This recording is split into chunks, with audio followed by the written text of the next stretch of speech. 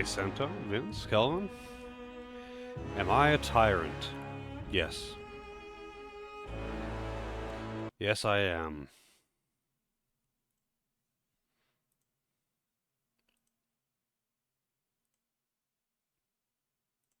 It's one of those games that mutes audio when you tab out.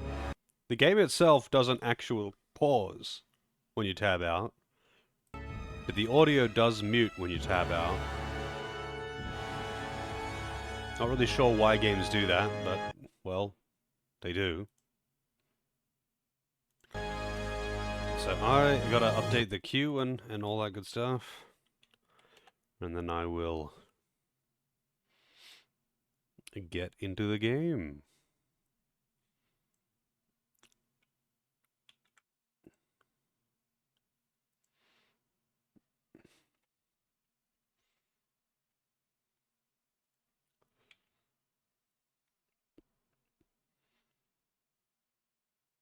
I better put that in the placeholder queue as well.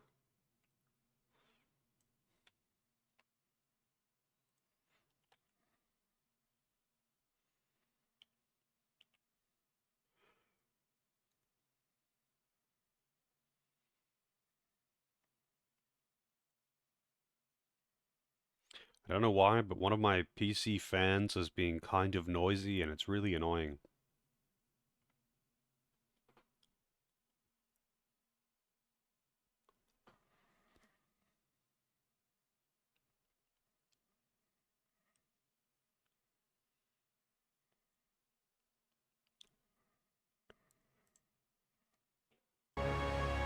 Oh, also, hang on a second. I don't think I turned on streamer mode. There we go. Now no one can ping the entire stream.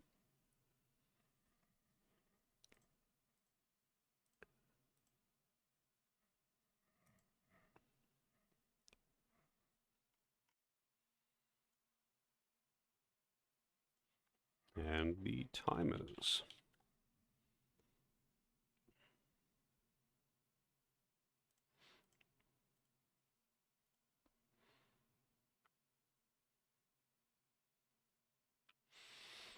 Hey, Ragnar.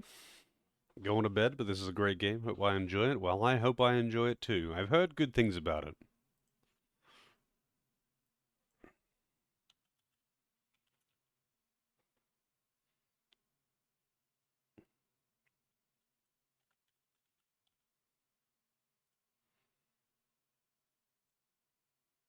Started on the 30th of the 8th.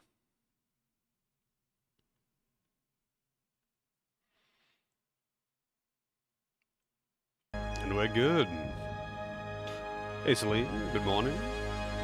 How's it going? It's a little bit loud, but not really sure how it is compared to my audio levels.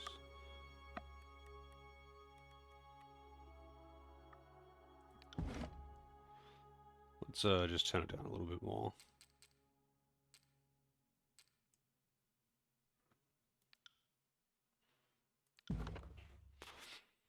Alright, so I don't know how much freedom of build, or really, I don't know much about this game, other than apparently you play as a bad guy and that it's a good game.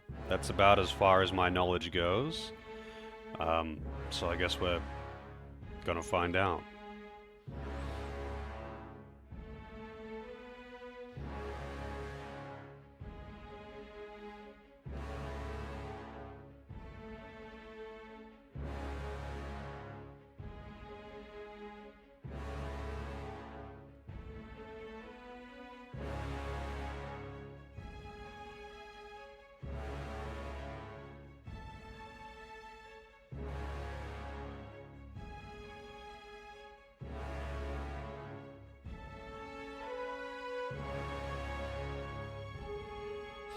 Path of the Damned difficulty. Why do they always have ridiculous names for highest difficulty?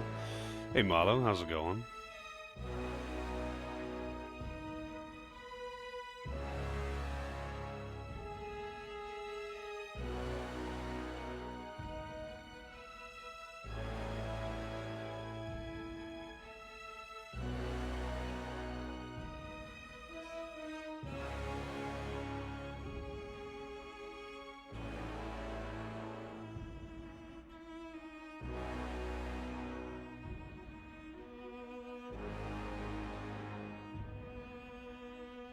Hmm. Already with the view bots. God damn it. Alright.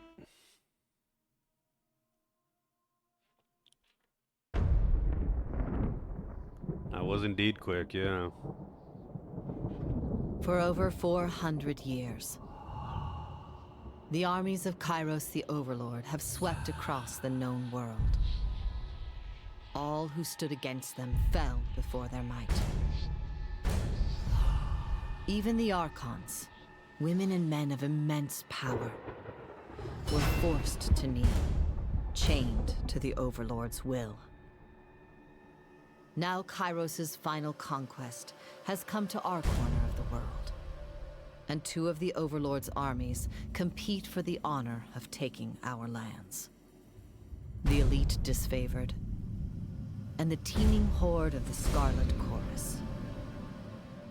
The voices of Nerat, spymaster and Archon of secrets, guides the fierce and undisciplined masses of the Scarlet Chorus. With each battle, the Scarlet Chorus grows stronger, as the defeated are given a simple choice: serve or die. Graven Ash, Archon of War and the Overlord's most loyal general, leads the disfavored. Though small in number, Kairos' ironclad legion has never met true defeat in open battle. Watching over the two generals is Tunon, the Adjudicator, Archon of Justice, eldest of Kairos' minions. Tunon brings Kairos' laws to newly conquered lands, aided by the Fatebinders, judges and executioners of the Overlord's laws. You were among the youngest of the court of Fatebinders when Kairos' armies came to our lands. How could we have known that the fate of thousands would rest in your hands? Only thousands? Hey Ragnar, how's it going? Wow, that is an art style. 8-Ball has died of cringe. Yeah, it looks like 8-Ball isn't is it working again? Hang on, let me just check timers. Has I mean I updated the thing, but I didn't double check to see if it's turned itself on or off or something. Well, it looks like it's on. Streamlabs just being shit again, I guess. Where the booba? Here's the booba.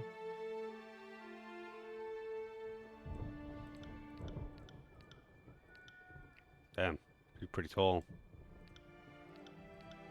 You be skinny man with the Hank Hill ass.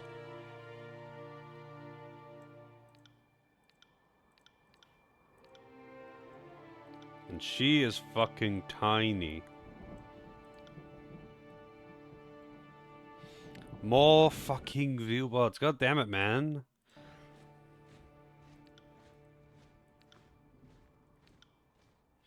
Hey, Webon. Yeah, this is the closest you can get. This is the thickest you can get, Santa. Look at that booty. Quite the belly.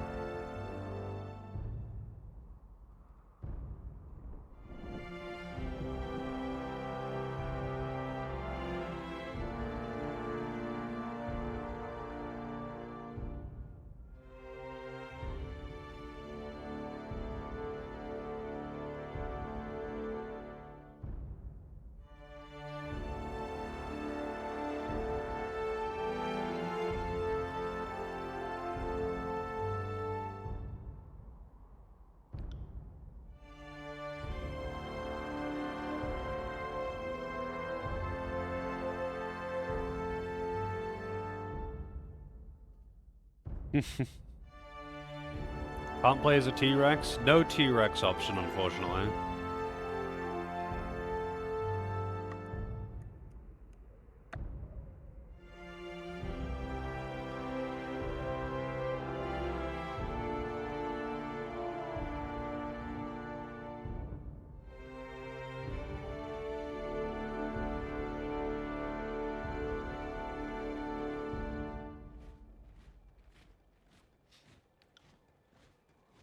Alright, Booba it is. I want to own land. Men aren't allowed to own land in this game, apparently. You know, play as a viewer.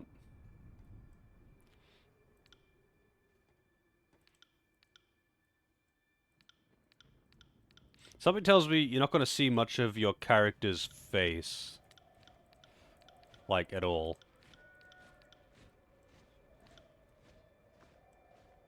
And you can't have, like, an angry face.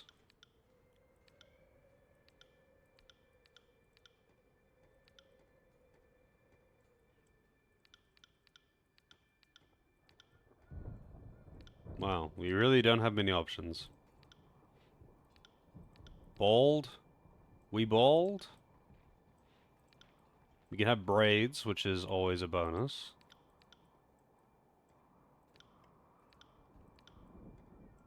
No, thank you. Dear God, no. Braids it is.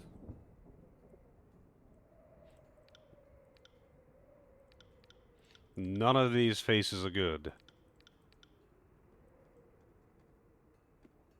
Like Rust or something? No, this is a CRPG as far as I know. Hair color, red of course. Female sneaky. On the lookout. Yes. Huh. Ha! Good work. You learn something every day. I could give her a man's voice. On the lookout. My wounds are slowing me down. I need rest. I got it. Oh yeah. You can have some tattoos as well, I guess. Which of course I don't want, but I'll have a look at them.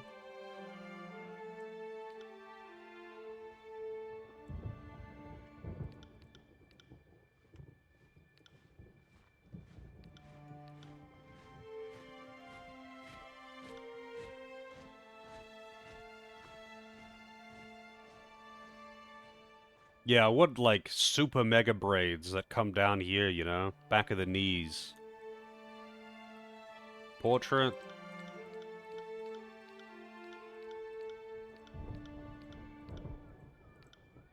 Considering I'm not sure what kind of builds I have available to me. You know, having the double daggers thing would be kind of weird if it was a mage, you know?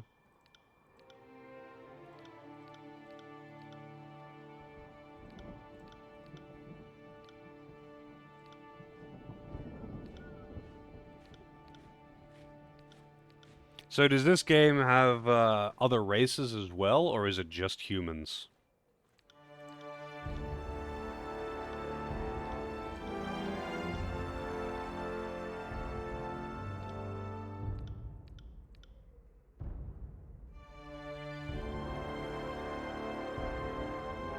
Sure, we'll go with this one.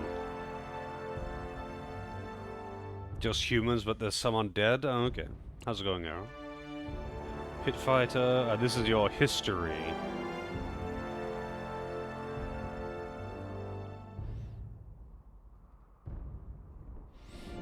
Hey, Doris.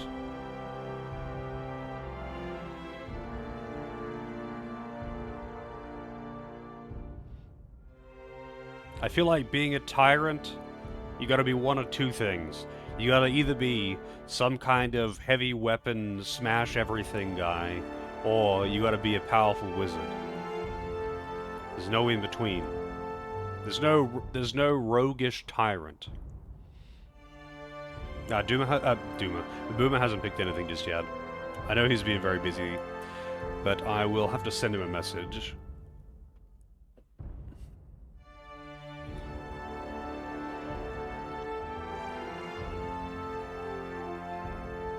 Or be of the church, I guess, but that's kind of, pen-pushing tyrant.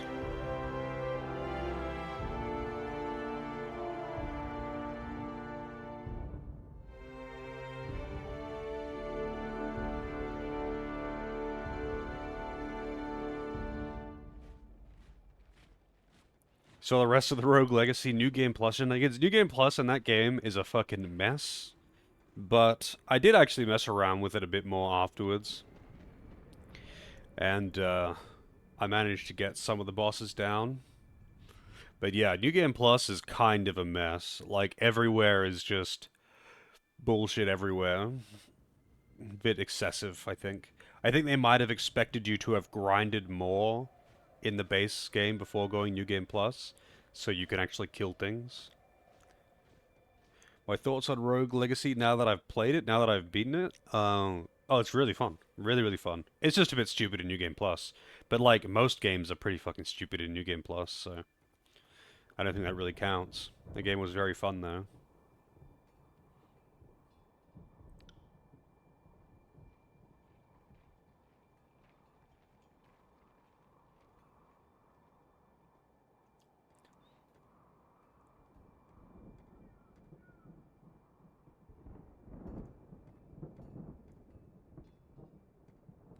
Yeah, I was, Doris. I don't know what the deal with that is. No one seemed to say anything about it. But, like, the screen would shake a bit and the controller would vibrate.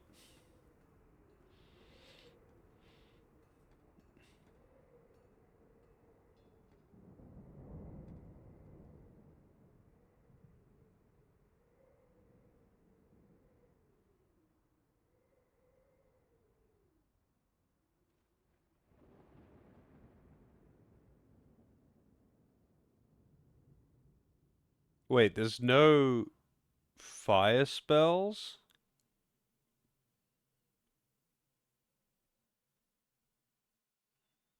We got frost, atrophy, vigor, shock, but no fire.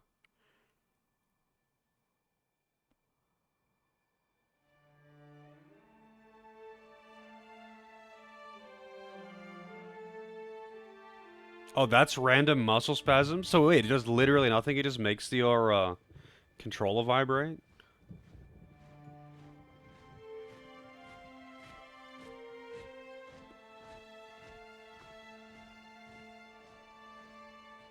Yeah, I mean, I didn't even notice the screen shaking at first.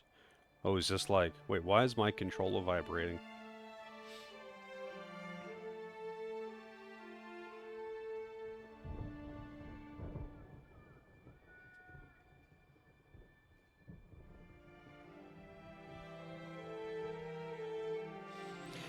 Actually, do I want to play a mage or do I want to play a two-handed weapon user? You know what, I'm going to put up a poll.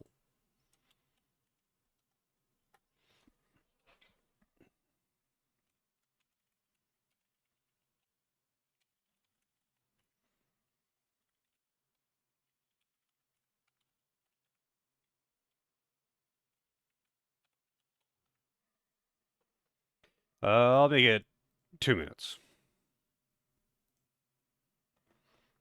The answer is bonk.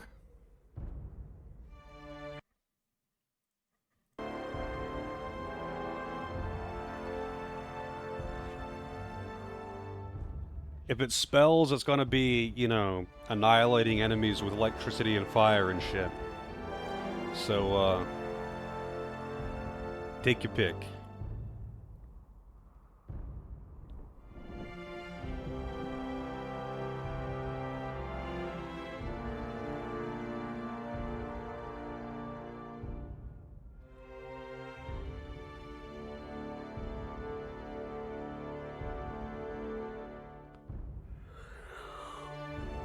Oh, so tired.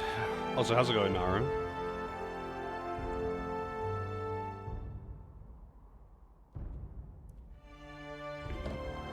Javelin.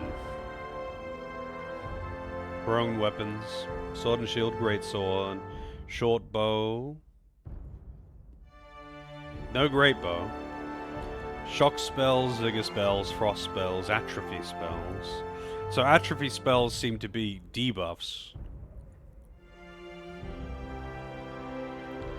Frost spells are damage and crowd control. Shock spells are damage and it says prevent them from executing their attacks, which sounds like crowd control, but I don't really know what that means.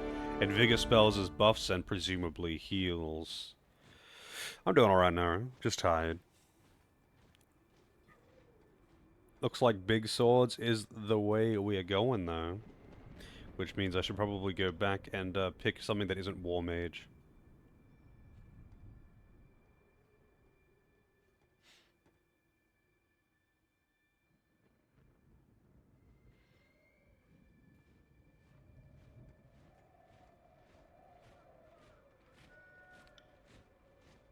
Big swords it is. Alright, we're going Pit Fighter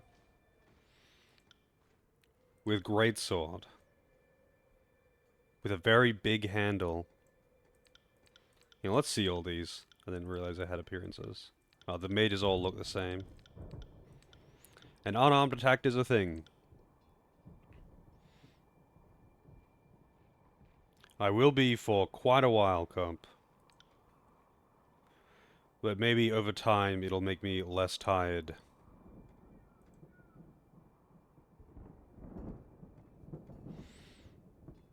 Sunder or cleave?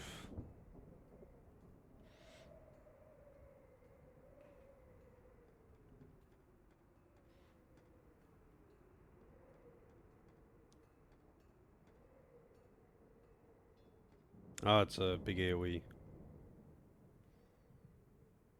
Munch down on Pop-Tarts. I don't remember the last time I had a Pop-Tart. I would have been like 10 years old.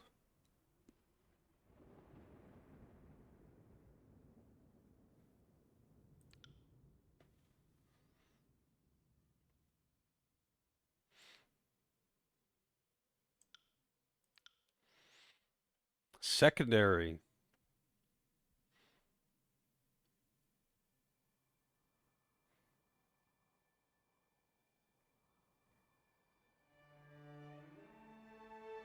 Wait, hang on a second. That's weird. The secondary ones are actually different. Like, War Mace wasn't an option there.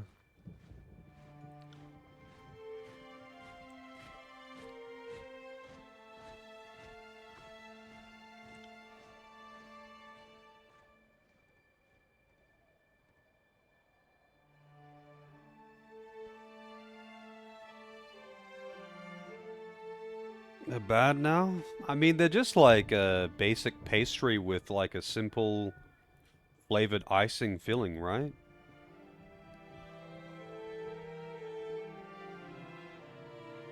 I don't really remember. Like they didn't have like a jam on the inside. They had like a sugar paste stuff like you would put on a fucking donut or something. Like I remember them being really sweet, but I haven't had one in probably over 20 years. I remember getting them when I was a kid, but that's it. I mean, they're probably still in the market. Let's take a look. Pop-Tarts, Australia. Apparently...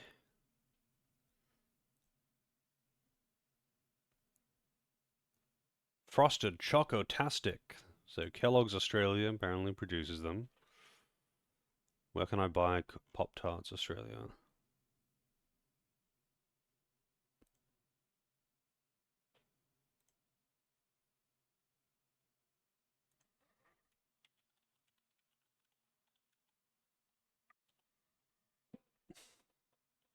Apparently Woolworth sells them. Frosted Chocotastic Pop-Tarts.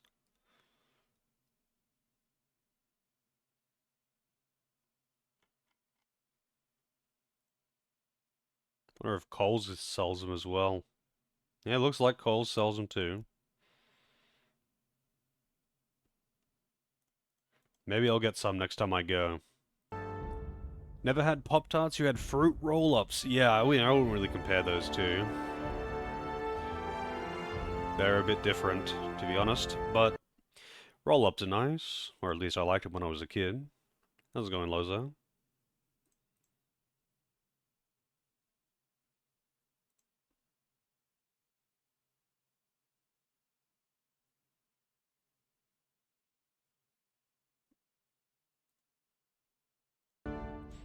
Oh, I guess we'll go on War Mace. Wait, what does Javelin get? Two-handed weapons, one-handed weapons, athletics and parry. War Mace gets two-handed athletics and parry. Alright.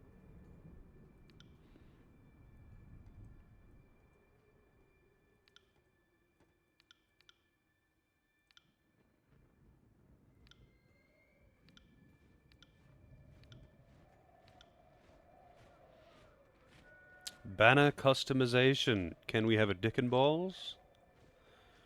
Doesn't look like it.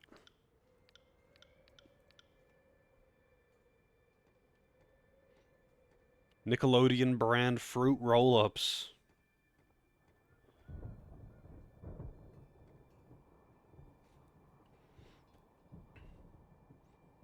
Yeah, I mean, the funny thing is, I don't think I ever actually had a toasted Pop-Tart. Like, you're meant to toast them. It's a pastry that you're meant to toast. But I don't think I ever did. I'm pretty sure I just ate them out the packet the few times I had them as a kid.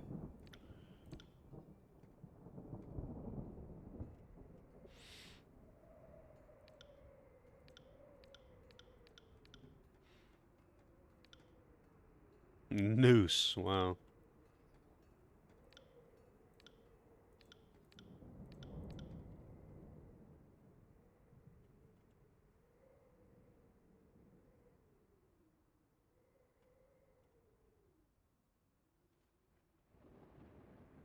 Alright, we'll go with this, I guess.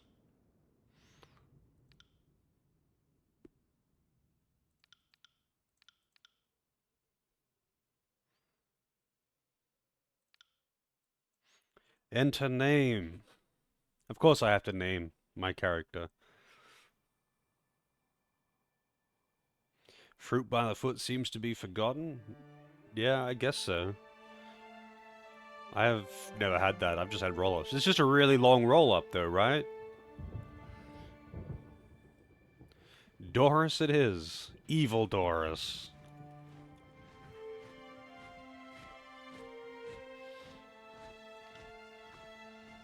Might...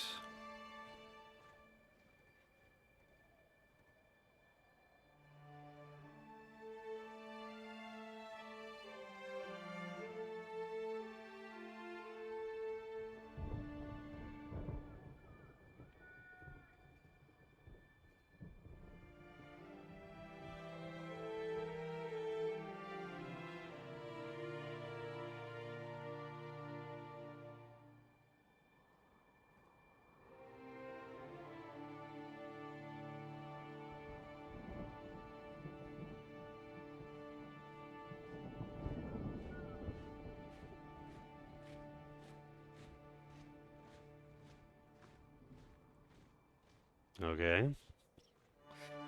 Points available. 8.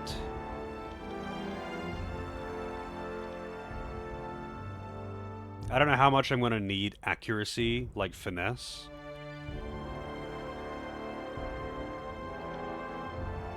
And I don't really know how useful resolve is. This is like buff duration, debuff duration. Also endurance. Will and magic defense. It says it's recommended for me because I'm using great swords, but I would have thought that like Vit would be the way to go, but I guess not. I don't know, I'm putting some points into Vit anyway though.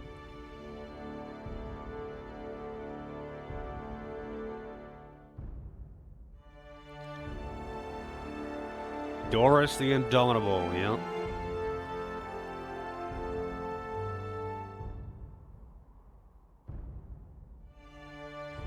I mean, we've had Doris the Demi-Fiend in SMT3, so I think Doris the Evil is not so unusual.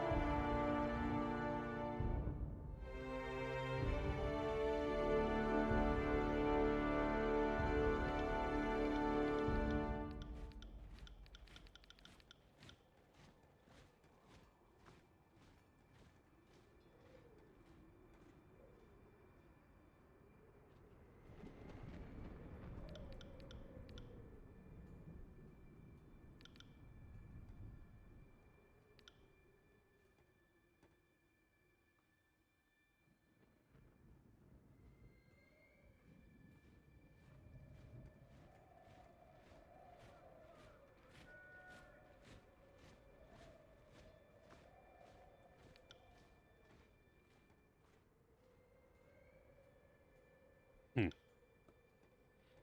Hey, Carfaxus, how's it going? Triggering you in a good way.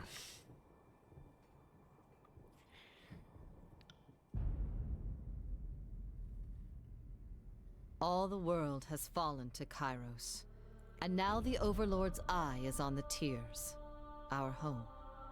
The last corner of the world free of Kairos' reign. Two armies, the Disfavored and the Scarlet Chorus, march south from the Northern Empire, the last realm to fall to Kairos a century prior. In the early days of 428, Kairos' armies arrive at the Gates of Judgment, the mountainous border that we Tearsmen so long believed unassailable.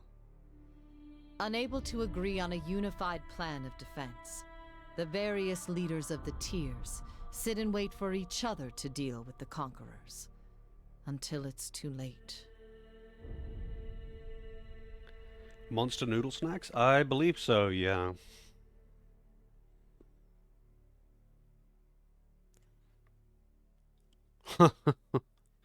That sounds about right, Kelvin. This is why I usually only buy games when I'm, like, gonna play them right away.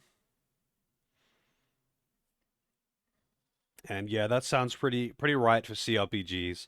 People starting new games all the time but never actually finishing it. I try not to do that. Because if I do that, I end up getting burnt out and never finishing it.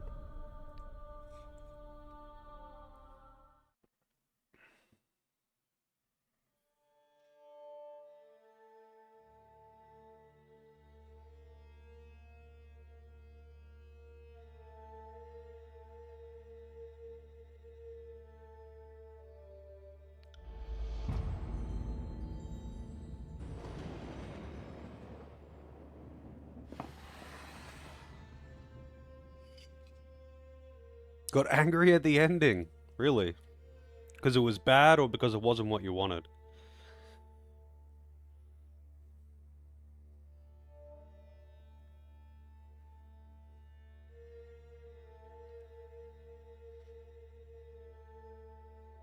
The Bastard City, yeah. It's quite the name. Oh, okay. Yeah, I feel like a lot of games get that, especially with CRPGs. That's honestly how I felt about Wrath of the Righteous. Like, the final chapter just felt so rushed.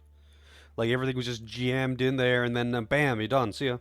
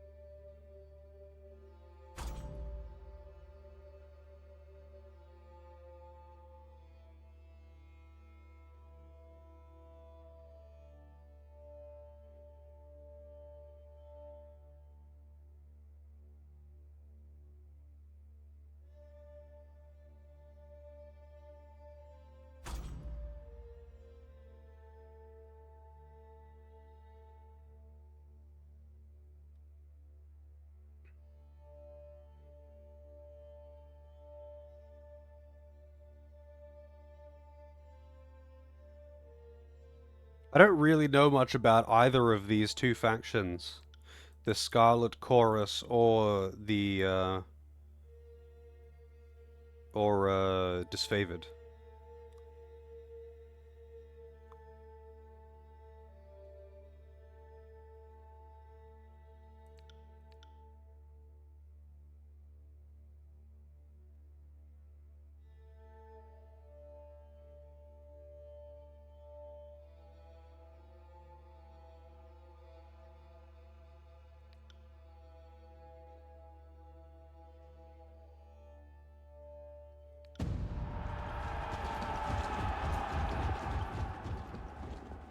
Actually, yeah, you're right.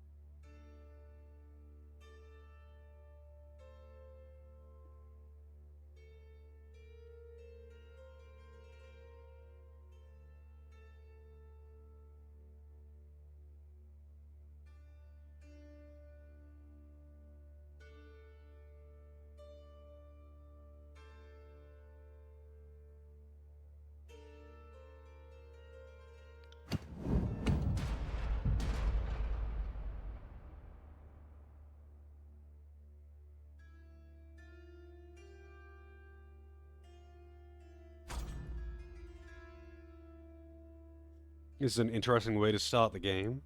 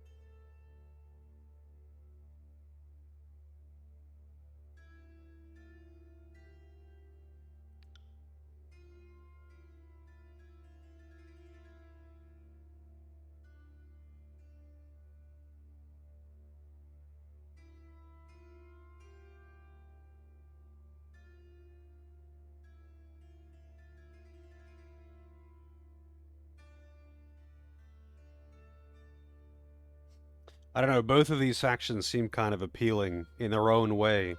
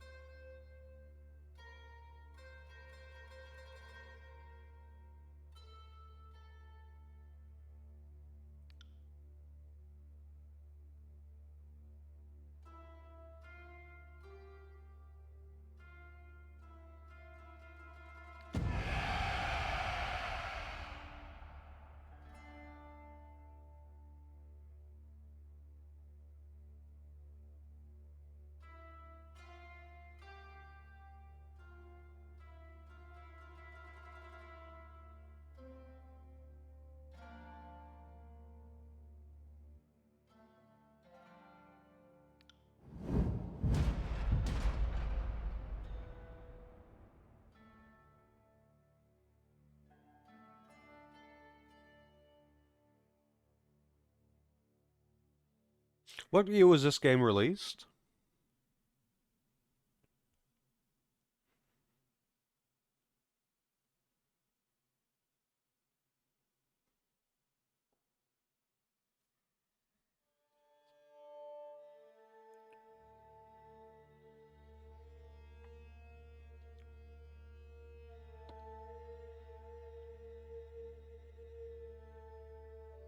"2016.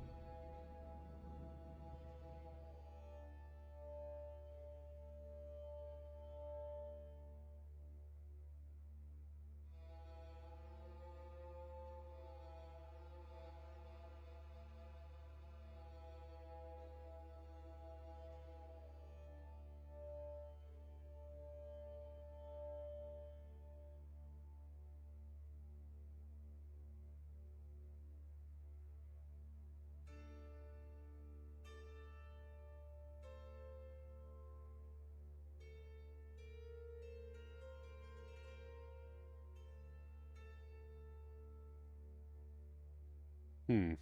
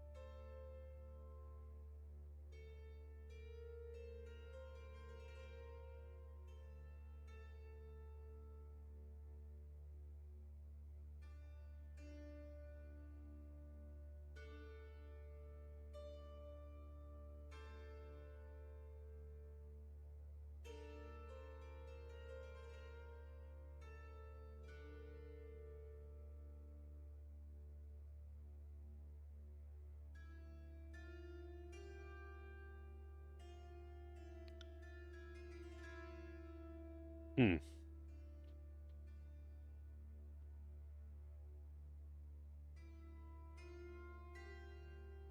Yeah, I don't think I'd ever bother playing a game like this on Iron Man or whatever. One save file.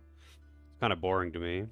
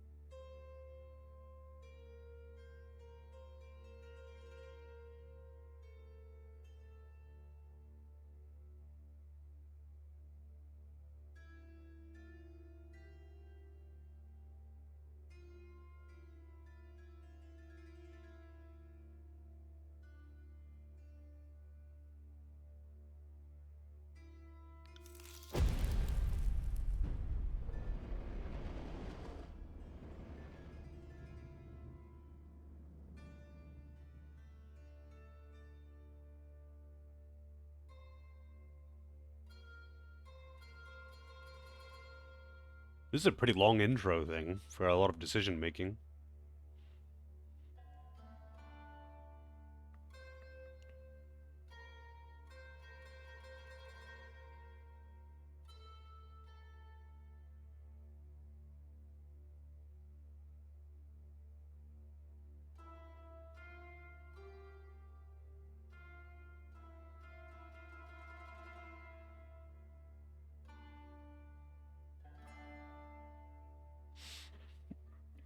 Hey, Freeway. How's it going?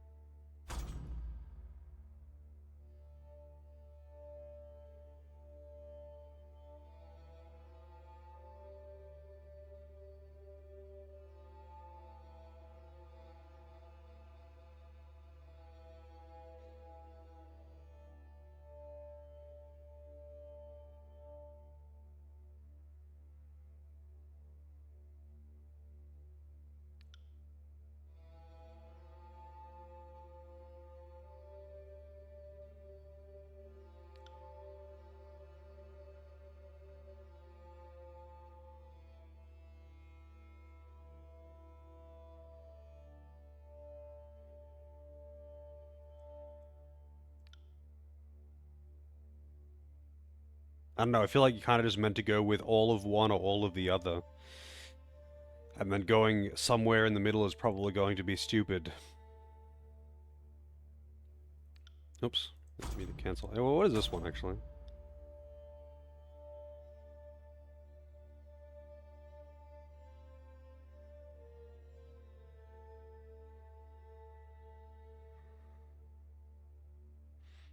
Bonk 'em all. Hell yeah.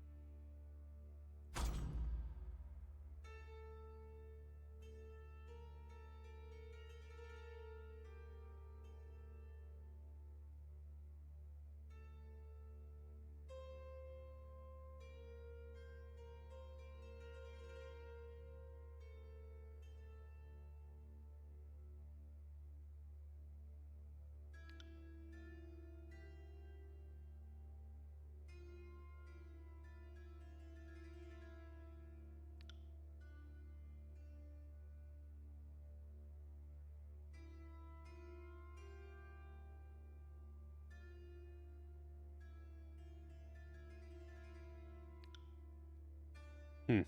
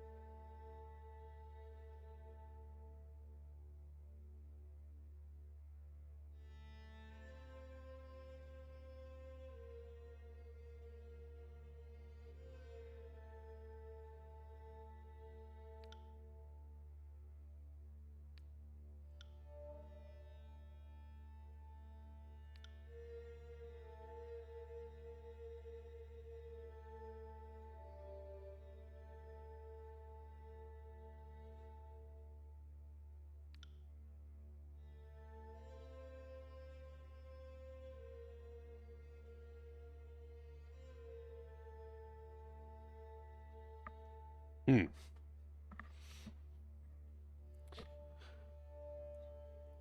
Warning the people might mean I get more slaves. But I think this is just purely a matter of picking a side, so I'll go with this one since I've already sided with them more.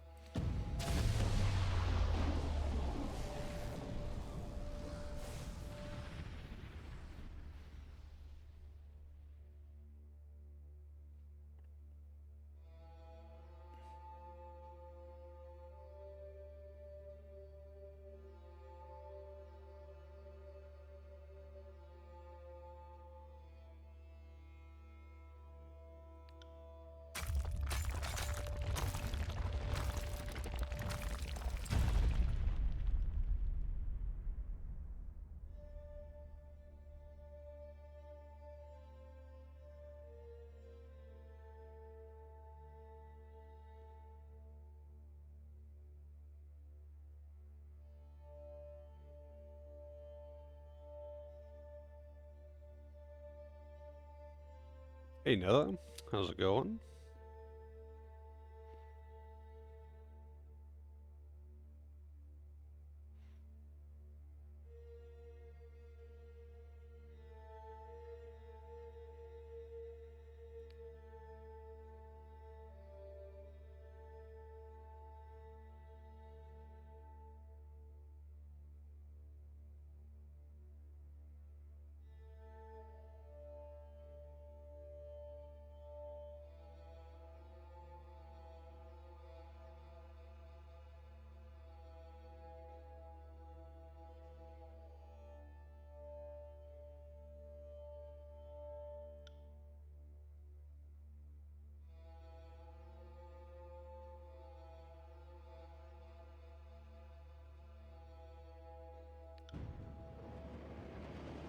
Hey Night. New game, yep.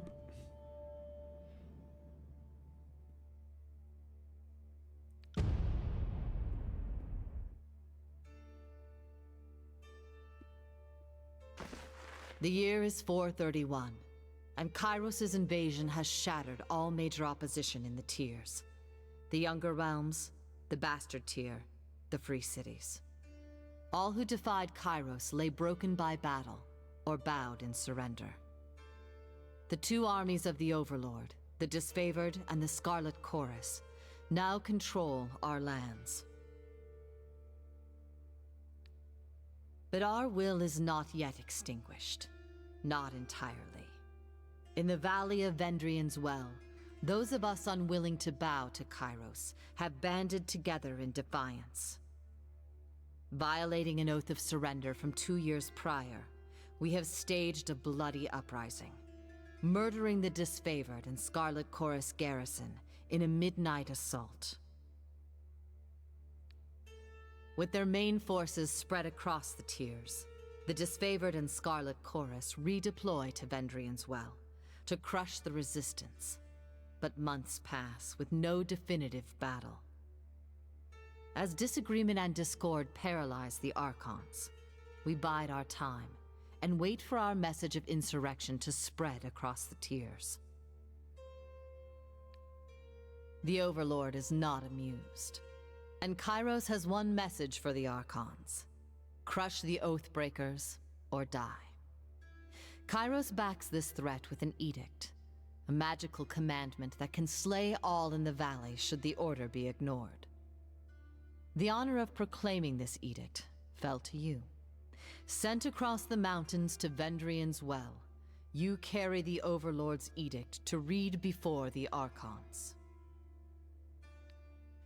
As you finally make your way through the winding mountain passes into the valley, the ground trembles, and Kairos' magic seals the way behind you. You are trapped in Vendrian's Well, with Kairos' armies and the Oathbreakers. The only way to survive is to fulfill the terms of the Overlord's edict, in any way that you can.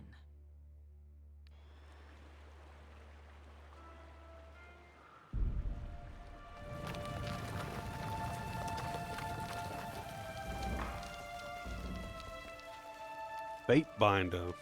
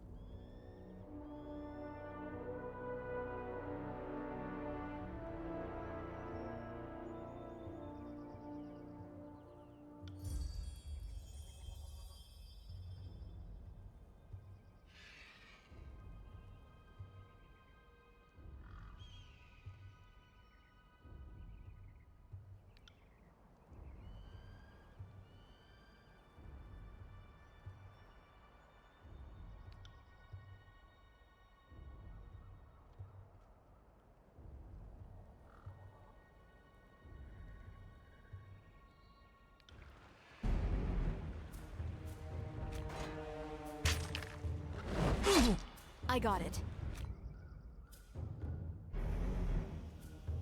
Real time with pause.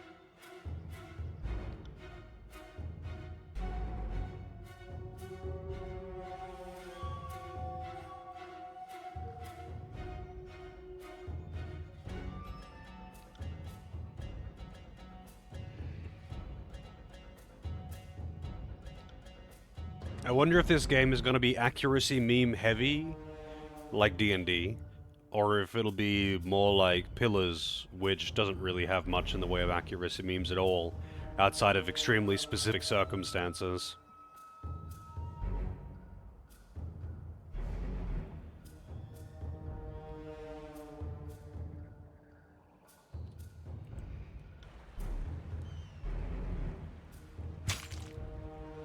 And that's quite the cast time.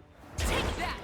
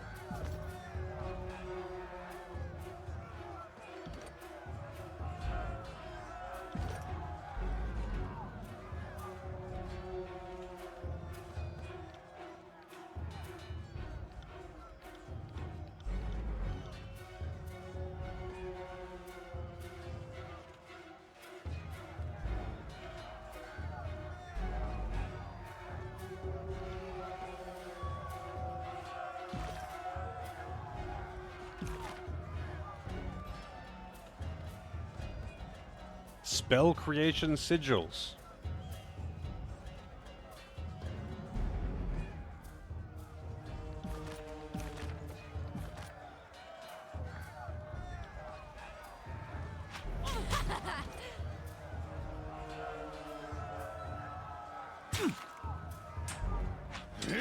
Do I have that here? I guess I do. Well, see you later.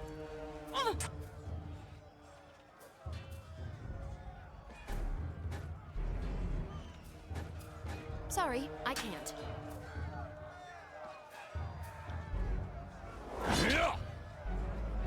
So does this game have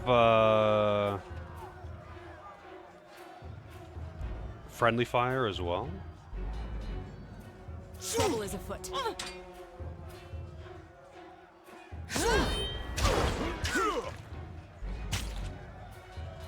It looks like the accuracy memes are pretty Right. real though.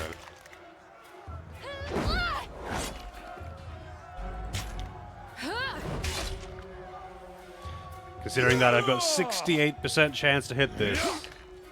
Yeah, and friendly fire probably literally can't miss. That sounds about right.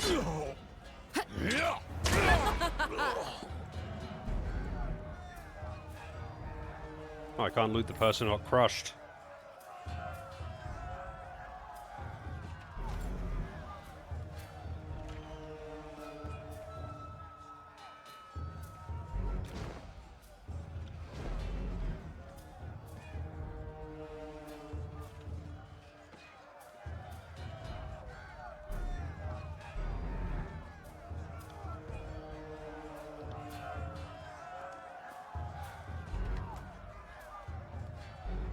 Yeah, I would guess that higher difficulty means more accuracy means in classic D&D style. Will revive when defeated for 120 seconds. Interesting. Because as we all know, gambling is difficulty. Can't do that.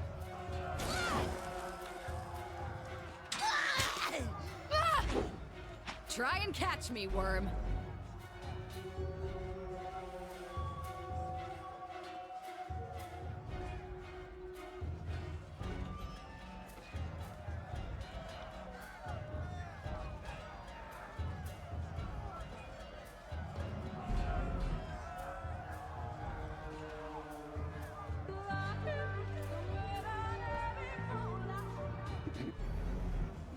Fox with the resub.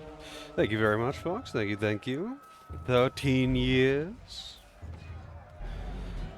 13 lockies.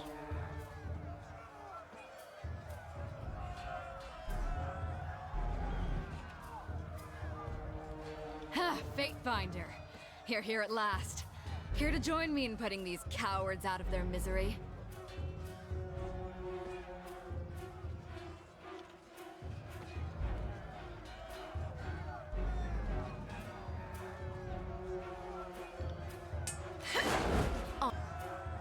Alright, wait, why did my... Oh, there we go. She's got her own skills too. Let's see. How was the end of Rogue Legacy? Well, I beat the last boss at like 10 or something. So I still had a fair amount of time to just fuck around, so I started New Game Plus.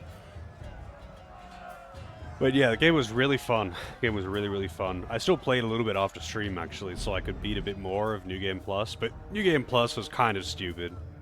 The base game, though, was really, really fun. New Game Plus, like, all normal enemies get replaced by their highest level version and get, like, 4 times health. So it just turns into a shitstorm everywhere. I did actually fight, though, the, optional, like, special refight with the eyeball boss, and that was really hard, but actually really cool. It gives you, like, a custom character to fight against it, and you can keep retrying as much as you want. That was really fun, though. That was off stream, though. I did that after I was done. Like, I took a break, you know, got some food and all that good stuff, and then I did a few more runs. Really fun game, though. Would recommend.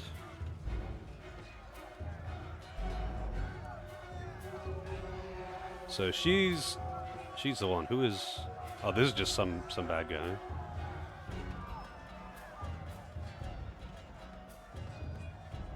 Oh, she's a dual-wielding person, huh?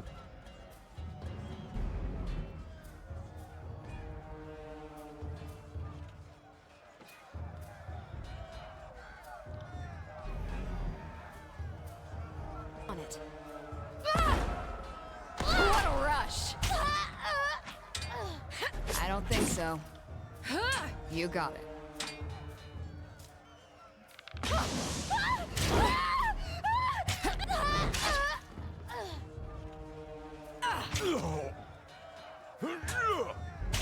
They attack pretty slowly, huh? Phew. I can tell you didn't spend the conquest in a diplomat's tent. What controller do I use for non-RPG games on PC? Like, just... I use the same controller that for anything that I do use a controller for, I use the, whatever the most recent Xbox is called, that controller. Xbox One X, or whatever the fuck it's called. That's the one that I use. I use that for anything that uses a controller. It's an excellent controller.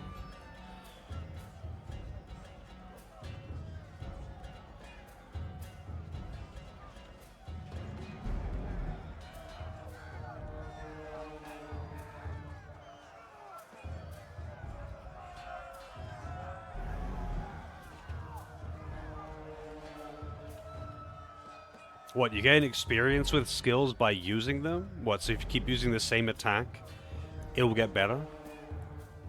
It's not just experience and talent points? Does it use batteries? No, it doesn't use batteries, it just plugs in.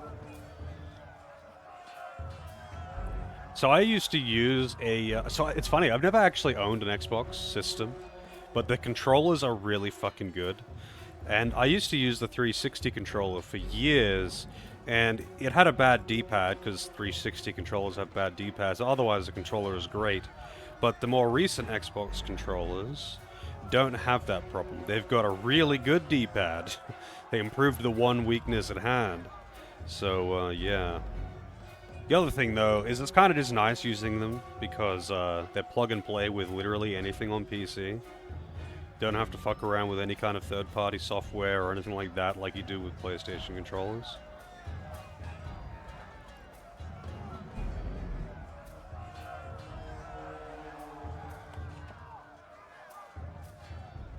I think you can actually get, like, batteries for it and a wireless receiver thing, but I don't do that. I just plug it in.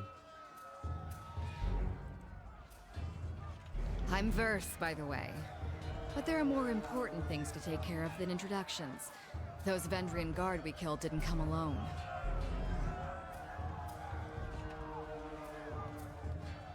My guess. The Vendrian guard are testing our strength in battle, learning how we perform before they organize a real offensive. That, or they're really, really desperate to get beyond the mountains and couldn't wait until nightfall.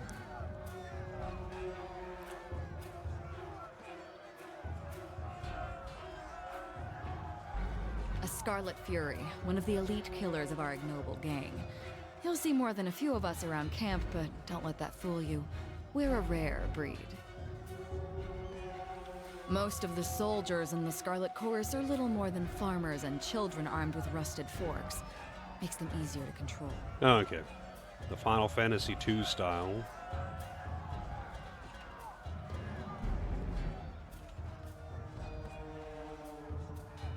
The voices of Nerat called his best fighters to this siege. There must be something important about Vendrian's well, though don't ask me what. The Archon isn't in the habit of spilling secrets. Eager. I like that. Before we go, you might search among the remains of our fallen comrades. Wherever they're bound, I doubt they'll miss their boots, much less any rings or any useful iron they might be clutching. No reason to pity the fallen. Before long, we might wish we'd joined them here. But at least we'll enjoy heavy pockets and warm toes. For the voices of Nerat! Alright.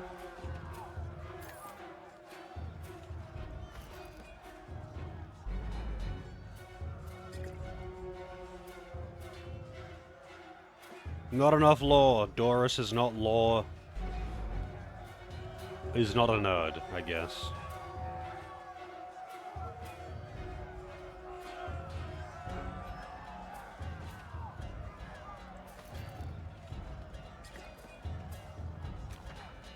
Doris is no nerd.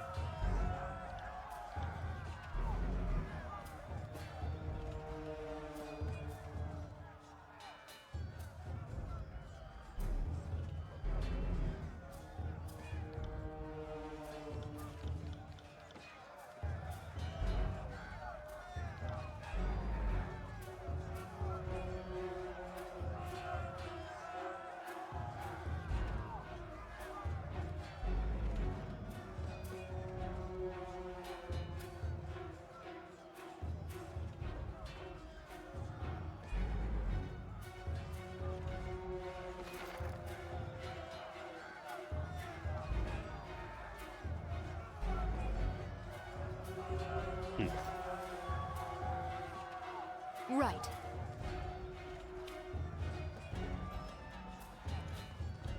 So is there like a quick save?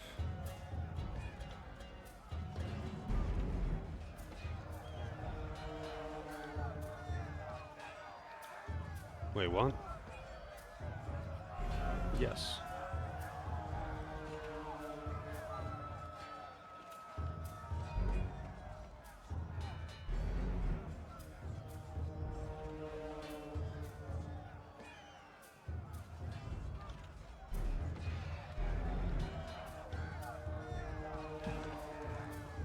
Sorry, I can't.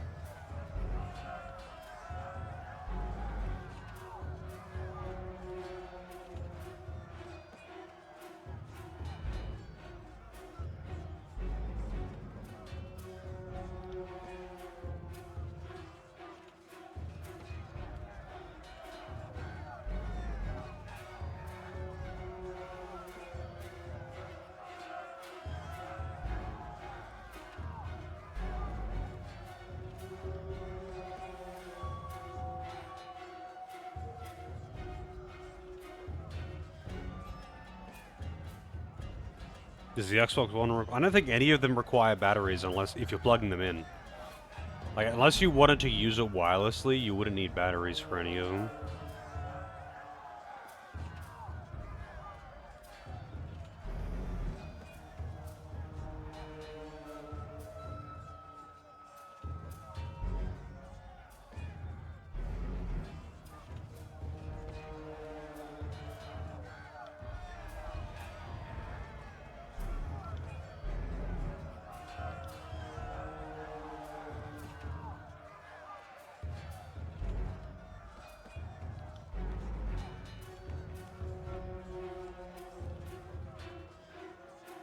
Mocking Blaze. What a name.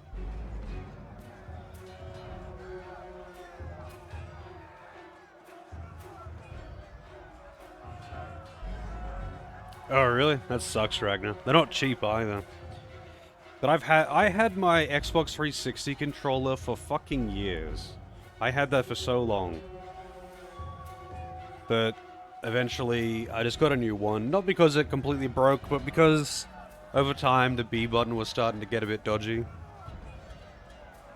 Well, the Xbox 360 had a really shitty D-pad, but the new ones have got literally the best D-pad I've had on any controller.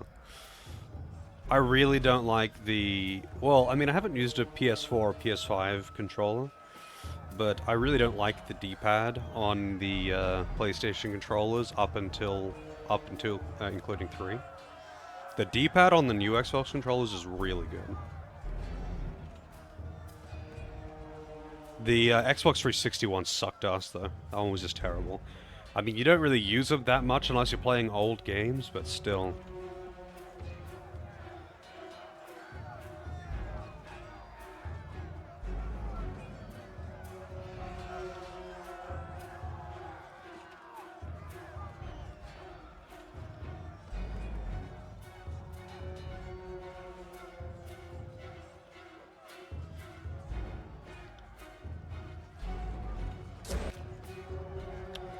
Okay. Don't engage them when we need to run? That sounds like kill them all to me.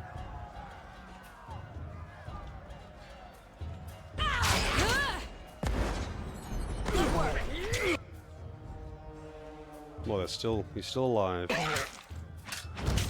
I got it.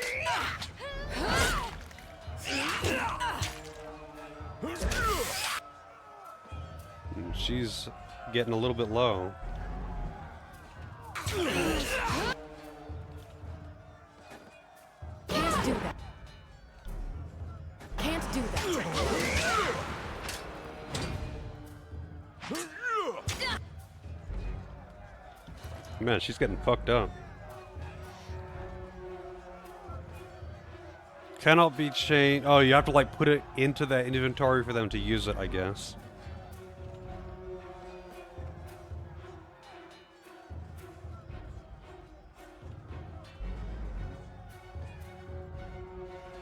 Really? Yeah, that kind of sucks.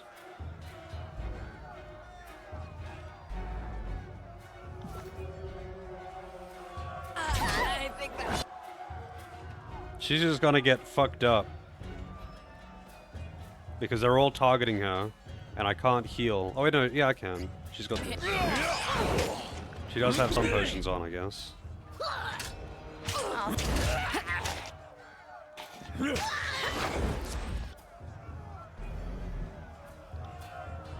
Not a problem, boss. Stabby, stabby.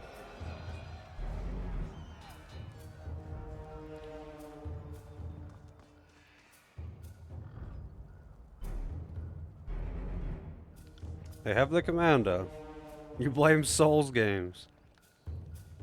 Usually, if I was going to lose a button, I think it would probably be, I'll just take all, actually. On it. It'd probably be the B button, is what I usually find. Ends up being the most used.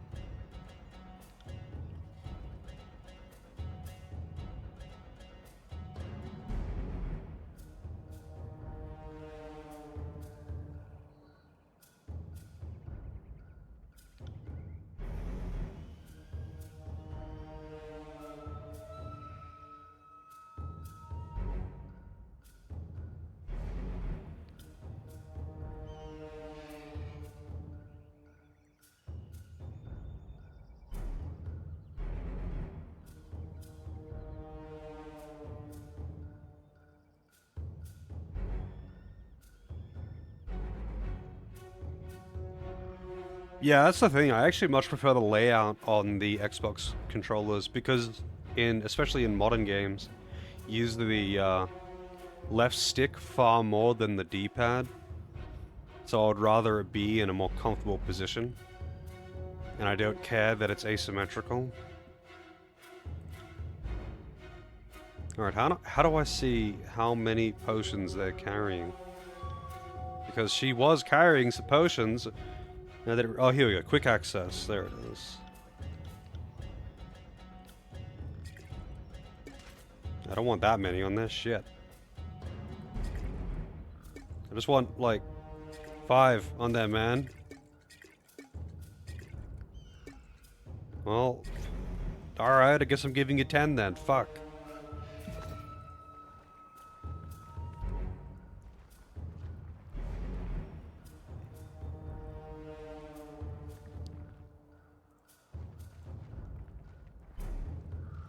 Also, can I, like, up the sensitivity? Scroll speed. Let's try this. That's a bit better.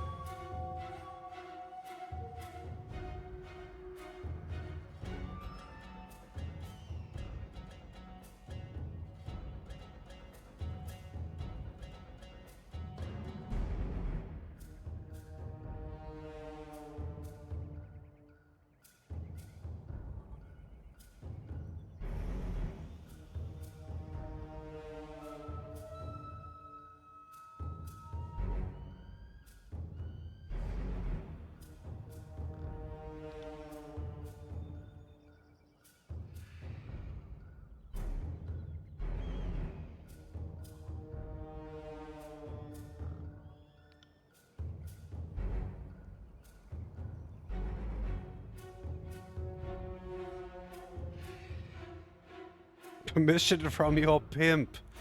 I like that. Yeah, I mean, not everyone likes controllers in general. Like, some games I always prefer mouse and keyboard, some games I always prefer controller. It really just depends on the game. Some people would rather use mouse and keyboard no matter what. And some people would always rather use controller. I just go with whatever is comfortable.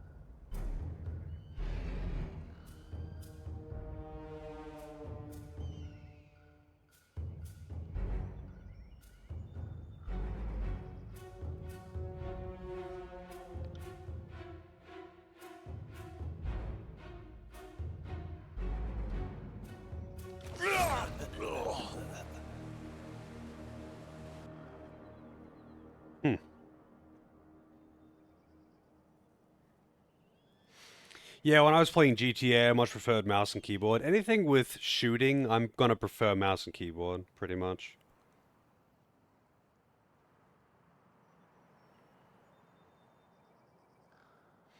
But like, if I was playing Dark Souls, I'm always gonna use a controller, or Devil May Cry, or some kind of hack and slash. I'm gonna be fucking using controller. Because those games are just not fun for me when I'm using mouse and keyboard. It's kind of as simple as that.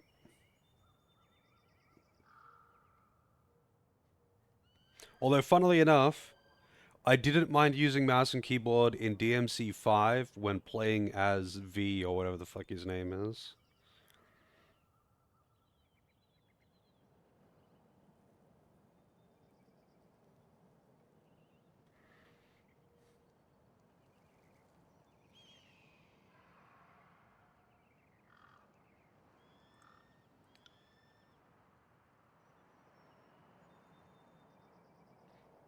I just like playing with whatever is comfortable. Although I find that usually controller is more comfortable because I can lean back into my chair, you know? When I'm using keyboard and mouse, I kind of have to sit up straight, and I like being able to just get comfy. Yeah, I mean, I tried DMC5 with mouse and keyboard. I don't think there's any real like disadvantage to playing with it or something. It's just that I learned to play Devil May Cry originally on a controller. I played the first 4 games with a controller, so switching to mouse and keyboard for it just feels kind of unnatural. But it's not just that. Like most of those games, like just any kind of like third-person hack and slash thing, I'm gonna find it more comfortable with with a stick specifically. It's not the other buttons. It's just having a control stick for movement. It'd be the same with like fighting games. It feels weird not having a controller for them.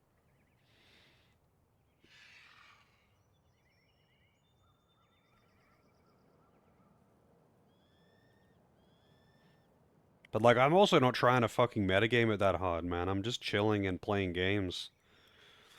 I would care about like whatever is optimal if I was trying to do it, I don't know, professionally for money. If I was competing in tournaments or some shit, then yeah, sure, whatever. But still, I'd rather just be comfortable and have fun while I'm playing games.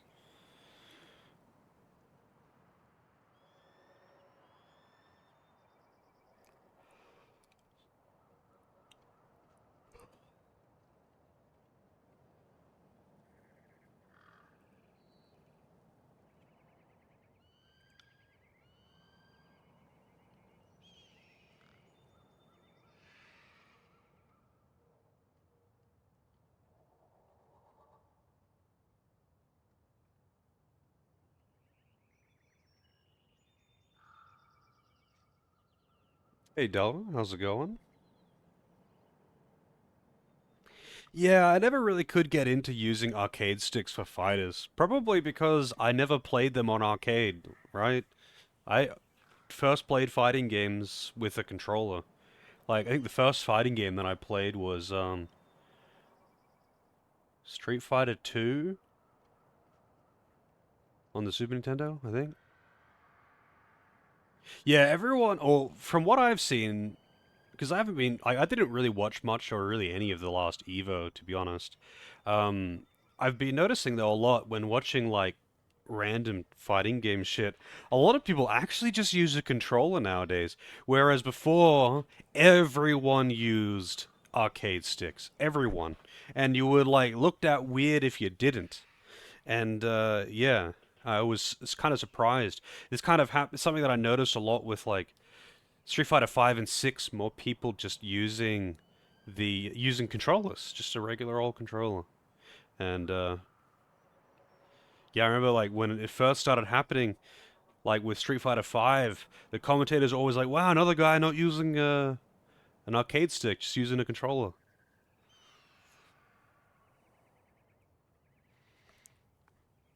A controller shaped like an arcade stick? What? I haven't seen one of those.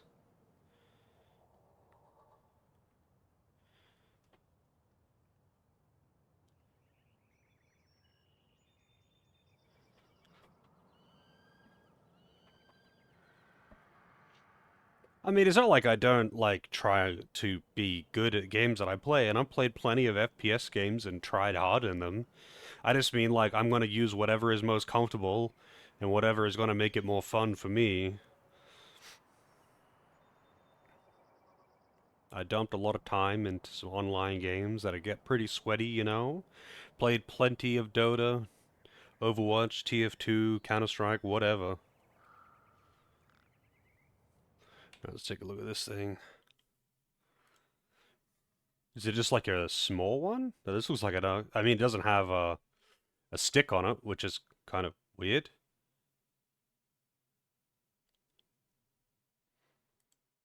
Hmm. How do you do directions, though? Or is that just like up, down, left, right are the red buttons? That's like such an odd. I mean, I guess maybe it's more ergonomic. I don't know. Just seems weird to me. I kind of like, especially in a game like, say, Street. That would be surely annoying on a game like Street Fighter, where like you like it's designed around rolling the stick.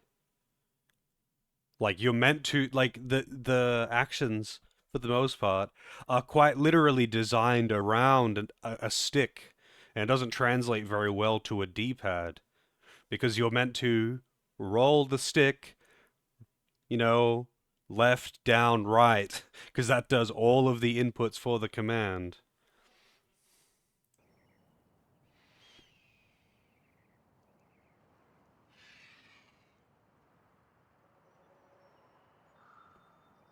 Hmm, fair enough.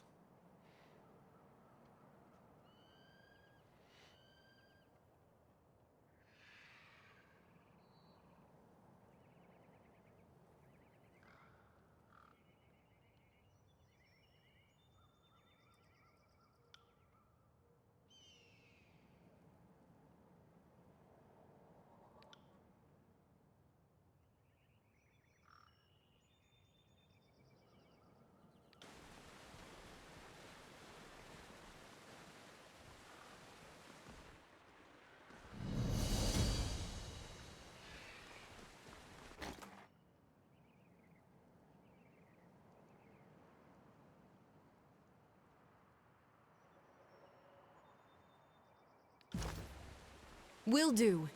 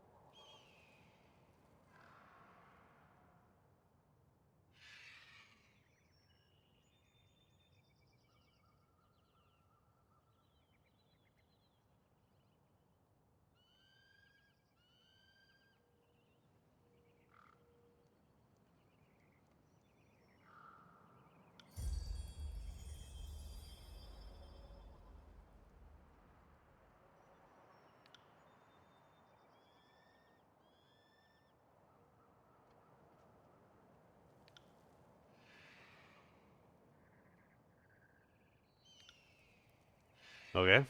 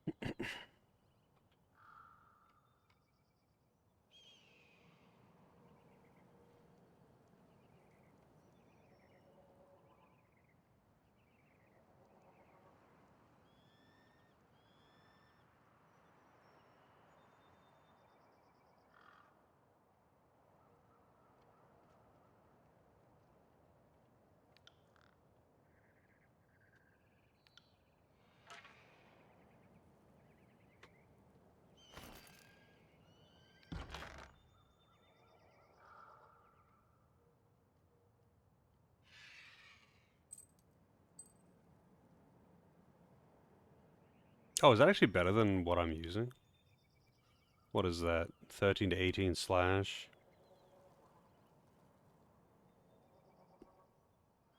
Hmm. Guess it actually is.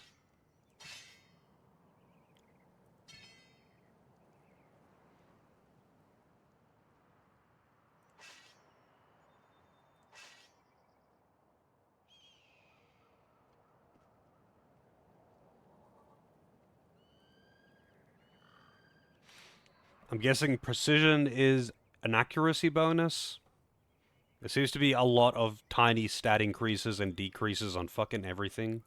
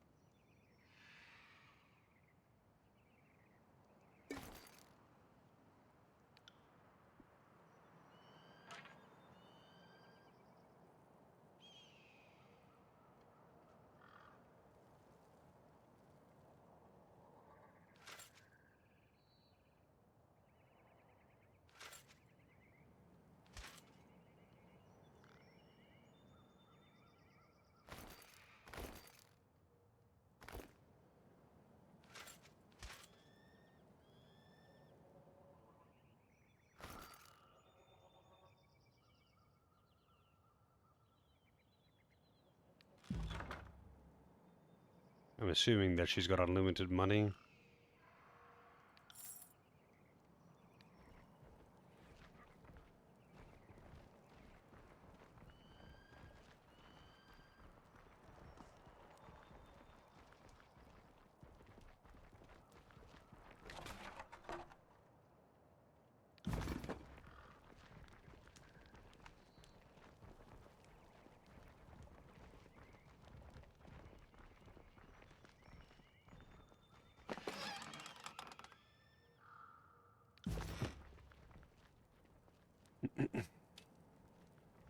Oh wow, you have to hold down the map button. That's kind of weird, but okay.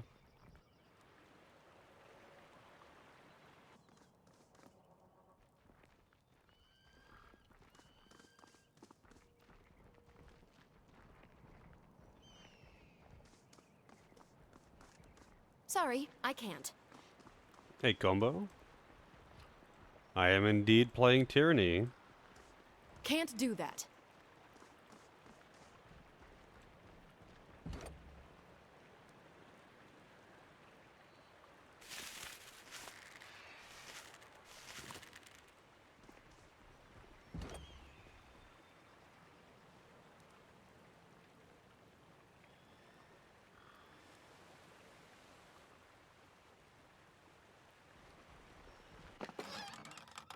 Cheese! Not in the mood for That cheese. wasn't so hard.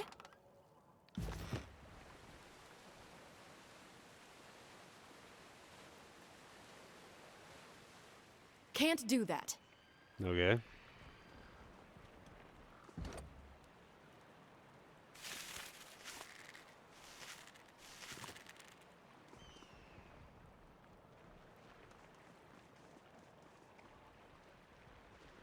Yeah, I haven't been... Sorry, I'm I not much of a can't. tyrant just yet.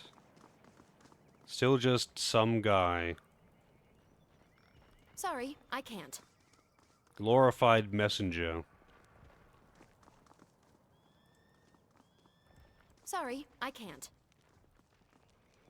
I feel like I'm going to be hearing that line a lot.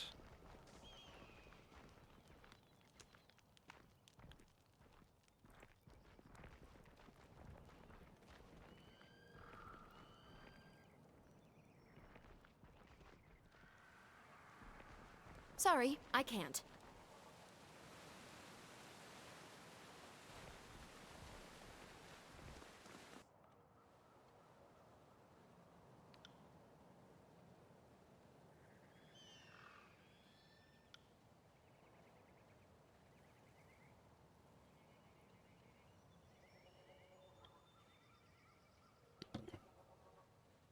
Gotta be the most tyrannical.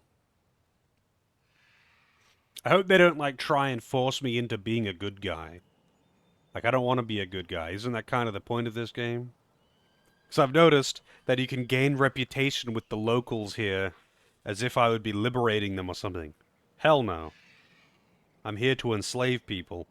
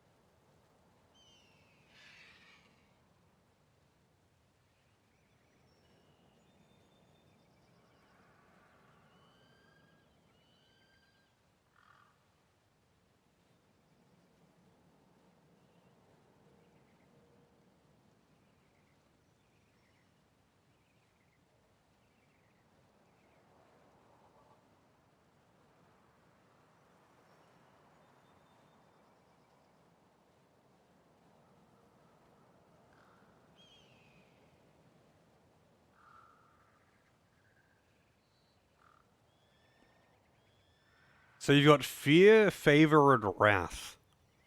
I don't know. I mean, favor and wrath are just whether they like or dislike you. I don't know what fear does.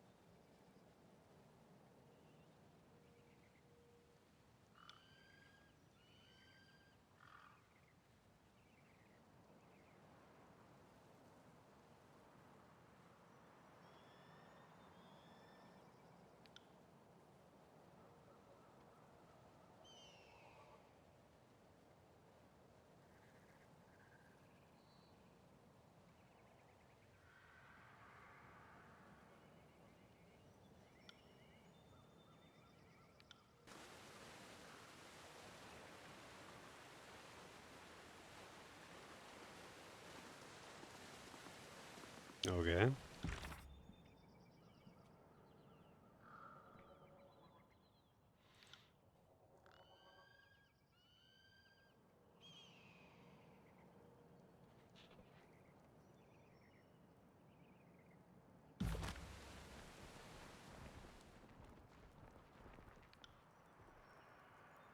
You got it.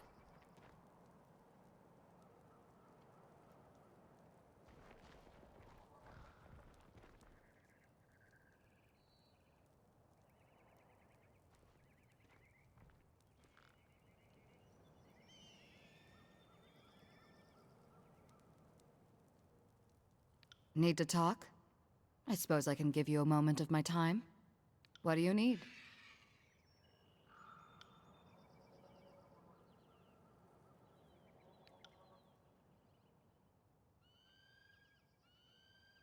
Insufficient reputation.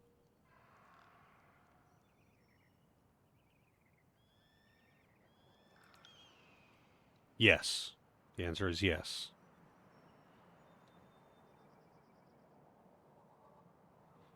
The Scarlet Chorus is mostly for madmen and peasants with rusty daggers, but it's also a little niche of freedom that I never had. Once I survived training and met my Scarlet Fury sisters, I saw a different side of the Howling Mob.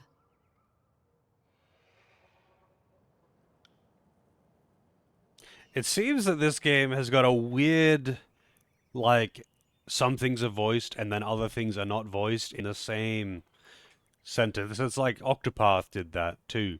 It'd be like one paragraph, but like two sentences would be voiced and the other wouldn't, you know?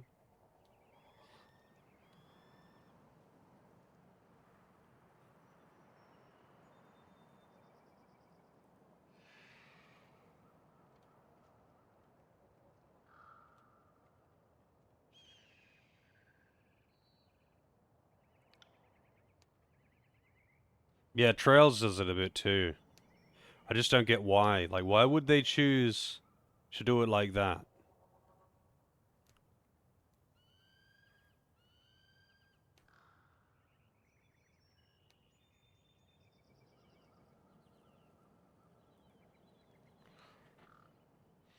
No, I mean, yes, budget, obviously. But what I mean is, if you're going to have budget limitations, they're going to give you, say, this many lines of voice dialogue. Why would you not choose to put those lines together rather than sporadically spreading them out? So you'll have one sentence in 10 different scenes each, rather than just putting all of it into one important scene or a couple of important scenes. So, like, an entire scene is voiced, and then an entire scene isn't voiced. It just seems really fucking weird to do it this way. It's jarring, even.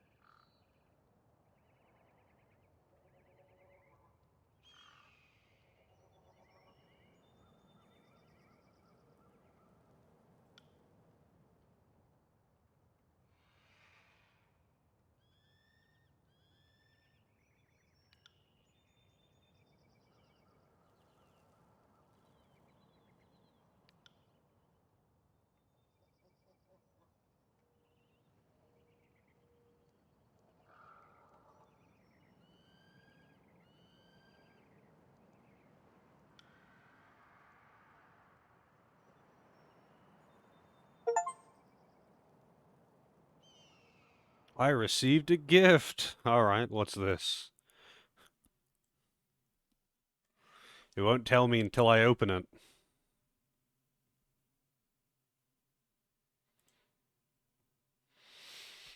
Dusk.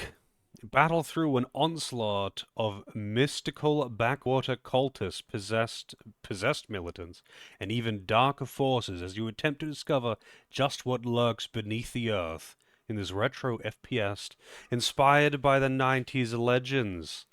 That sounds pretty good. And there it is, Dusk. Way before BG3, standards were lower, I guess. I mean, yeah, Baldur's Gate 3 had a huge budget, though. Still wishing that they will release Divinity 3, though. But thank you very much for that, Aaron. Let me add that to the queue.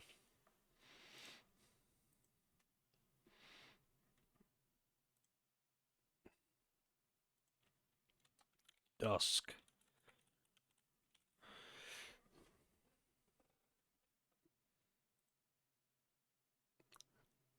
There it is.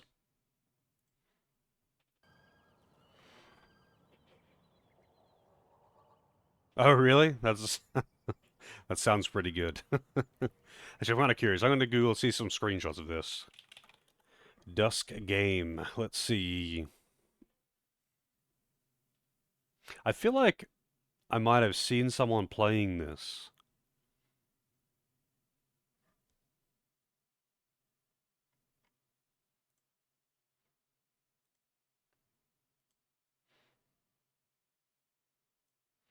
Let me just flick through this. Oh yeah, that looks very If it looks very Quake, hell yeah. I had a lot of fun playing Quake and the recent Doom games as well. Something to look forward to then.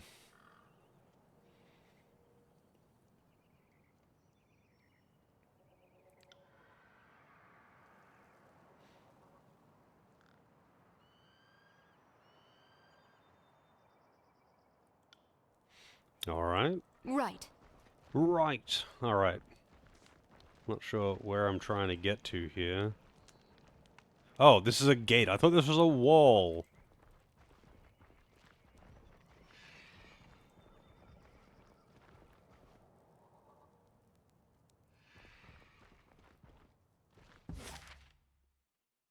Disfavored camp.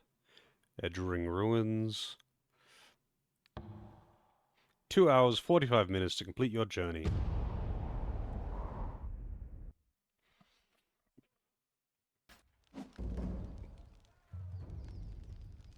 Alrighty then. Have a good one, Carfax. The, every level has 10 secrets to give you weapons earlier. I kind of like that. As long as you're not, like, on a timer. I like being able to just explore random shit. But then again, if you're on a timer, it just means I'm going to get a bad score, I guess. I don't really care too much about that.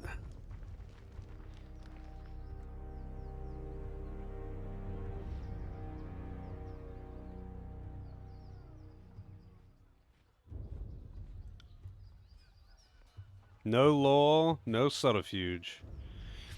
BRB Turbo Dota, good luck. I haven't played Turbo mode in quite a while, but Turbo's really fun. Although it does make certain heroes pretty fucking useless. Any of the, like, early game only heroes are just so bad in Turbo.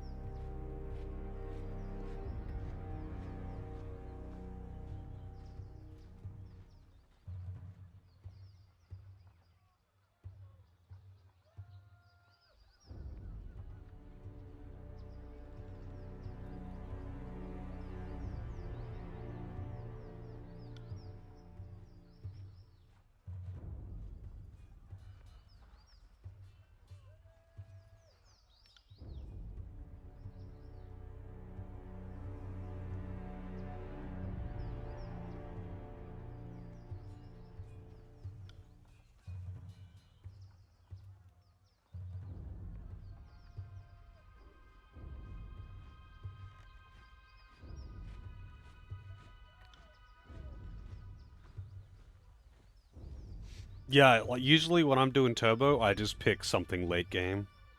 Any kind of hard carry. It works well. Or at least anything that can actually scale into the late game.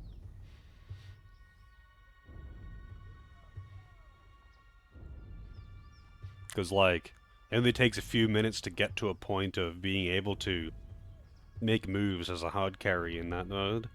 You don't have that big like, vulnerability period where you're easy to pick off before you get any items.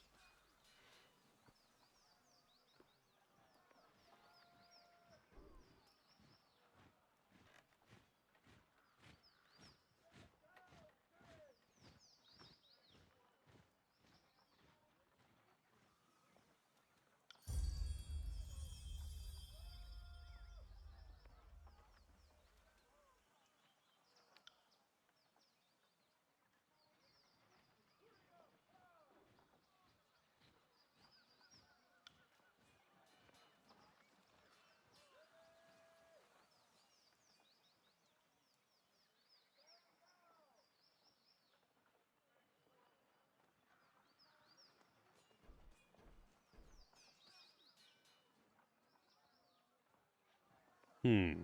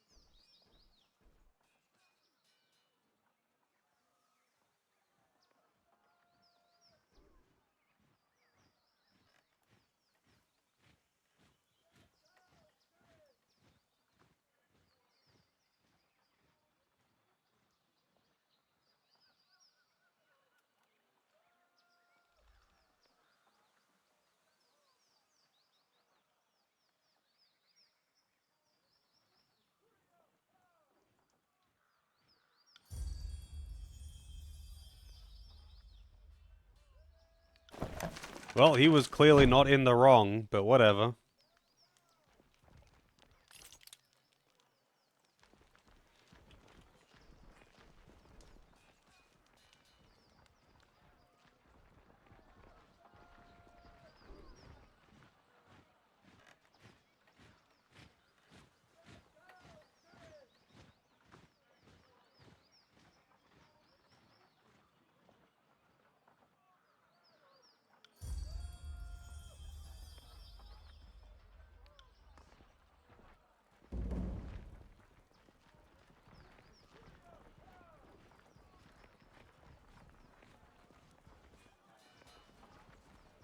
Hope this isn't stealing.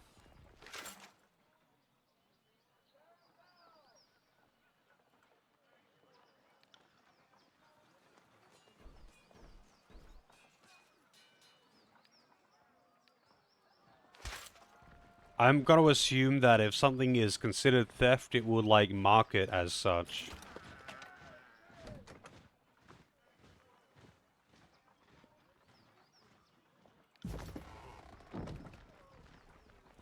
Ah, got it.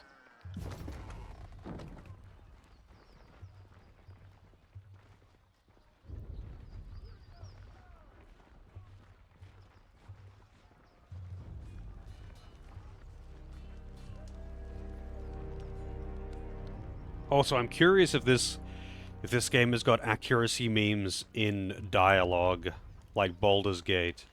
God, I fucking hope it doesn't.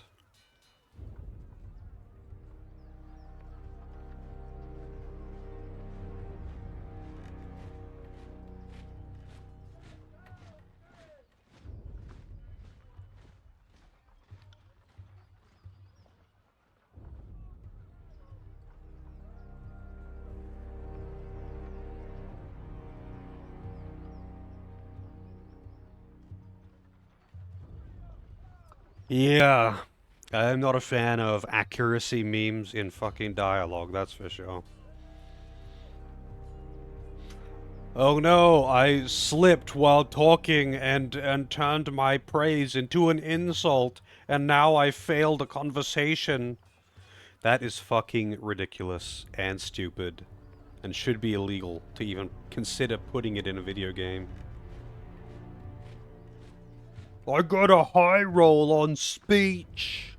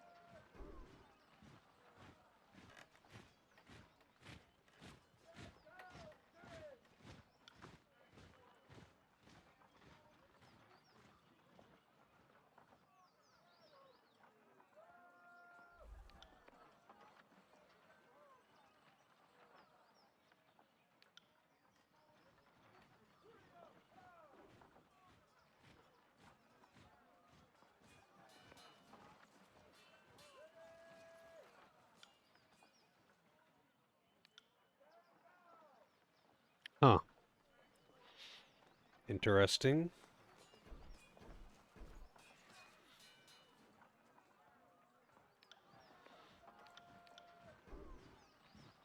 Wait, why would she have such low skill in one-handed weapons, considering that she dual wields, right? I guess dual wielding is just a separate thing to one-handed weapons.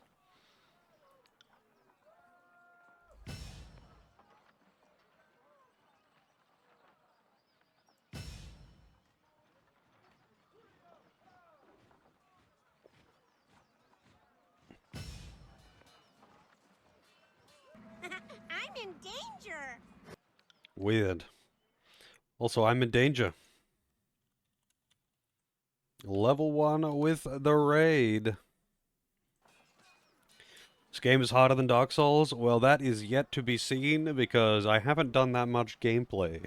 But welcome in Level 1 and Raiders. How's it going? Also, hello Blackthorn. That's right, the bot's broken. Bot's been broken again, I don't know why. What were you playing today though, Level 1? And I imagine, like, everyone here surely knows Level 1 by now. He's been around for fucking ages. But if you're not already following him, you should be. Yeah, I don't know what the deal with the bot is. It was a bit dodgy yesterday too. Like a Dragon 7, of course. You've been on that for a bit now. How are you enjoying it?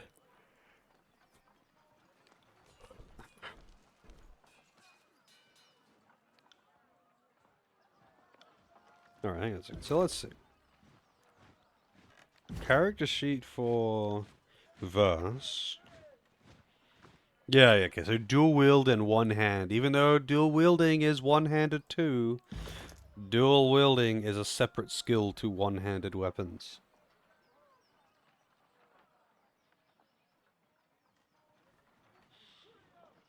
Yeah, I've actually checked. Like, I know Streamlabs, like, the bot periodically just turns off. I know that happens, but it is not what's happened this time. Yeah, the bot's just dead again. It happened yesterday too, where it was just dead for most of the stream, and then it just randomly turned on again.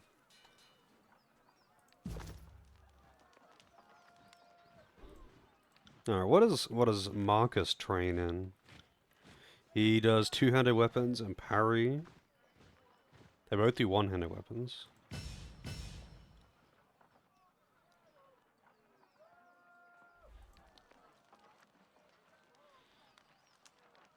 Bot trying to get workers' rights. Yep. I got it. Wonder if there's a dual wield trainer here.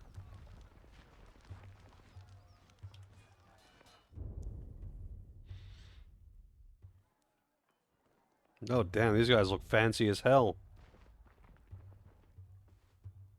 That's 4 reports of avalanches in the mountains now. The Tearsmen can barely count past 9. They have neither the capacity nor the cause to close off the mountain passes. Either way, that leaves the 2nd and 4th cohort trapped outside the valley.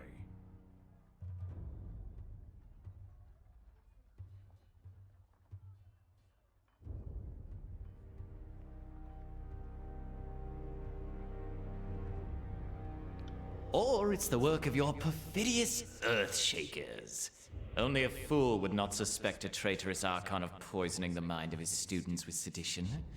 We would have killed the Earthshakers Guild for their master's treachery, but I'm sure you have some perfectly valid reason for allowing them to live as your pawns. So far this has been pretty cool. I'm liking the setting.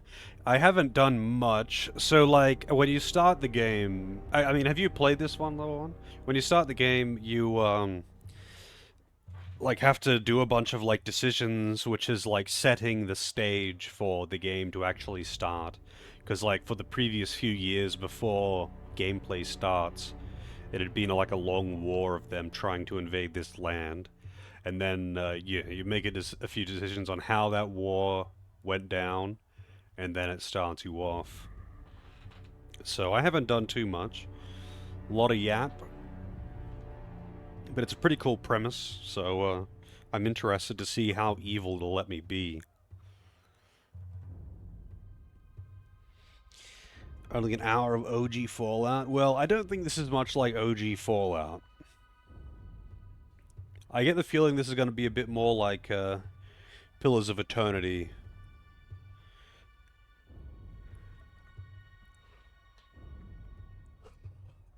I haven't played that many, like, old CRPGs, like 90s CRPGs. I think the, actually, when was Fallout 1 released? Let's Google this. Fallout 1 release date was 97. I think the earliest CRPG that I've played was Baldur's Gate 2, which is like 2001 or something. And I couldn't get into Baldur's Gate 2. Too many accuracy memes. I'm just not into D&D. Oh, it's 2001. 2001. By BioWare, by the way. Baldur's Gate 1 was 98.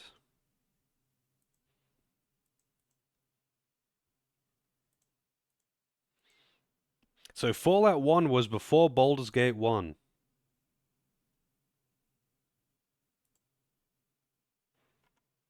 I didn't know that. Fallout was released on October 10, 97 in North America for MS-DOS and Windows. There you go. I didn't know that.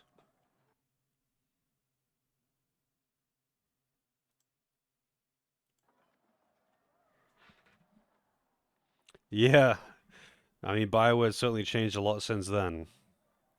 But yeah, I couldn't get into Baldur's Gate 2. I'm just not into D&D. So like I do really enjoy some CRPGs. All the ones that I like though are not D&D. So yeah, trying to pick up Baldur's Gate 2, especially with its like complete and utter lack of quality of life, you know. No keybinds, the camera is zoomed in so you can see the back of your character's head and not anything else on the screen. All the things. Yeah, like I feel like D&D works as a tabletop and just not as a video game.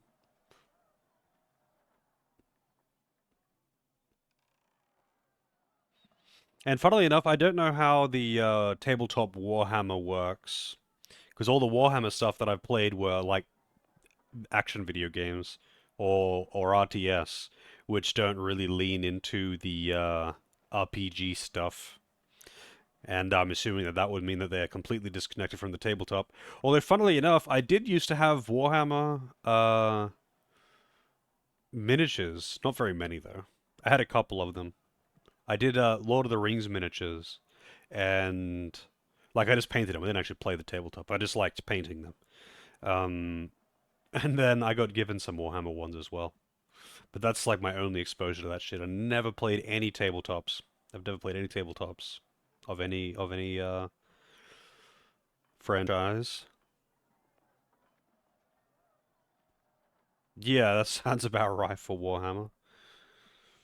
I just mean though, like the D&D kind of like the nature of D&D and how like the game mechanics work. I just don't think they translate very well to a video game, especially when there's no like DM in charge. Especially when they try to make it really big and large scale, huge campaigns over hours and hours and hours, you know. Played chess and checkers. Yeah, I played a lot of chess and checkers as well. Actually, funnily enough, before I got into MMOs,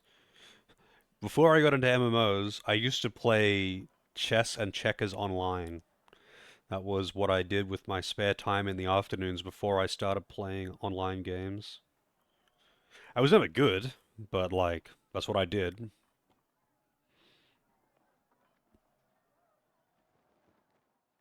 Now, I played it on a website called Pogo, which had a heap of different board games and some other random games.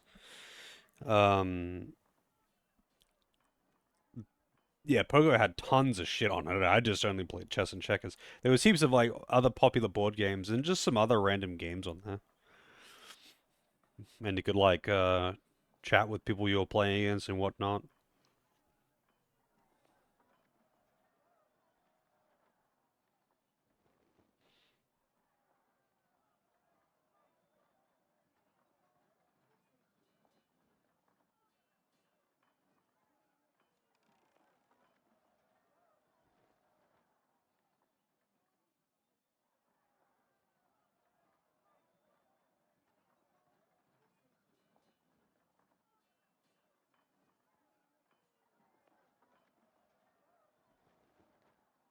Hey, watch yourself. When these two get going, you don't want to get between them.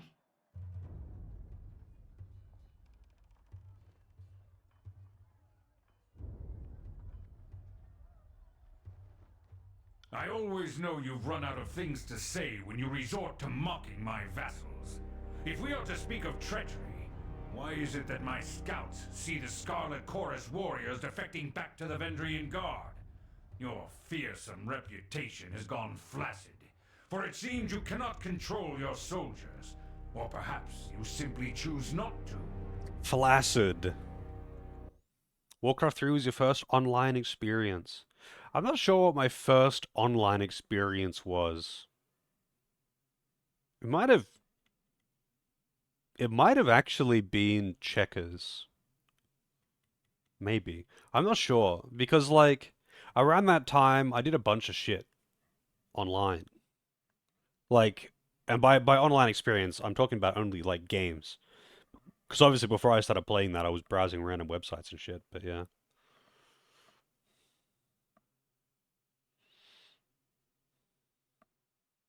Done anything tyrannical yet? Not really. Other than ignoring some guys that were harassing a trader, I've done nothing tyrannical. First multiplayer game, probably Maple Story. Classic WoW. Like Vanilla WoW, back in the day. I mean, I played Vanilla WoW back in the day, but I had played a bunch of other shit by then. I had already been playing online games for quite a while before I got into Vanilla WoW.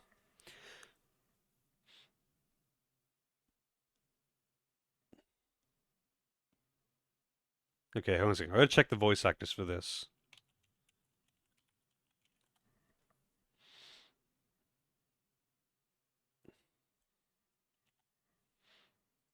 Video game 2016, Tyranny. Alright, what's the guy's name? Graven Ash. Kirk Thornton, of course. Top cast, 12. There's only 12 voice actors in this?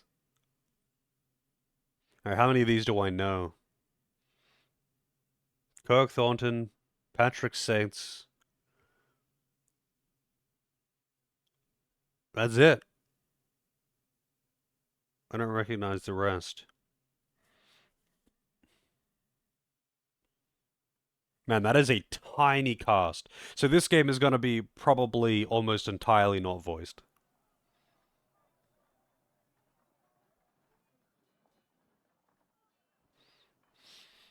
Quake, Team Fortress. I played Team Fortress 2 long after. I didn't play Team Fortress 1, but I played Team Fortress 2 long after I'd already been playing online games. Like, I think I started playing TF2 after I was already out of high school, actually.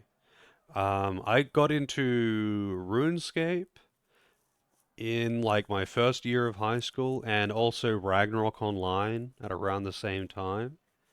Before that, I was playing uh, chess and checkers and whatever. I probably played some other games too. And I might have played some other shit, but that was a long time ago, man. Actually, you know what? Before that, I played one of the Ratchet and Clank games, I think it was, online. Because a friend of mine had his PS2 hooked up to the internet. I think it was Ratchet and Clank anyway. It's like one of the Ratchet and Clank games I think it was had an online like arena thing. Um, but maybe I'm mistaken for another game. But either way, I played that a little bit. But at that point, actually, I think at that point I might have already been playing RuneScape.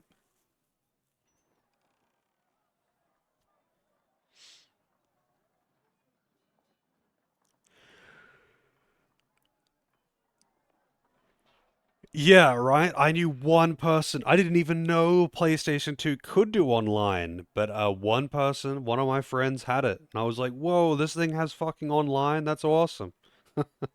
That's the only reason why I even knew.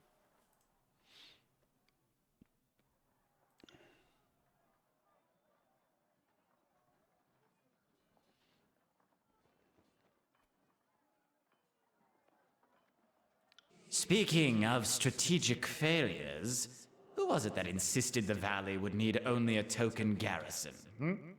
For some strange reason, we can't seem to recall which balding halfwit grossly underestimated the enemy. Thoughts? You know, it was too shit back then. I did play, I think Halo 3 online only. I don't think I played any of the other ones online. And that was like after I'd already been playing other games. I mean, when I was playing like chess and checkers, even when I started playing WoW, I was still on dial-up. It didn't matter though. Like, yeah, it took me ages to download patches, but it didn't make me lag in game or something. It takes so little to actually play those games online that like, as long as the connection's stable, it's fine. Total Annihilation. Let's Google this too. Total Annihilation. It should be a just chatting streamer. Total Annihilation. Science fiction RTS video game released in September '97 for Microsoft Windows and Mac OS by Cave Dog Entertainment and distributed internationally by GT Interactive.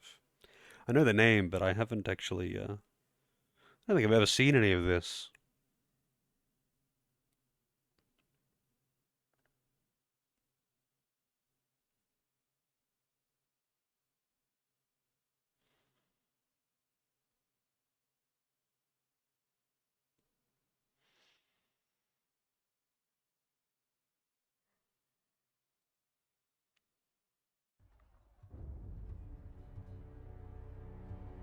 Got rank 14. Damn. I mean, latency is another thing though. Like, if you're connecting to USA from Australia, then yeah, you're gonna have high ping. But like, what I mean is like, playing WoW back in the day, yeah, I had moderate ping because I was connecting to North America. There was no Australian servers back then. But like, I didn't have unstable 5,000 ping or some shit. I just had normal ping because it just doesn't take very much to play those games online. It just took a long time to download the patches, but you're not downloading a patch while you're playing. Also, how's it going, Juice? Used to play StarCraft, Diablo, and Phantasy Star Online, all on dial-up back in the day, yep. Yeah, like, these games were, you know, made with dial-up in mind, I guess. But even then, like, a lot of games, you'd be surprised just how little it takes to play the games online. To download the patches is another thing, but actually playing them, if you monitor your network usage while you're playing most online games, you'll find that it really doesn't take very much. It really doesn't take very much at all. That's just to play the games, though. Like, there might be some instances where it goes up higher if you're in an area with 500 people, but usually it doesn't take very much at all. But even back in the day, even doing 40-man raids on dial-up, no problems. No problems whatsoever. I didn't get broadband connection for fucking ages. And I had no issues whatsoever. And I did plenty of raiding and plenty of PvP and WoW, that's for sure.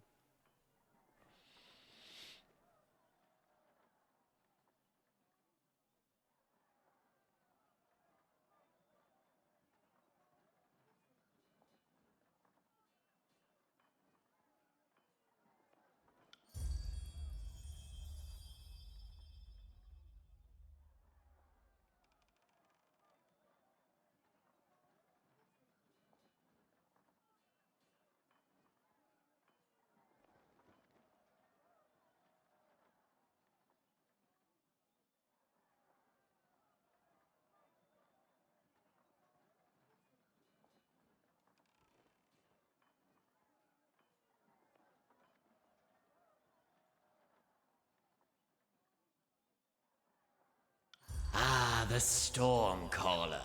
Conveniently late once more. Our eyes and ears tell us you come bearing an edict. The anticipation is killing us. I'm noticing that there is invisible bonuses to favor. So, like, when you're picking the dialogue options, it'll be like, this option will give you this and this favor. But this conversation has had several invisible ones where it won't tell you.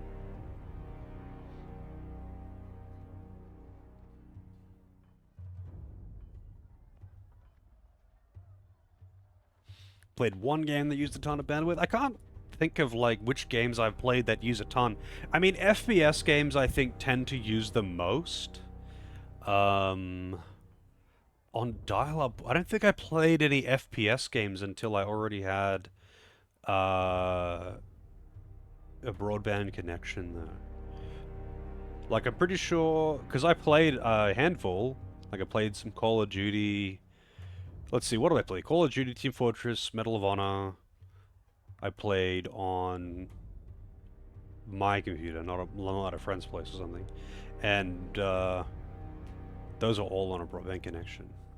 But like, here's other games I played on dial-up, like Warcraft 3 and WoW and RuneScape and Chess Checkers, and I played heaps of games. I couldn't even tell you, but I played lots of them. They were fine. It was more just annoying getting patches. So I remember when I was playing WoW back in the day, my friend used to just put the patches on a CD, so I could install them.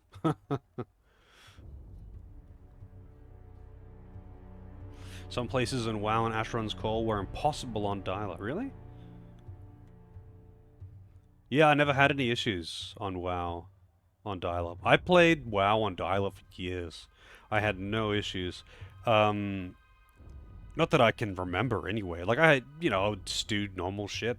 Do my auctions installment, do my actually no, I did my auctions in Ironforge only because everyone was there. That was the most convenient city because it was next to Blackrock Mountain. But yeah, and raids, no issues. Fucking Altric Valley, no issues. Where else would have a ton of people? And granted, this is not on like a low pop server or something. This is on Frostmourne and also on Blackrock, the two servers I played on.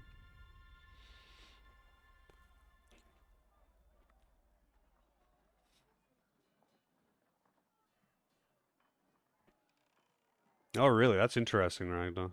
Dragon marked for death? Never heard of it. In BC? Yeah, by BC, I had a broadband connection, I believe. By then I did.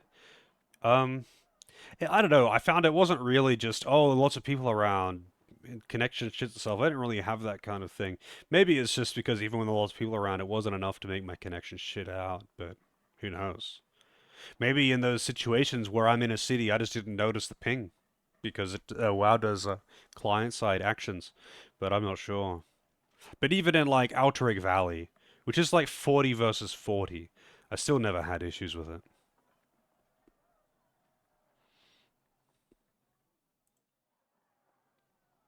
My soldiers tell me you helped Commander Drotus on your way through Edring. You honor the court with your selfless cooperation, for that is the sort of camaraderie that Kairos demands of us all.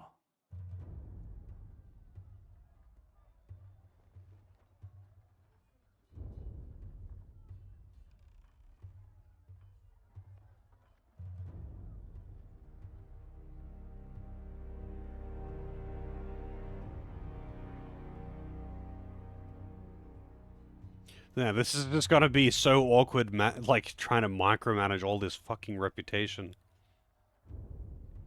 It seemed only yesterday you were proving your worth in battle, assisting my warriors in the siege of the bastard city. Now Kairos has chosen you for a second time to proclaim an edict. Tell us, good Fatebinder, what sort of punishment does the Overlord have in store for the Oathbreakers?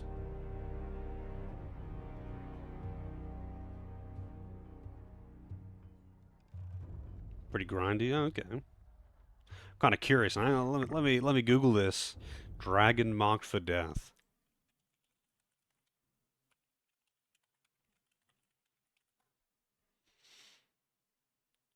Frontline fighters. Looks extremely anime. Very colorful. I like it.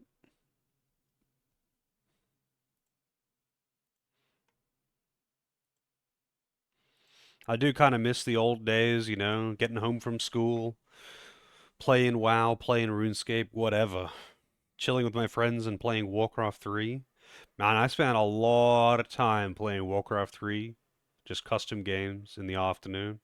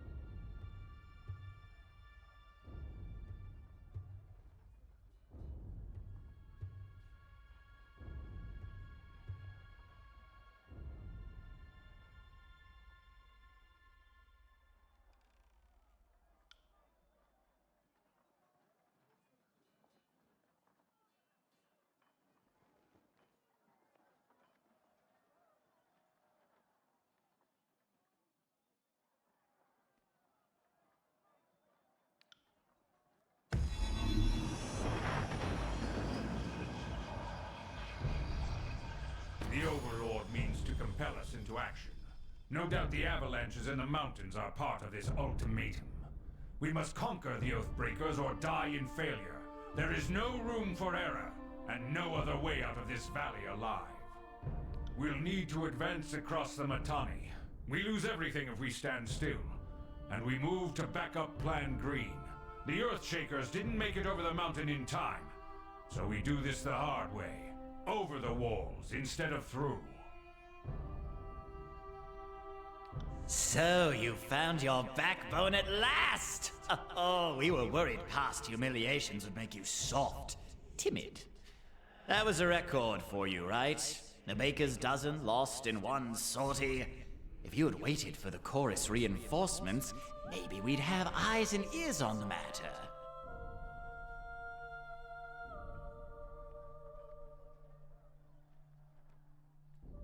The voices of Nerat seems like an odd character.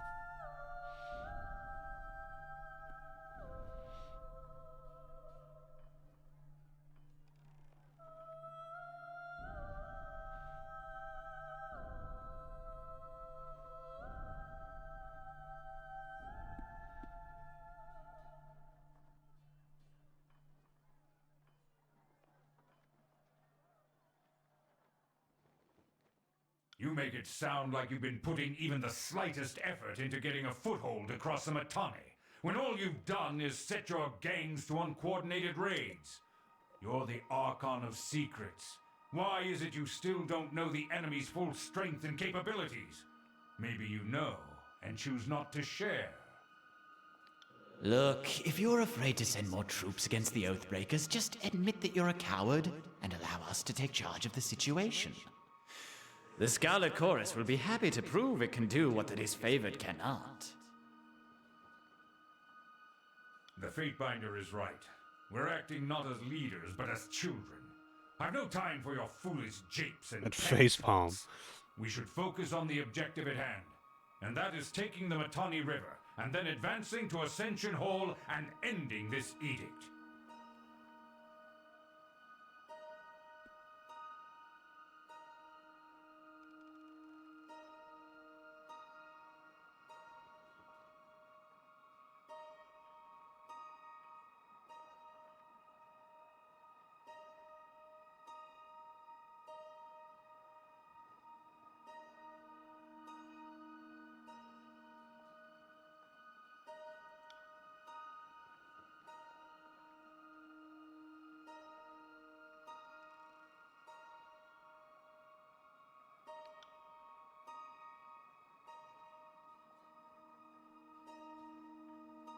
Our soldiers clamor for battle, and at last we shall have it.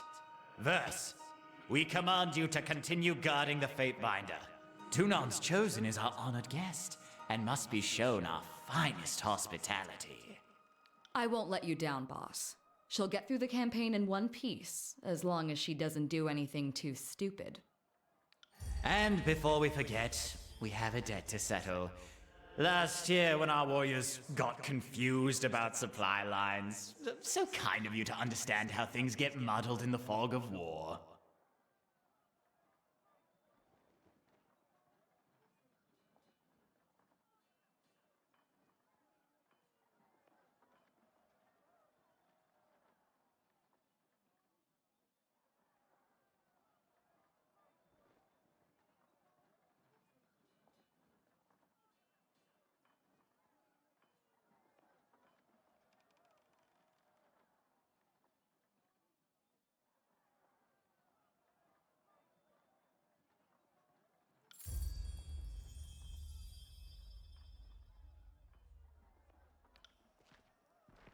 Okay.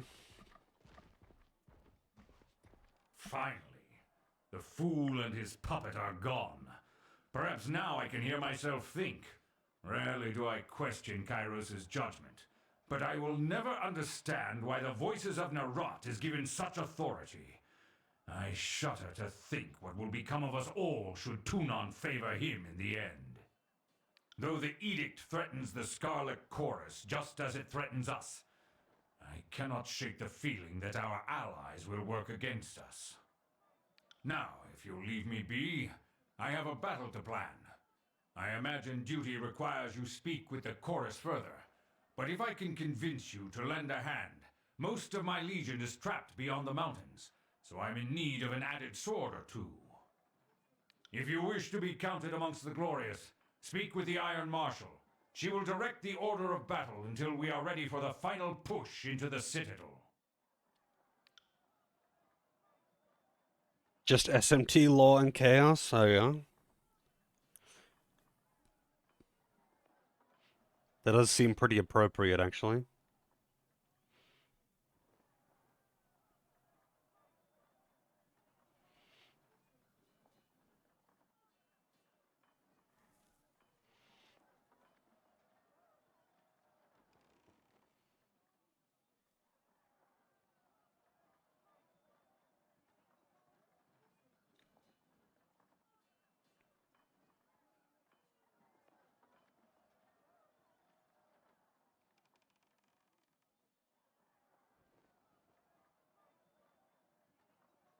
I ask myself that question often.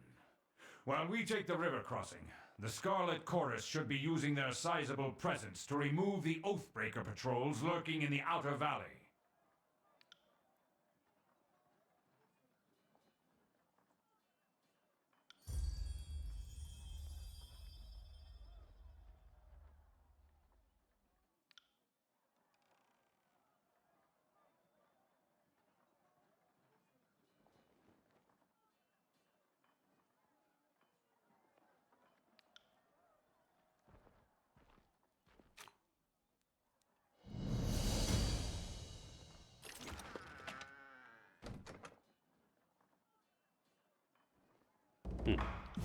I got it.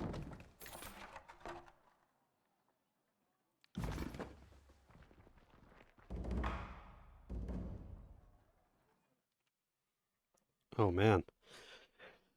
I don't know why. I'm just getting a headache. Maybe it's the size of the text or something. Also, who's this guy? Sorry, I can't. Oh, apparently no one.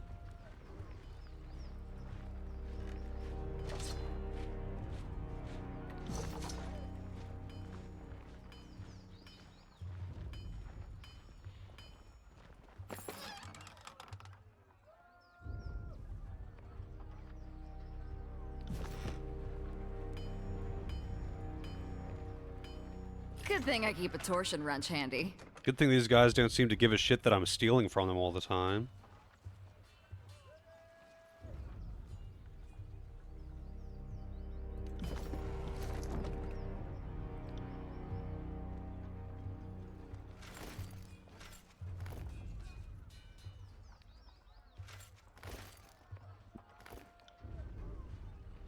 Oh, she doesn't even have a hat on.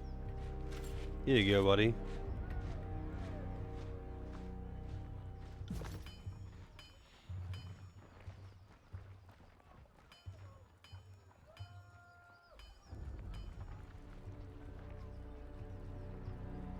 I can zoom way out as well, I didn't even realize. Spotted something. Oh, hello. Hidden objects.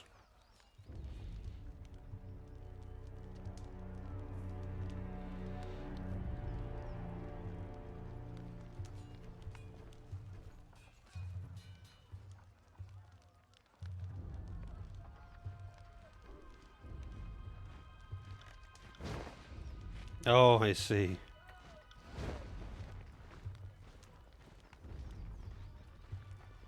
Talent points, attribute points.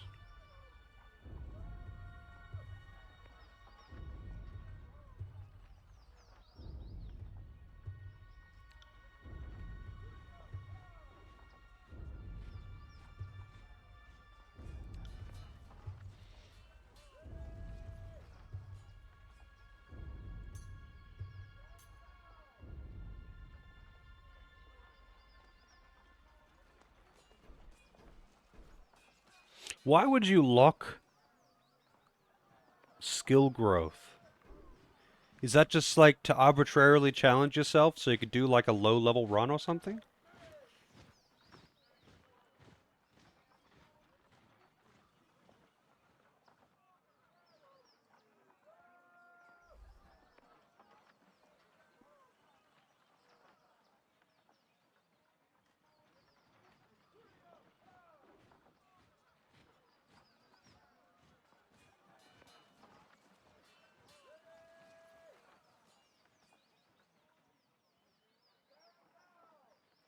You know what? Fuck it. I'm guessing she needs finesse. I don't think I'm spending her points. I think she's doing that automatically. And talents, power.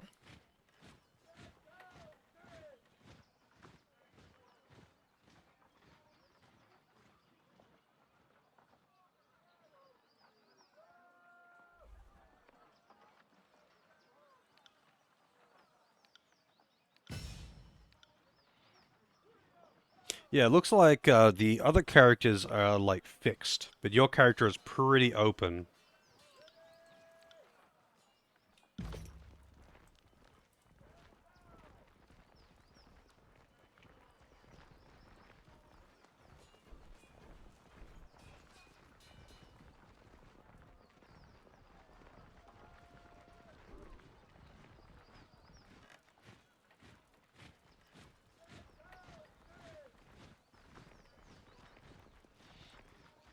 Cool, cool, I guess.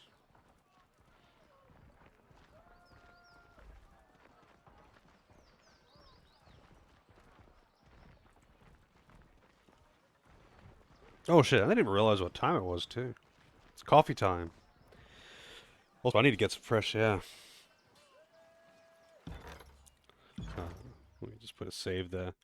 Not a whole lot of music, though, which is a bit awkward when going AFK, but whatever. I usually like to have some music on when I go AFK, but it is what it is, I guess. I'll be back in a few minutes.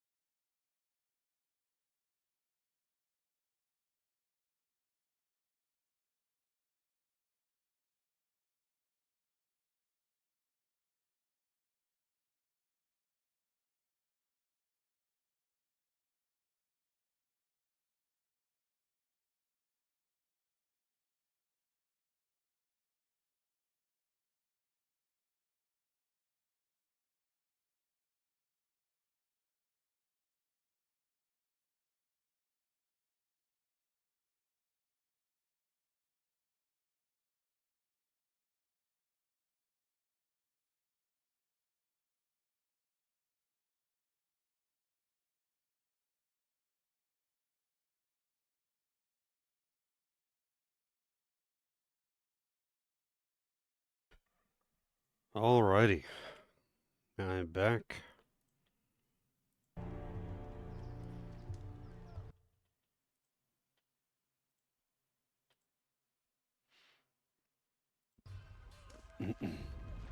On it. I don't know why there's multiple exits listed there, but what's over here? You didn't see nothing. You ain't seen shit.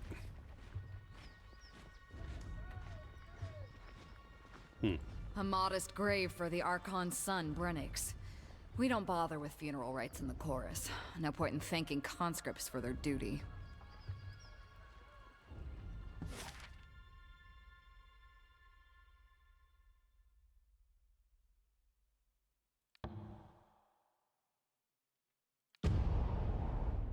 Am I actually on a time limit?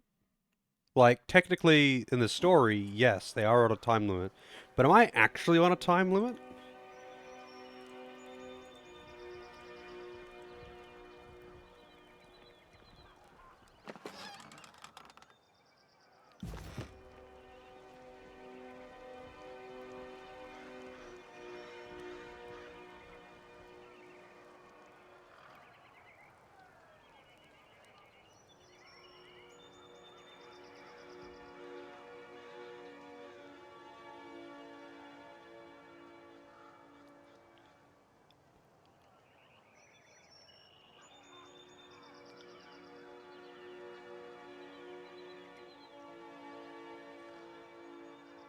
Huh. I see.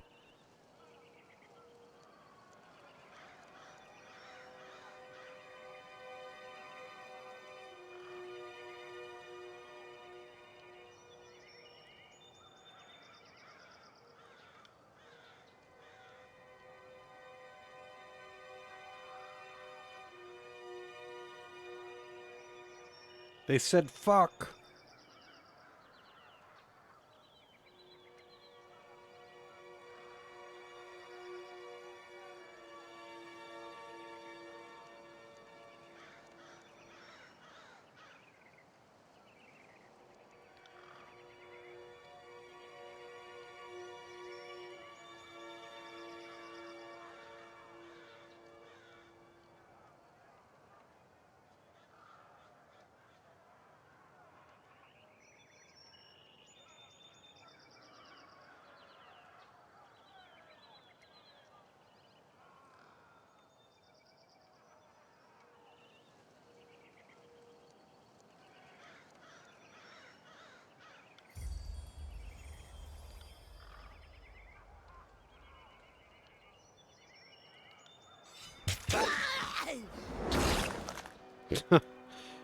Just one-shots him.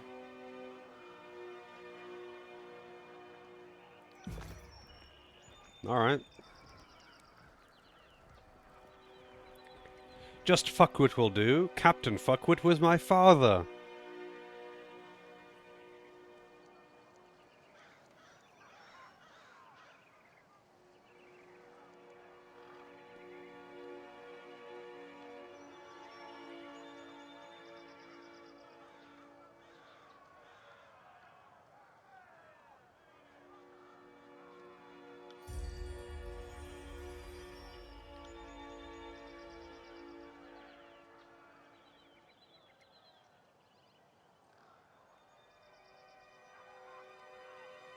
Doris here goes way back. Been fighting with us since the gates of judgment. Show some fucking respect. Yeah, you better fucking respect Doris.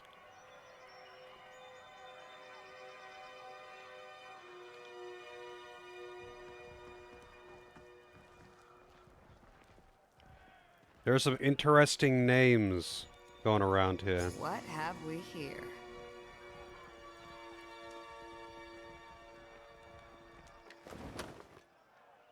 Rot Spear. Enraged Affliction for 120 seconds. Hey, Trey Dog, how's it going? I wish I could just, like, see the highlight stuff all the It's all in the time. reflexes. Actually, is there an option for that? Maybe there is.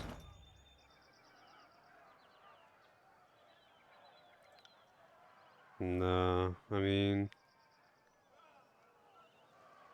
Oh, highlight toggle. There it is. Tab.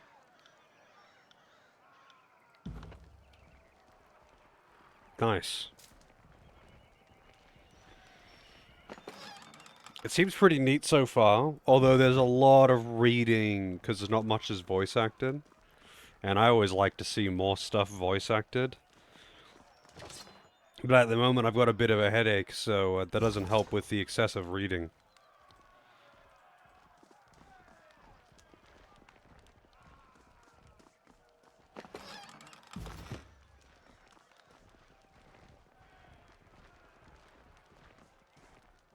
What you looking at? Reg and Baz.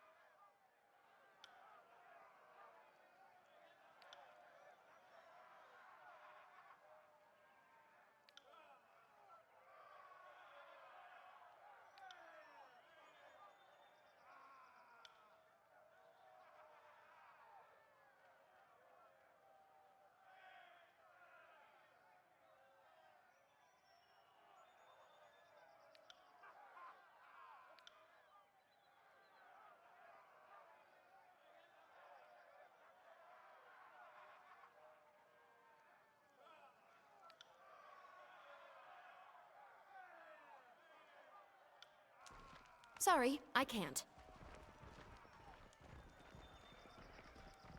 Scarlet Fury. Uber. Snigler Dagos. What the hell is a Snigler?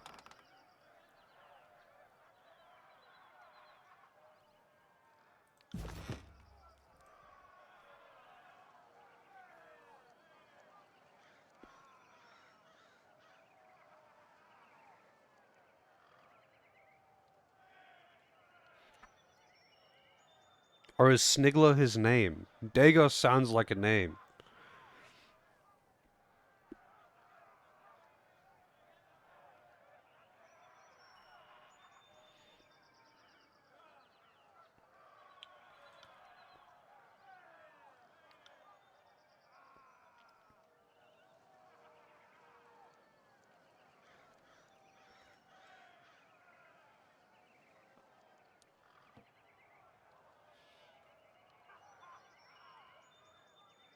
Hmm.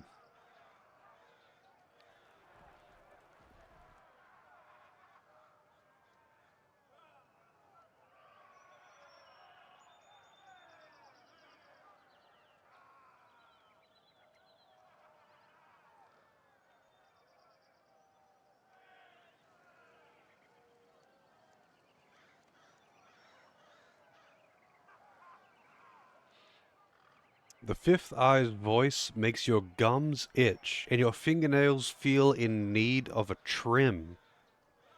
That is an odd way to describe what someone's voice sounds like. I can't even imagine that. Your gums itching.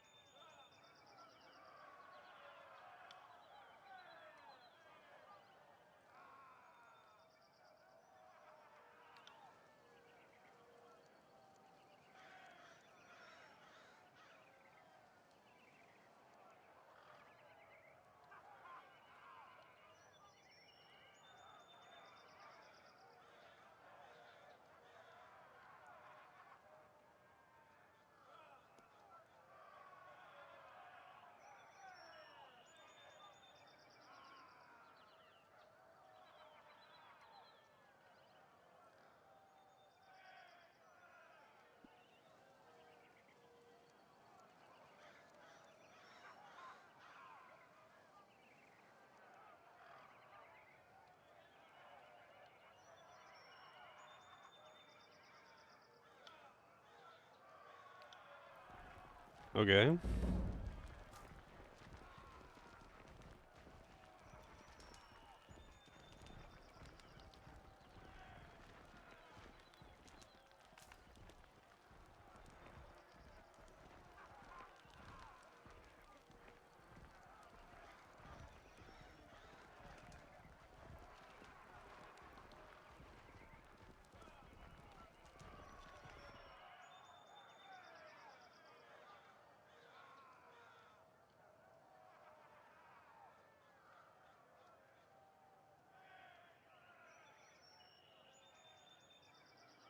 Apparently the chorus has quite a few women in it.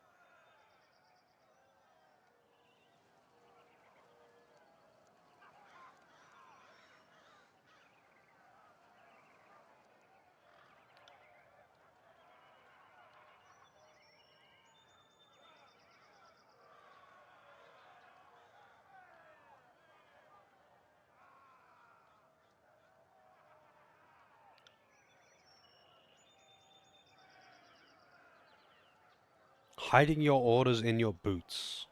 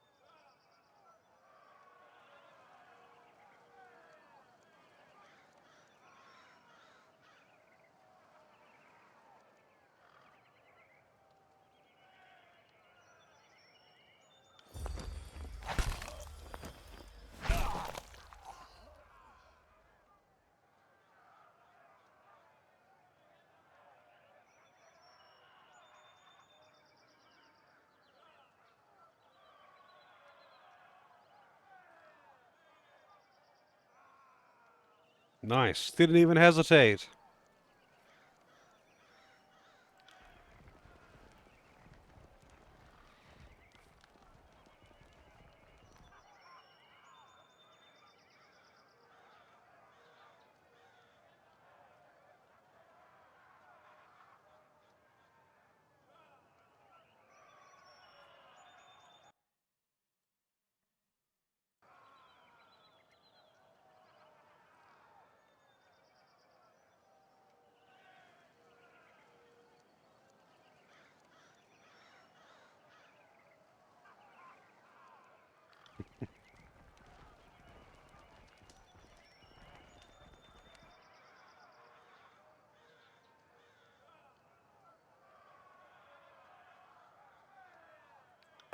Sorry to interrupt, but I highly doubt it's gibberish. More likely, it's one of the local scripts.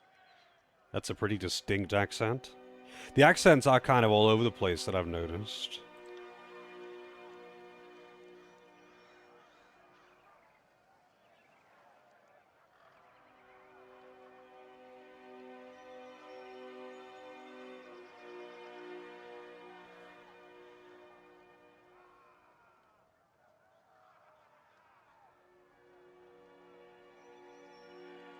I'm Sage Lantry, one of the hired quills that was coordinating missives between the Vendrian Guard captains. They aren't paying me anymore and aren't coming to my rescue. So I'll decipher that parchment for you. That's what smart prisoners do, right? Make themselves useful? Let me see. I can't... Uh-huh. So, I don't know exactly what it says, but I'm half certain that's Sage Selwyn's handwriting. I'm sure I could decipher that in a few hours' time. Don't need my hands free, but I think better when not tied to a post. I know, I'm weird that way. Sounds familiar? I mean, let's see. What's his name? Lantry? Let's see. Sage Lantry. D.C. Douglas.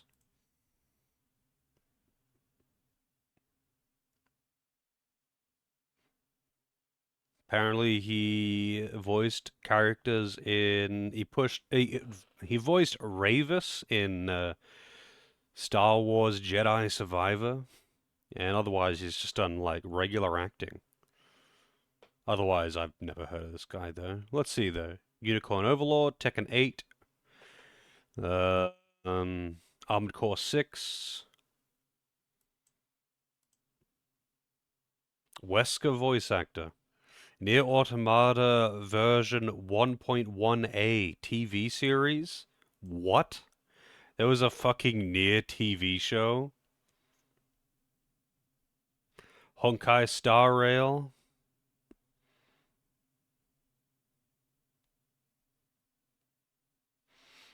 Are Belthea or Ignis in this? That's all that matters. I don't think so.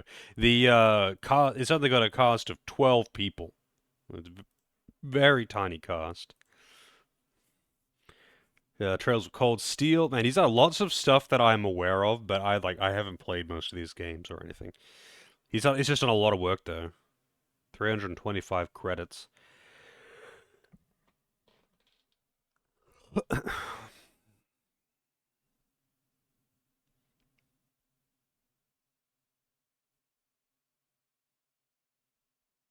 Man, yeah, he's done a lot of work. I'm not familiar with most of this though.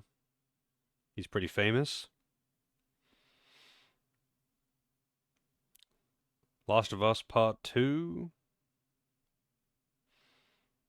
COVID-19. Albert F. Wesker tips. What the fuck is that? What, is it like a short or something? Yeah, it's a short. COVID-19. Albert F. Wesker tips.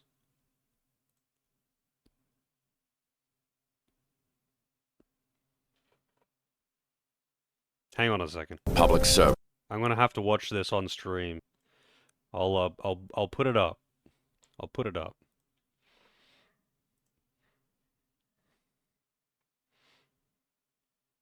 This is like not really properly fit to screen, but whatever. We're watching this. I'm Albert Wesker with a public service announcement.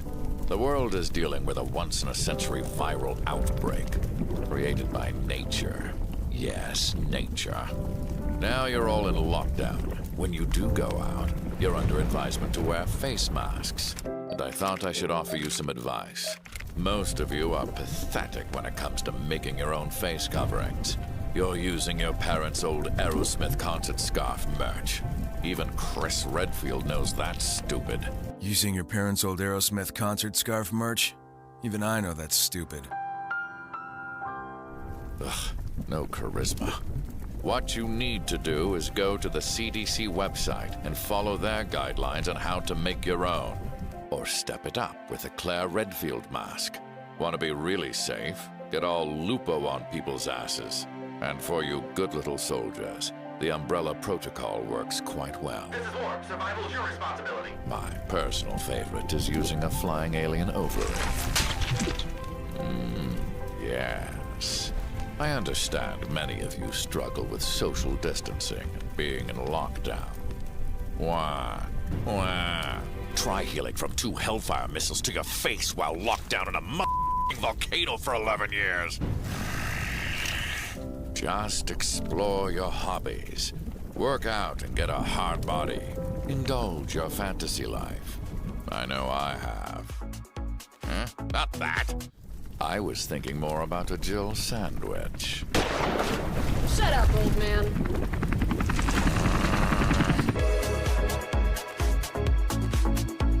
Okay then.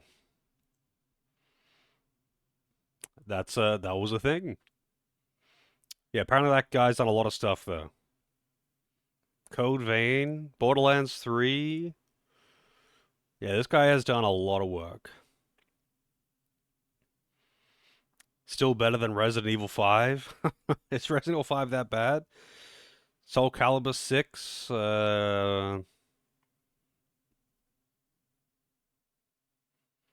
More Trails. More Near. There's Tyranny. Persona 5.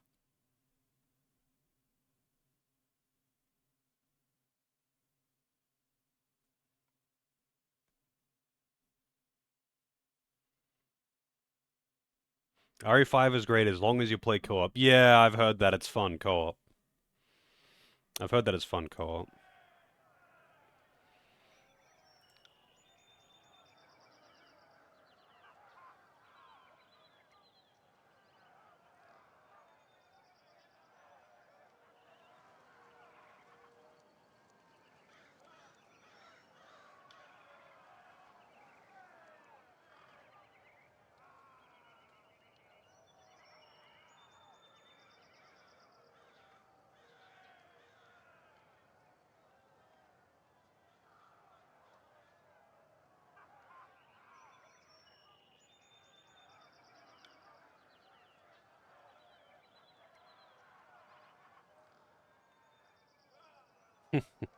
Oh my god, these fucking viewbot things. Holy shit, dude.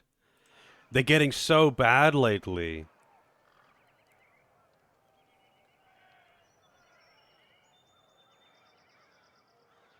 Does RE6 need a remake? I don't know, I haven't played it. I haven't played any of the modern Resident Evil games. Except for RE2 Remake. Which I guess, you know, like RE2 Remake is a modern Resident Evil game, but, you know.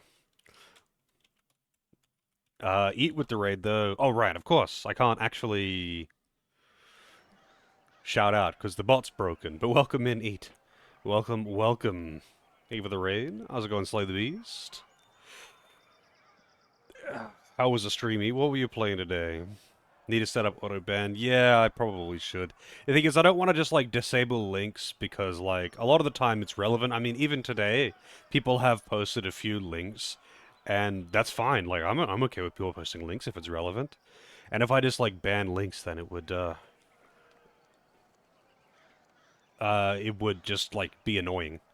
Right? Ban the phrases? Yeah, I suppose. I could, like, ban cheap viewers or something. I just wouldn't want it to accidentally ban other people or whatever.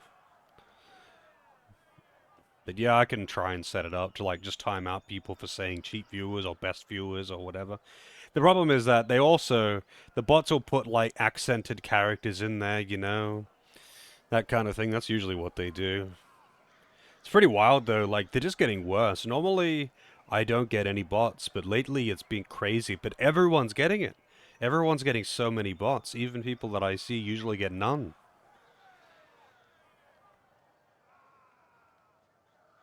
Yeah. Like, the whole just putting an accented character here or there, and obviously it goes around the thing. Miss those wannabe famous bots? Yeah, I miss those ones too. It's just nice, you know? You want to be famous? Hell yeah, I want to be famous. Actually, no, I don't want to be famous. I feel like being famous would be annoying. Yeah, like, you could definitely make it work. It's just, for one, I don't know how. I guess you would have to set custom filters.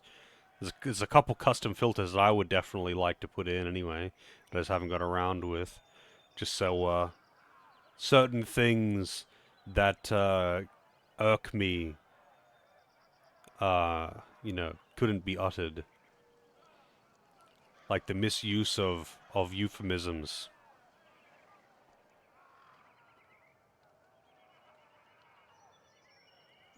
Yeah, like, I figured the only reliable way would be to kill links. I could make it so it's like, no, like, only subs could post links or something, but then there are non-subs that also post links, you know? Aren't you that guy from Twitch? Yeah, and they like don't even know what I look like, but they'll still know it's me. Like, I could just kill links. I could, and just make it so only, like, subs could post links or something. But it's a little awkward, because, like I say, you know, if people post a link that's relevant, like just earlier today, someone posted a picture of a controller because it was relevant to conversation. And I'm totally okay with that. Obviously, I don't want people, like, posting porn or some shit, but, like, no one really does that. Like, yeah, yeah. I don't know, man. I'll have to just look into how to even make a filter in the first place.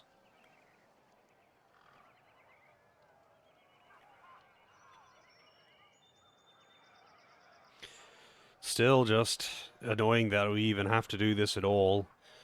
I wonder why it's been such a recent thing, though. Because, like, I mean, I'm sure most of you have noticed that I usually just don't get bots, but it's just recent history where we've been getting tons of bots. Everyone has. Oh my god, it's that guy who hates Fire Emblem!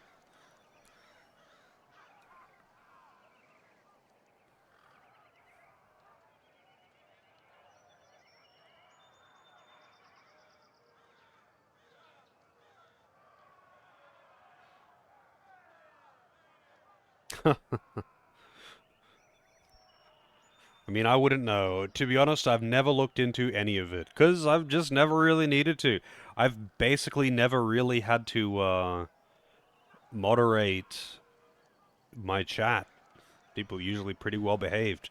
Trolls usually come by, and if trolls try to talk some shit, I usually just ignore them, and they go away. Or I ban them, which is rare, and they go away. That's about it. I probably count on one hand the amount of actual trolls I've had to deal with, and bots are rare as hell, so yeah, I guess hackers must have found something. Just seems weird, I don't know. Like, I've been seeing some, like, bot accounts that have got, like, badges and whatnot, too, which is really unusual, because usually they're, like, new accounts. Because, like, I think I have the thing enabled where, like, the account has to be, like, what do they call it? You know, like, you have to have confirmed the email address or whatever, or it has to be a certain age old, which means that they can't be just like a account that was literally just verified email, not like verified phone, just like the basic verification. You need to have verified an email because I don't like the whole verified phone bullshit because it's broken. So, I mean, they might have fixed it by now, but I remember it was always the most annoying thing when people had the whole phone verification requirement thing, because it would never remember, and every time I went into a channel that had that requirement, I would verify, and then I would have to do it every time I went into that channel again. And it's like, nope, I'm just not going into those channels anymore. But just the email verification is like a permanent thing, so it was fine. It's like, dude, how the hell, like, you know where I live. How the hell do you not know that I am verified? Like, when it's asking me to repeatedly verify myself with a text message, it's like, what the fuck is wrong with you, Twitch? You literally have my address. You pay me money. Like, you know my name and my address. You know my bank details. How do you not know that, like, I'm verified? And it would still ask me every single time I go into one of those channels. You know who I am! Yeah, like, the phone verification was super broken. Hey, Hunter, how's it going? 2FA gone way too far.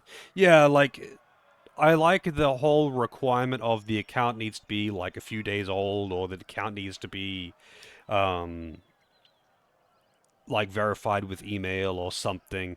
Just because, like, it's just a thing to stop bots. Like, bot accounts are usually made and then banned within a day, you know? Not always, but usually they are. So that alone stops a lot of bots. Fatebinder, I beseech you, be my advocate for this trial.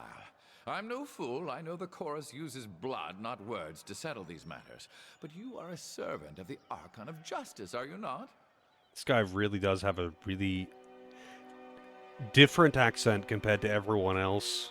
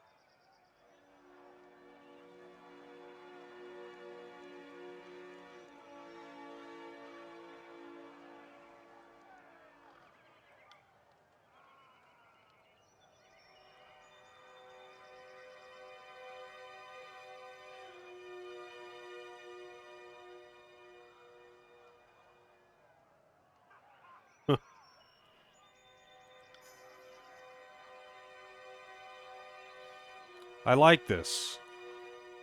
I could just tell him, fuck you, or I'll beat your ass if you don't do what I say.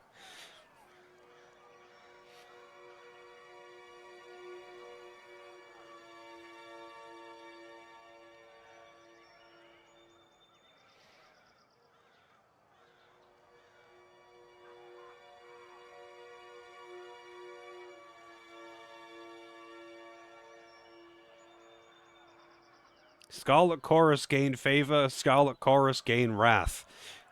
This reputation system seems convoluted, not gonna lie.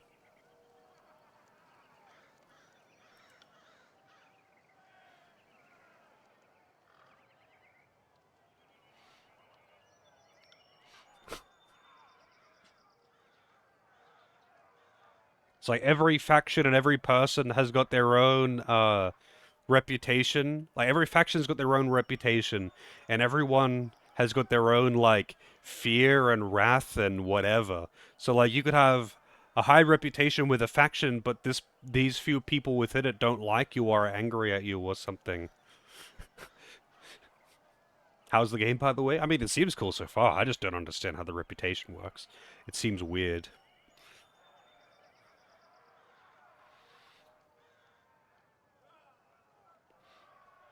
Thank you. Oh, I thought I was going to wind up as another corpse in that pile. Now, hand me that parchment. The sooner I can find out what it says, the sooner I can get out of this place.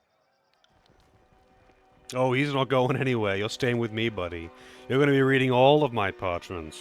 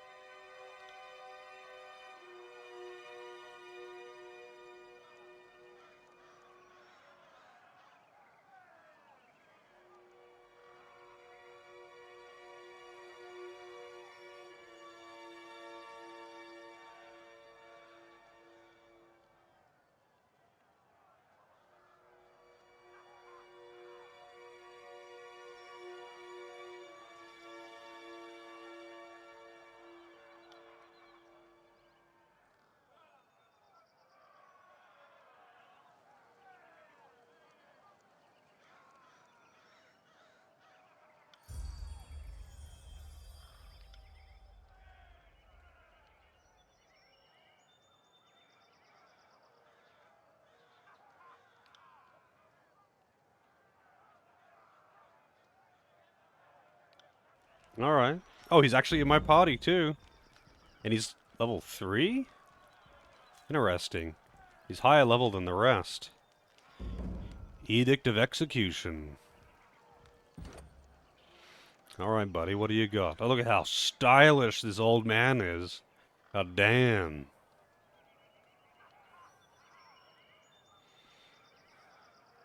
Oh, I actually can influence his stats, too, which is interesting.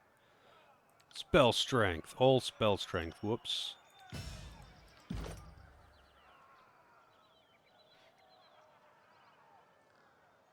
Throws a well-aimed quill at his... What? He throws pens at his enemies. Now that is a choice.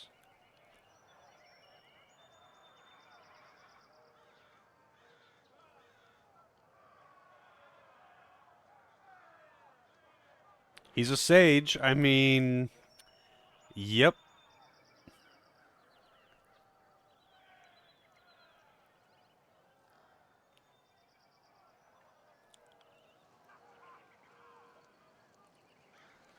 He's a stealth mage that throws pens.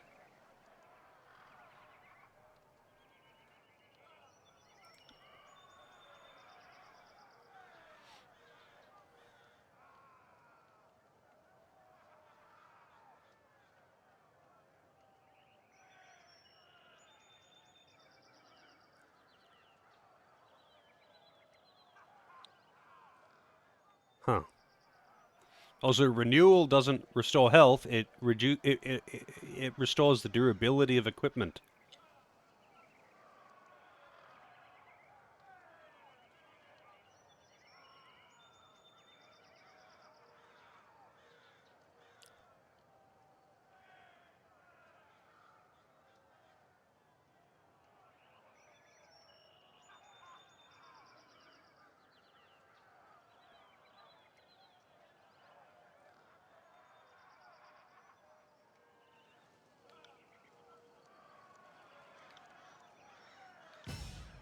Okay.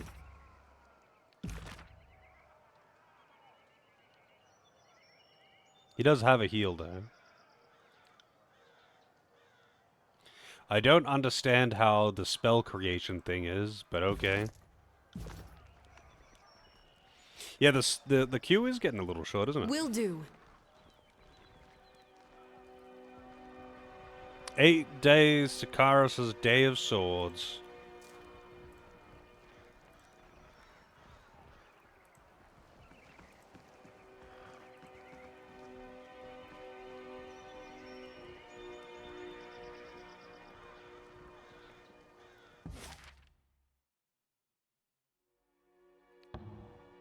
Seven hours and 45 minutes. Path is blocked by a small group of Vendrian Guard. Okay. The queue is currently the bot is currently broken. I'll post the queue in a moment. That's far enough, Fatebinder. I guess this is not a random encounter.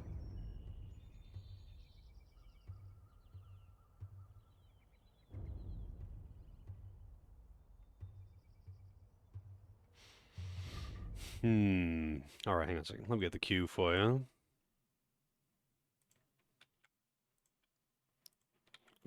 Oh, there you go. Ragnar beat me to it. Yeah, that too. I totally forgot. It's actually listed in the bio as well.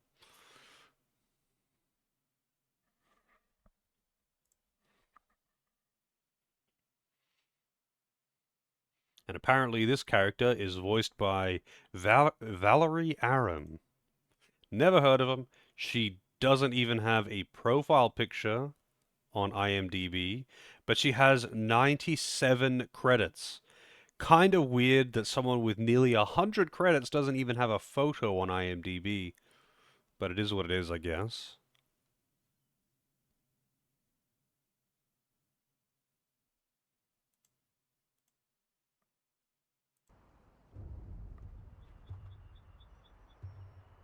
Oh, I see. That makes sense. I'm using like Twitch 5 or something, whatever it's called.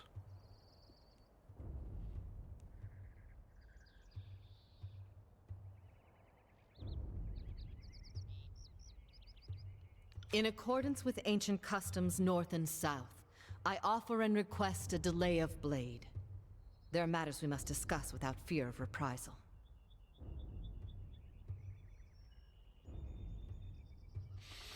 That's true. Baton Kaitos voice acting was, it was a thing. But you know what's funny? I was just watching someone play Symphony of the Night earlier, and man, I forgot how bad the acting in that game is. It's like legendary how bad the acting in Symphony of the Night is. It's got some very iconic lines, but I have seen very few games that have quite as stilted dialogue.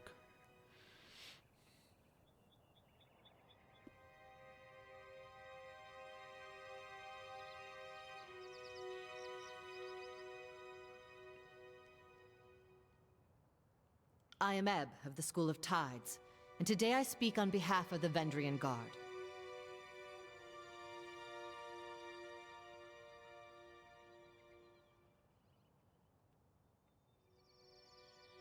As is our custom, we are ready to kill to defend our lands, but we kill only in fair battle.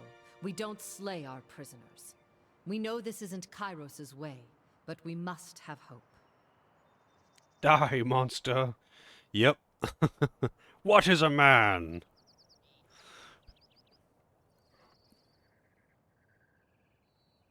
It was humans.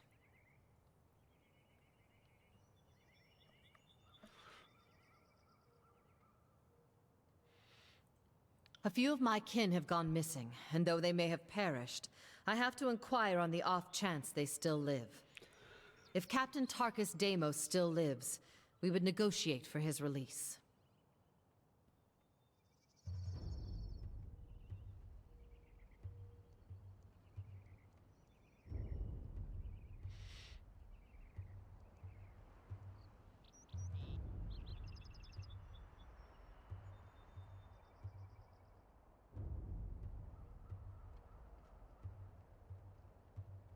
Then if we see him again, it will have to be as enemies. If I may make one more inquiry, what of Palox Tyrell? Did he survive?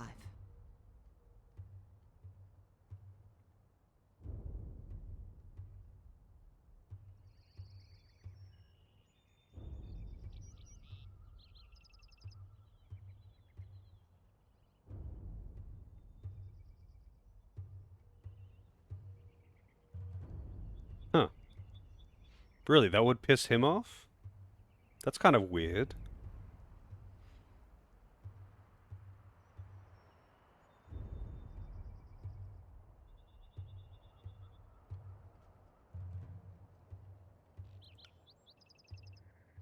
My apologies, Fatebinder. I had a terrible feeling this errand was in vain from the start. I had no expectations that our friends could be saved, as I'm sure the time for swapping prisoners is long gone. But at least I know of what became of them. That'll have to be enough.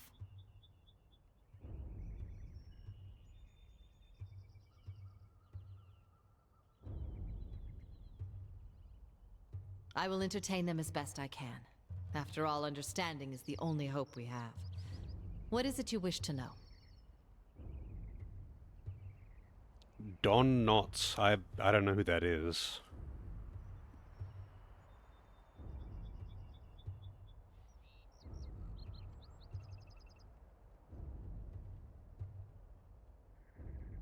I would joke that the voices of Nerat left the gate unlatched, but dozens of warriors lost their lives taking the Citadel. There was no secret to it. We simply attacked with speed and certainty at a time when the Archons were elsewhere in the tiers. The Scarlet Chorus had a rout, and what few disfavored soldiers were present made an impressive showing. But they were surrounded and overwhelmed once the chorus fled. Listen to you, thinking just like the Overlord wants you to think. There always has to be a person in charge, or things don't make sense. Well, we don't answer to anyone. We are each of us sons and daughters of the Tiers, and take this task upon ourselves freely. But Captain Tarkus Ari, former Falksman of Queen Vendry and Alanta, is the voice we trust when we seek unanimity. Hey, Helica. How's it going?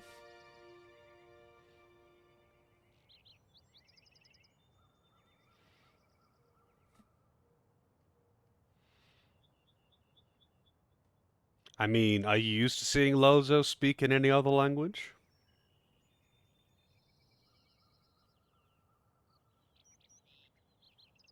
Yes. Deimos was Ari's brother. We were certain he was dead, but the captain takes family seriously, so I volunteered to find some answers. And now here we are. That is our way, Binder. Here in the south, only thugs and bandits kill prisoners. The younger realms may be guilty of constant fighting, but we never slay each other when the battle's long over. We're not about to change that now. As a rule, Kairos' forces haven't been keen on swapping prisoners. But I know our disfavored prisoners aren't prisoners anymore. I just assumed they were swapped for some of our own. I grew up without my knee bent to Kairos, and if I'm going to bow to someone, let it be another Tiersman. We've ruled ourselves just fine for centuries, so we'll give our lives so that our sons and daughters might rule themselves.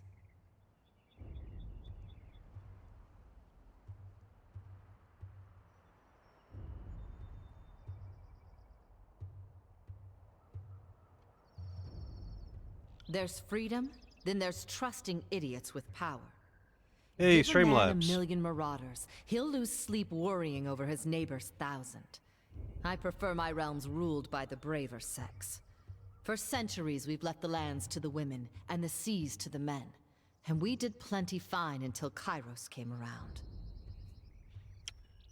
8 balls back.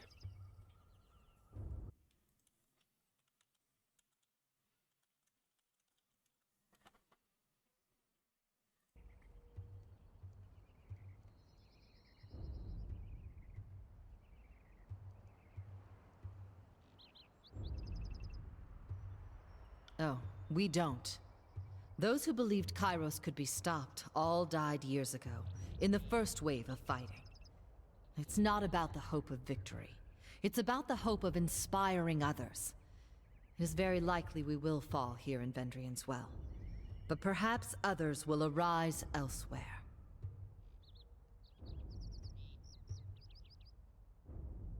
I doubt life is any better sworn to some mad Archon. I'd rather stand with my fellow Tiersmen. Or, I suppose, stand immediately behind them in the event of an attack. Yeah, you heard me. Way things were years back, you'd all be calling me a water witch and conspiring to sell me out to the nearest sage. Just because I'm helping you stop Kairos doesn't mean I've forgotten the hospitality of ages past. And people wonder why the Tiersmen could never unite in time to fight back. It's refreshing to see that some things never change.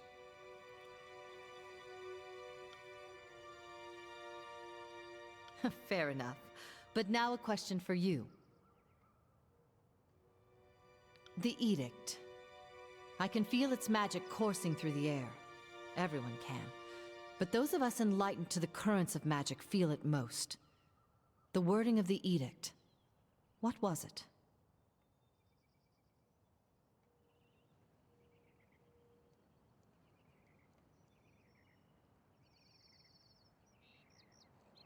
So you will not say.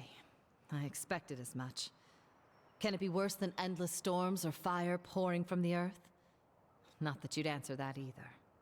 I've another question for you, if you will entertain it. God damn, so many fucking questions. Are we really standing here and chatting with Oathbreakers? It's hard to watch.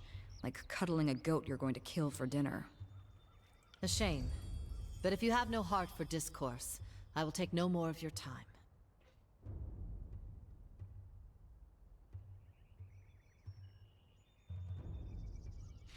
I mean, let's see. What's his name again? Don Knotts. Let's Google this. His face is familiar. Let's see. IMDb. Don Knotts. 1924 to 2006.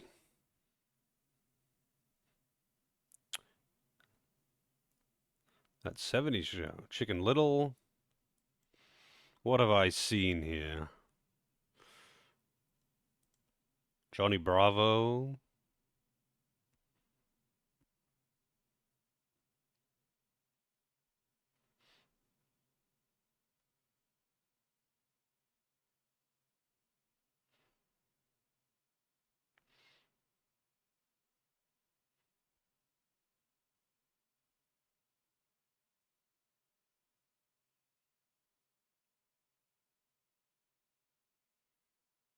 I mean, hang on. While I'm scrolling through this, let's put this up here. There you go.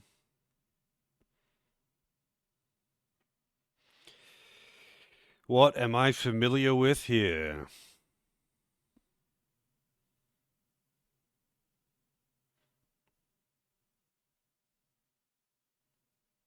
Like, there's a lot of stuff that I'm familiar with, but I've never watched, like the Andy Griffith Show, Bill Cosby Show.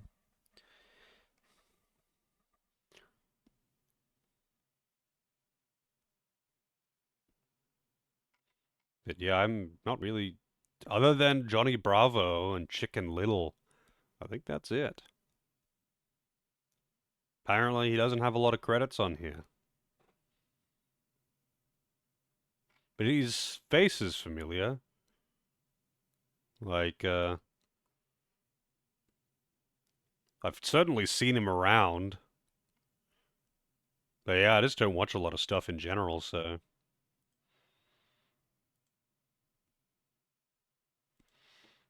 Kind of hard to say. In accordance to our ancient customs north and south, let us conclude this truce in peaceful accord. May peace find you soon, Fatebinder. Oh, it won't find me.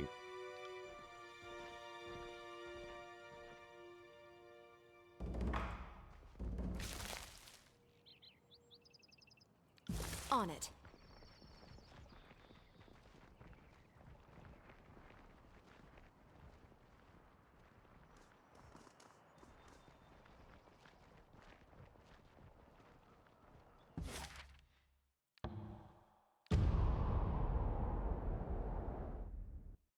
Scooby-Doo 100 Frights. I see. I'll see what I can do.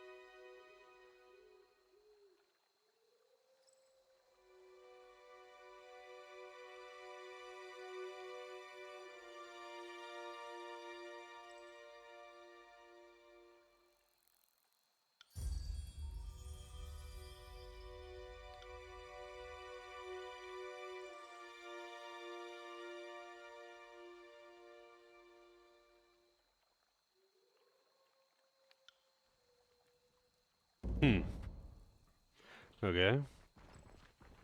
What a name. Fake Limp. I'd say that's worth a second glance. Staff of Titans. That seems like it should be some kind of crazy epic loot, you know, but guess not.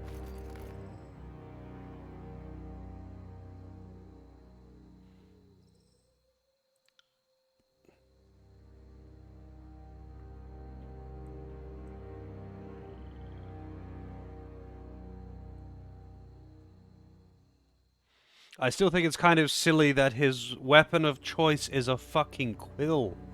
Like, is that not dumb? Like, his thing is that he throws pens at people? Your days end here!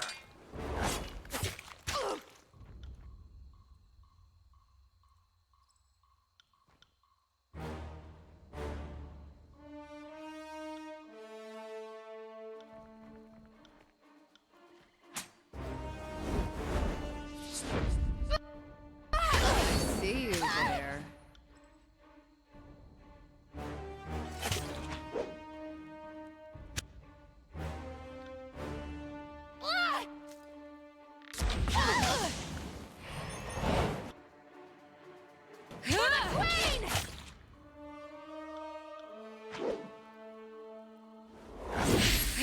Wow, this guy's doing some serious damage, huh?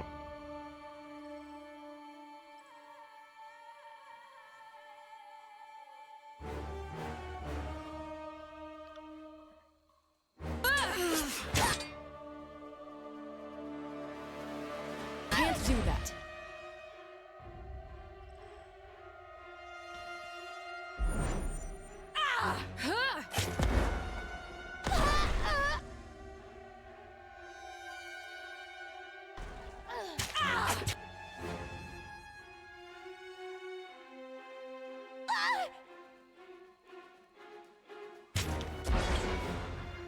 Wait! I did that? Nice! I need a heal. I need healing. Oh, they regenerate pretty fast out of combat, huh? That's nice. So you don't have to actually stop between combat to heal everyone? On it. Is that ink? No, wait. It's blood. Apparently that was a trap. And they're both nearly dead, but okay.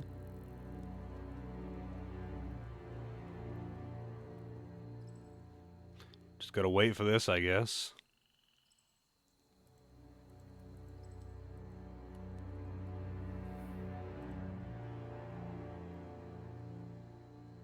Curious. Your days end here! Right.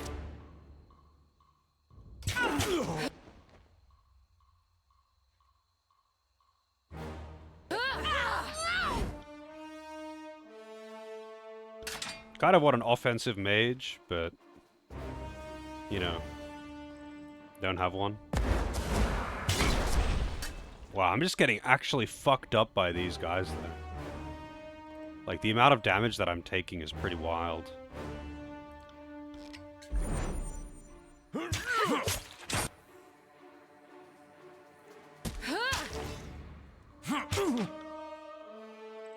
He doesn't have any potions equipped. Wonderful.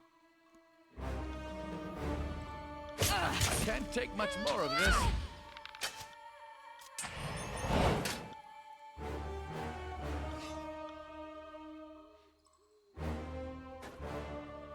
Can't do that.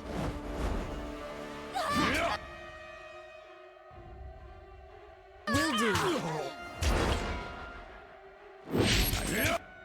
Dude, can you leave the old man alone? Take much more of this at once.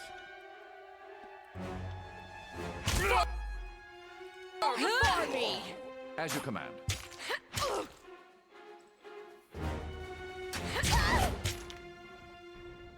Wait, why are you trying to run further into range? Oh, he's casting a buff. Also, these guys aren't dropping loot.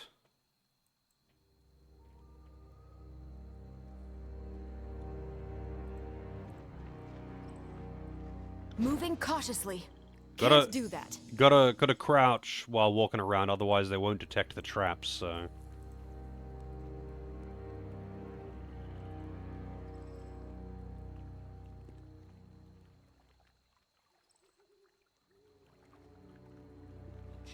What have we here?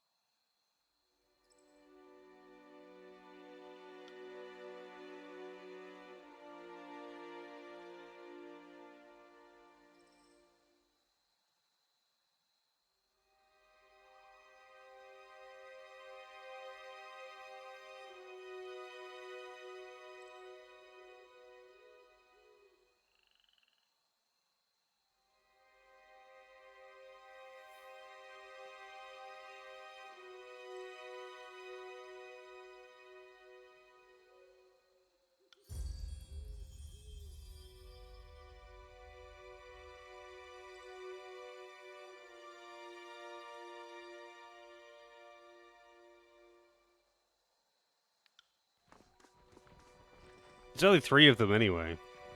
I kinda wanna just kill him. You know what? Fuck that guy. Although, you know, if he was presented to the voice guy, surely they would be able to just extract all the information, because apparently that's a thing that he can do.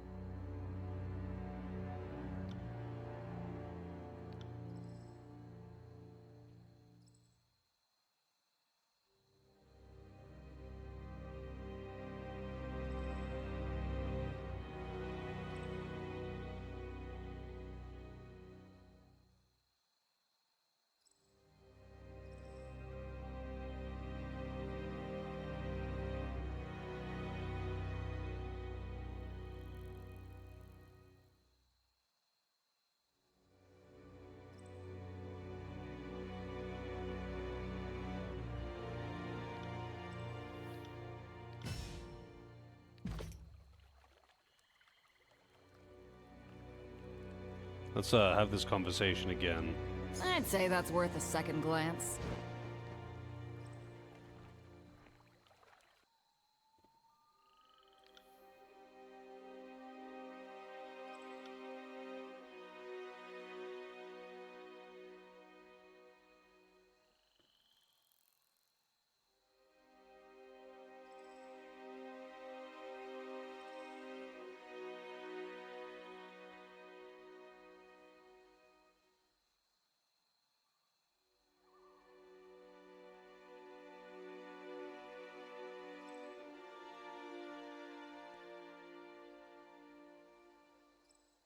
Wait, hang on a second. Let me reread this.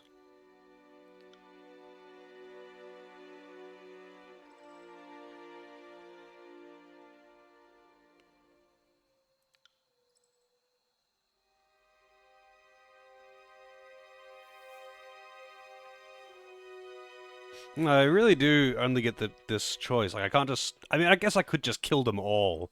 But I would rather kill his buddies and then take him.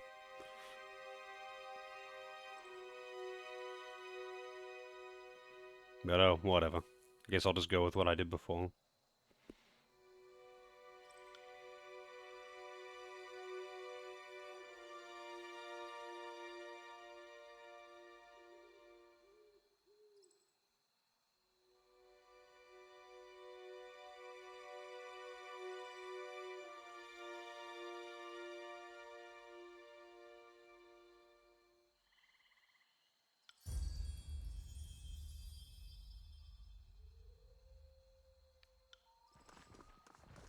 Well, we'll see, I guess.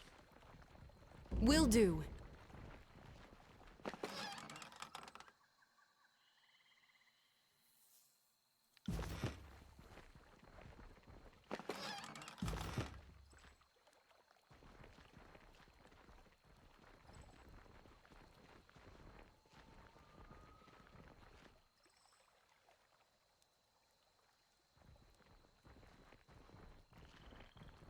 Those guys casually running over traps.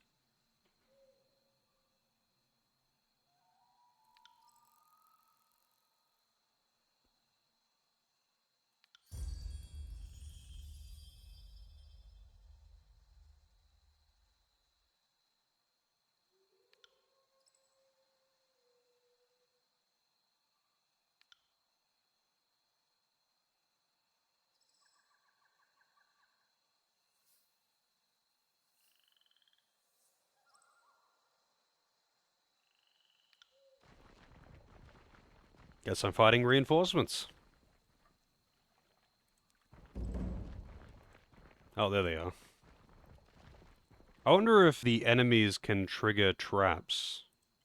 I'm on it. Right. No, I guess they don't want to. Right.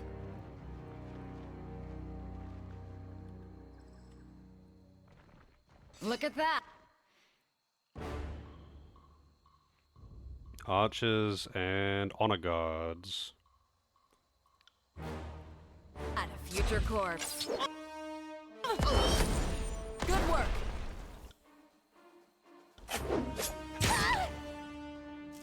Kill him!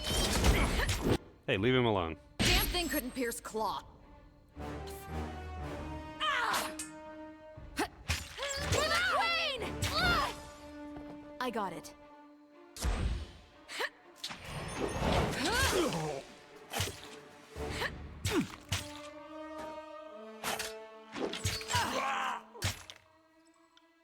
I need him to run the fuck away, though. At once.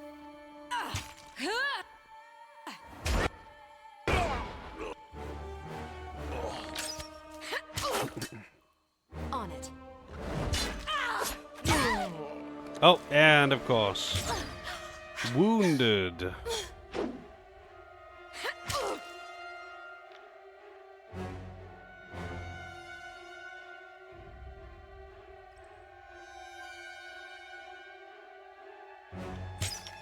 I might as well just reload the fight.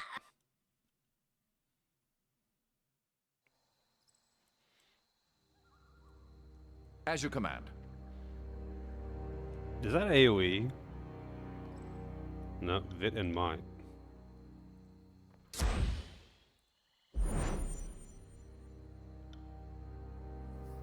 Cooking can only be casted in combat.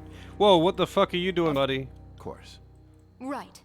More tallies to the blood account.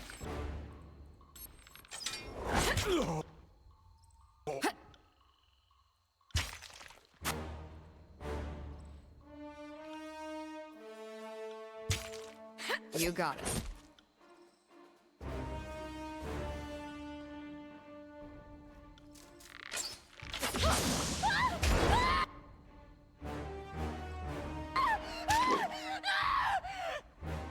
Oh, what the hell are you doing? Where are you going?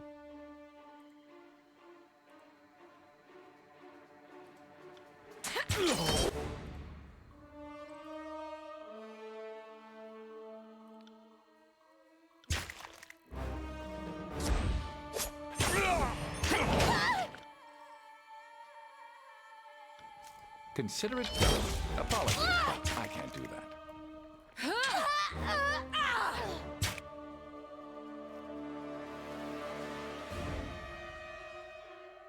We can do this!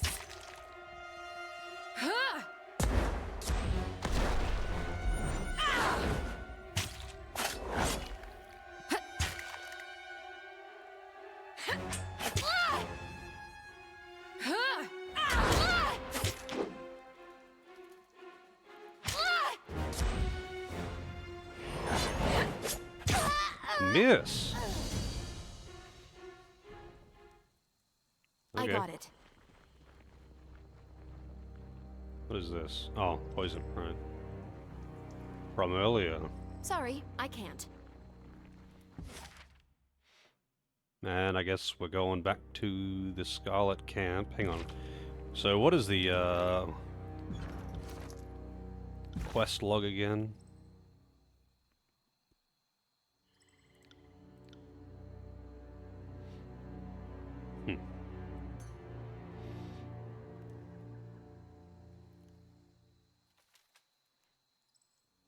Seek with Iron Marshal Eranos.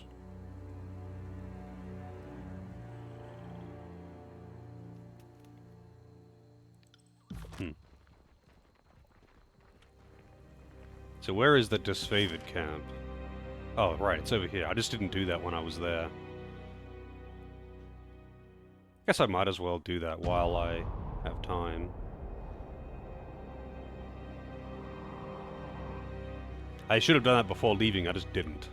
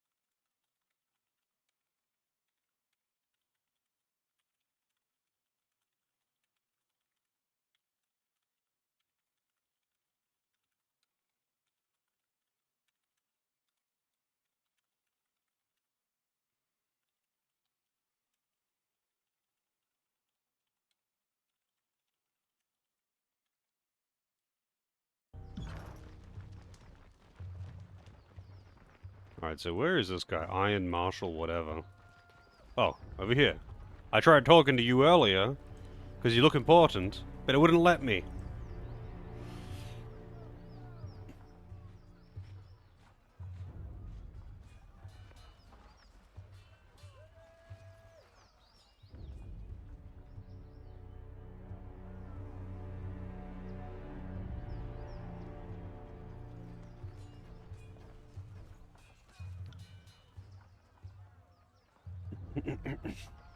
Oh, sorry, I wasn't even looking at chat there. Looks like other game we played a year ago. Pillars of Eternity? Maybe?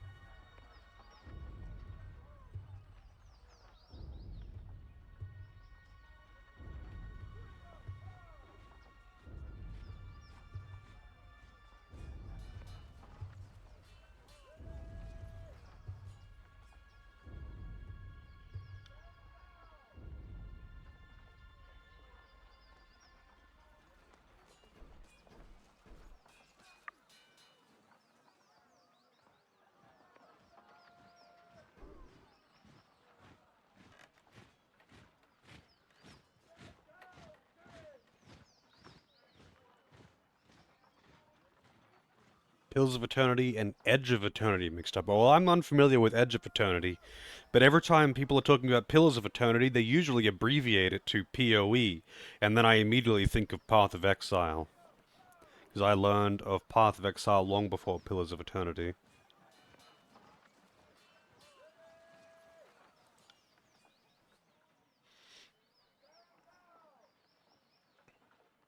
But goddamn, Pillars of Eternity was really good.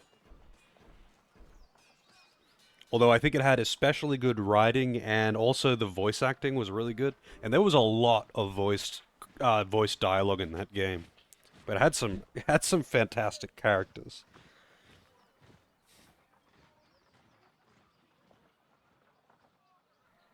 Thinking of Divinity Original Sin? Yeah, I mean, that's another CRPG. CRPGs do all tend to look fairly similar, but Pillars of Eternity was more recent, I believe. But yeah, I've played a few. And yeah, Wrath of the Righteous I also played on stream. So actually, which CRPGs have I played on stream? I think it's just those ones, right? Pillars, Wrath of the Righteous, Divinity Original Sin. Let me look at the queue real quick.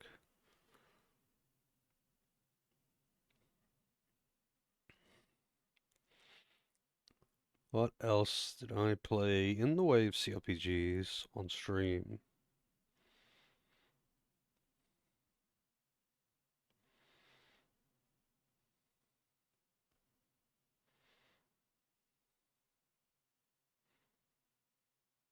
I think that might be it.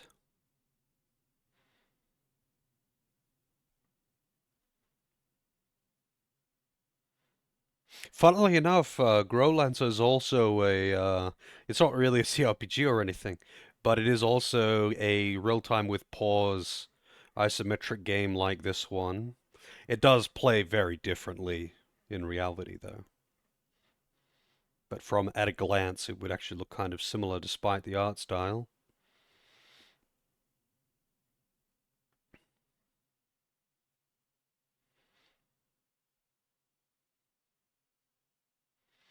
Yeah, it looks like that's it. Although the old Fallouts were CRPGs, the new ones were not. And I've played New Vegas and Fallout 4, oh, both excellent games, but not the same at all.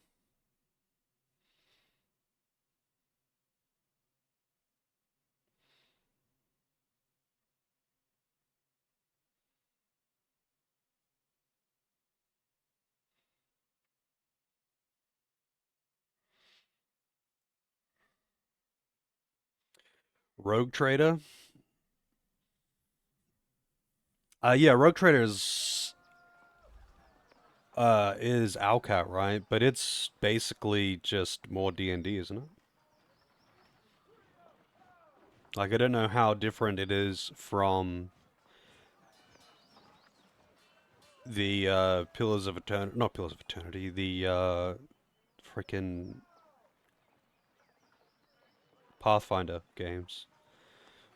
Because Pathfinder's just D&D. So like, yeah, I'm kind of curious. Like, as much as I really did enjoy the writing and world of Pathfinder, it's D&D. So, rip.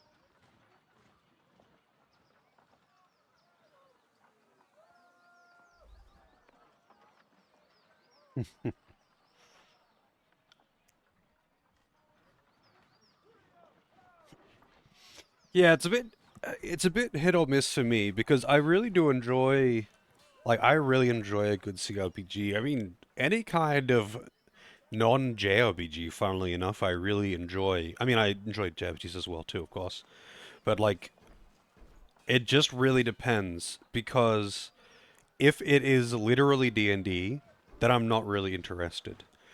The thing that I like about these games is that they tend to be quite open in how you can approach things, how you can do your builds. The dialogue and world tends to be really fleshed out, and you have a lot of freedom, and I really like that. I just don't like D&D. So like if it's D&D, I'm probably not interested. If it isn't D&D, I'm probably really interested.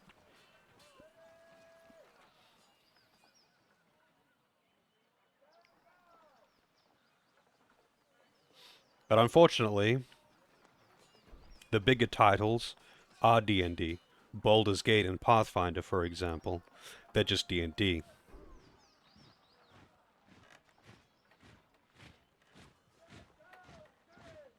As far as I knew, I never looked into it, but as far as I knew, Rogue Trader was also just D&D.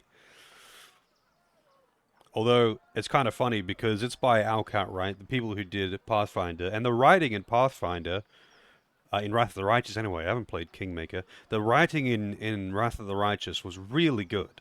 Like, they did the characters and interactions and world really, really well. And that alone made it worth playing. But the gameplay itself is just uninteresting because D&D is just fucking boring in video games. When the only two stats that exist are accuracy and evasion, it's kind of boring and it makes customization feel pointless. And that was like, part of what makes things like Divinity and Pillars really fun is that it isn't just accuracy and evasion. There is more to it. So like customization feels impactful, and like choosing how you want your character to be isn't just going, I can have one thing and be able to hit, or I can have two things and be unable to hit anything. Like you can actually, make a build. You can make a character who is capable of doing more than one thing without just having to min-max accuracy.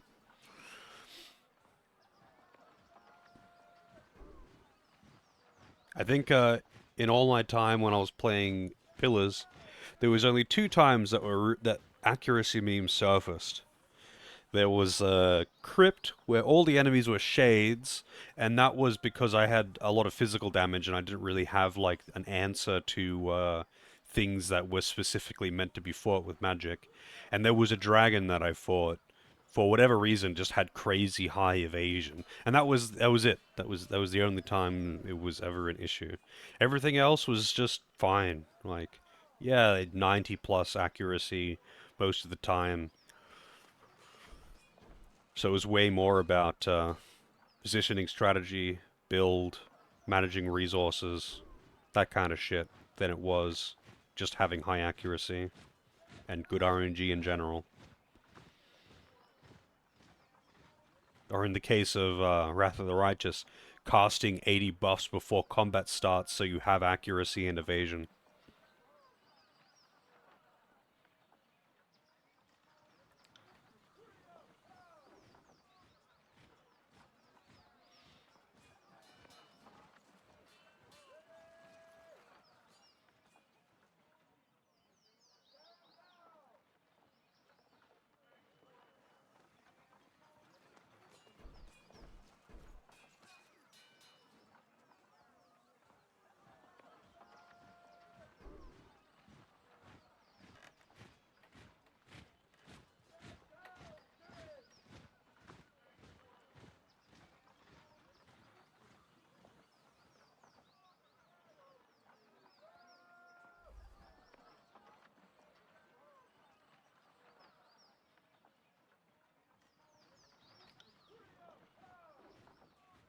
Wait, this guy's like... The armor is just like permanently fixed to his body? That's pretty fucked up.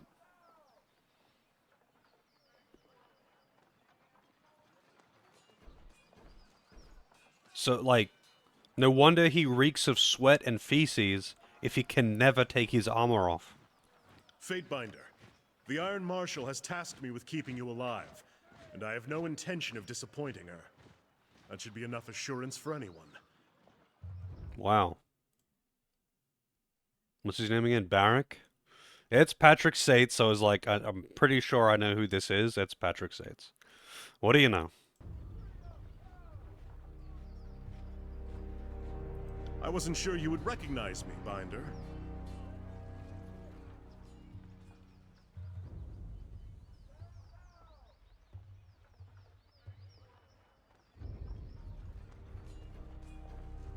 And no, not staying out of trouble, just solving it. I take it you're with us for Echo Call? Barrick, is that you under there? I had no idea you were in Vendrian's well. Fatebinder, do you know this walking anchor? So is Barrack gonna join my party? I'm gonna have a very melee-heavy party then. I wonder if you can respec in this game. How's it going, Archie? Yeah, you recognize his voice immediately. It's funny though, because this game has got a voice cast of 12 people, and I only knew 2 of them, and I recognized both of them immediately. Patrick Sates and Kirk Thornton. Everyone else, don't recognize.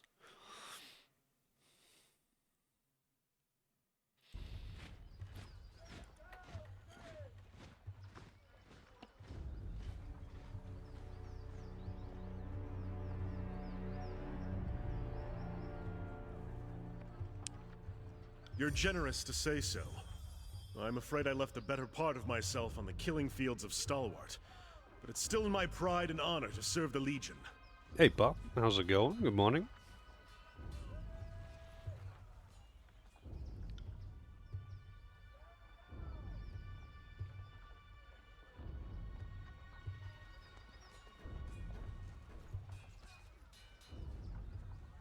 It's just my luck that I'm assigned to one of Tunon's legal clerks. I'm sure you think the rules don't apply to you, but I'm counting on you working with me and my squad to stop these Oathbreakers. Your new controller arrived, nice. Good morning to you. I'm guessing you're talking to Pup, because I'm pretty sure you live in the same state that I do. Oh wait, or were you in South Australia? I don't even remember now.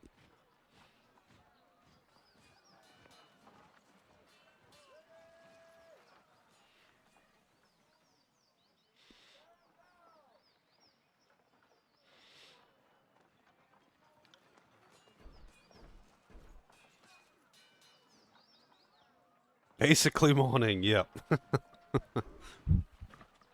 I always forget, like, I usually remember, you know, who is also Australian, but I always forget which state people live in. Which is funny, because we don't exactly have a lot of states.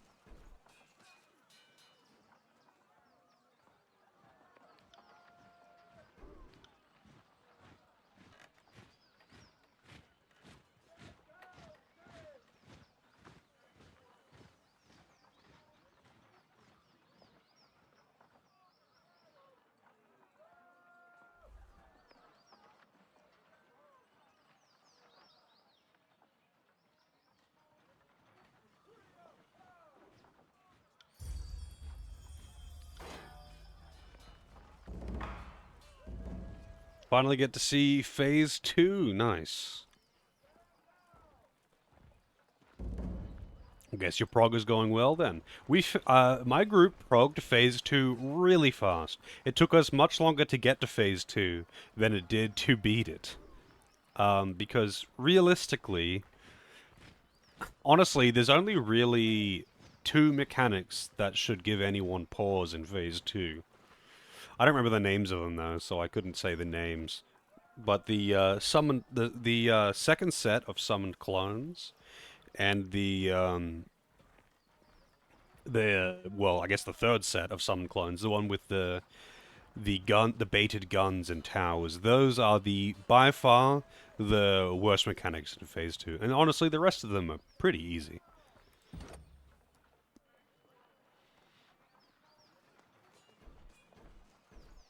Man, what an odd character concept. So his entire suit of armor is basically like melted together onto his body because he was there in the whole like firestorm thing, the first edict. And yeah, he survived, but his armor is now basically fused to his body. So he reeks of filth because he can't take his pants off to shit.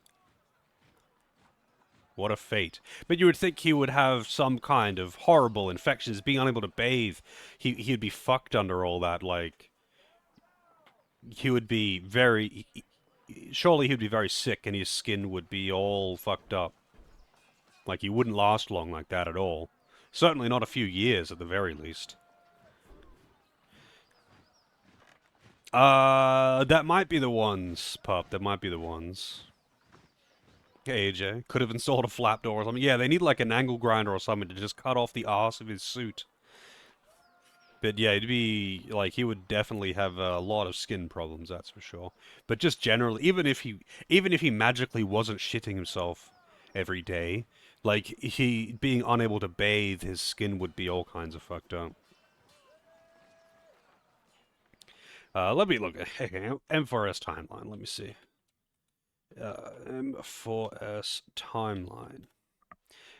It would be Phase 2. Girl Gone Wild. No checkpoint. Mustard Bomb. Tail Thrust.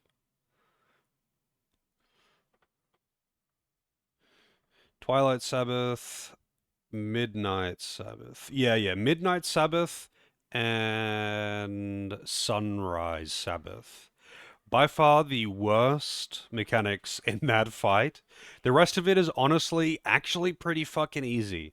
Phase 2 really isn't too hard, but the Sunrise Sabbath is very finicky. Very finicky. Like, when you're baiting those guns, you have to position just right, or you'll either touch the edge or you'll shoot someone. It's pretty annoying. But with enough DPS, you actually just skip that mechanic entirely. We do, at this point. At this point, I think we usually kill it, like, at the start of that mechanic. But that's like, we've never had a clean kill yet. So on a clean kill, I think we would just skip it entirely, to be honest.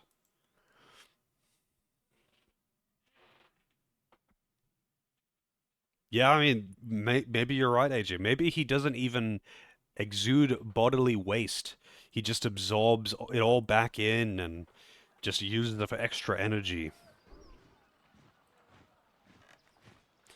Yeah, the DPS checks on this raid tier are an absolute fucking joke. In PF, you're not skipping that mechanic. Like, you are not skipping that mechanic in PF, I'm sure, unless you get a God run and just, like, the perfect party. But, like, yeah, the DPS checks in this tier are an absolute fucking joke. On our first kill of that boss, it was not clean. We had many deaths, lots of damage downs, all that shit, and we still had, like, 40 seconds to spare or something. Like, it was a lot. I think it was, like, actually nearly a minute before Enrage. It was kind of weird, because that was week 1. That was week 1. And we still had that much time to spare. And no, we're not just god gamers or something. Our goal wasn't even week 1. Our goal was week 2.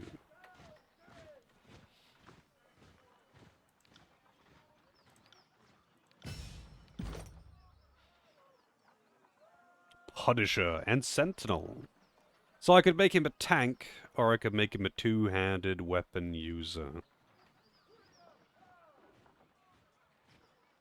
I think I kind of want him to be a tank. And maybe I'll put, what's her name? Verse on range duty. I think I asked this before, but can you respec in this game? I'm guessing probably not, but, you know.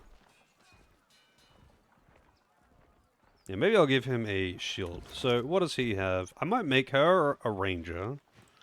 Does she have a bow? She doesn't have a bow. I would have to get her one. Like, by default, she's dual... Oh, no, she does have a bow. She's got it equipped on our other set. So what do you got? Yeah, you got sword and board. Man, that is not look comfortable. So his body is literally... His armor is just a bunch of swords that have melted and warped around his body. So apparently, the description that was of the first edict that fucked the place up was a giant firestorm cyclone that was powerful enough to basically pick up all weapons, rubble, people, anything. And it was basically a giant storm of steel and shit. And he somehow survived this, and all of the metal melted to his body, somehow not killing him. Pretty metal. Hey Thomas, how's it going? Momo, that's a good emote. Momo is the best character.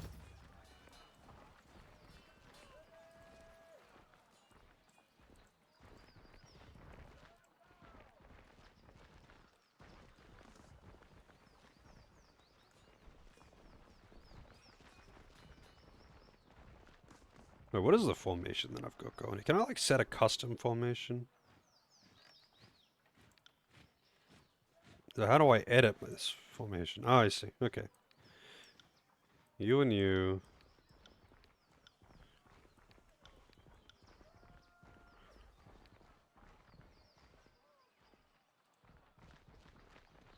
There we go.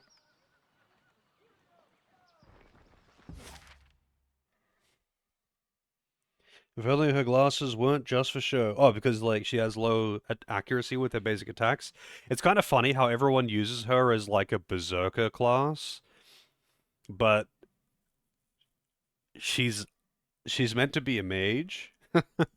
So she's got low accuracy and she hits hard, yes, but she's also the best mage with the best int growth and the best MP.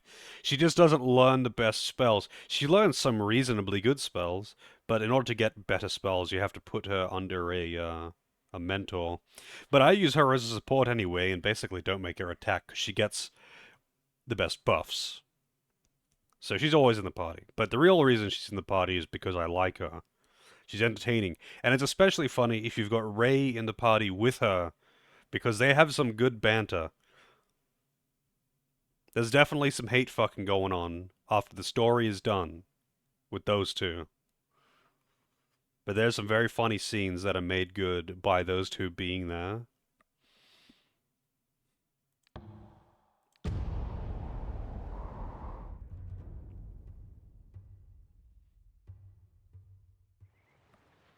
It's like, what's the name?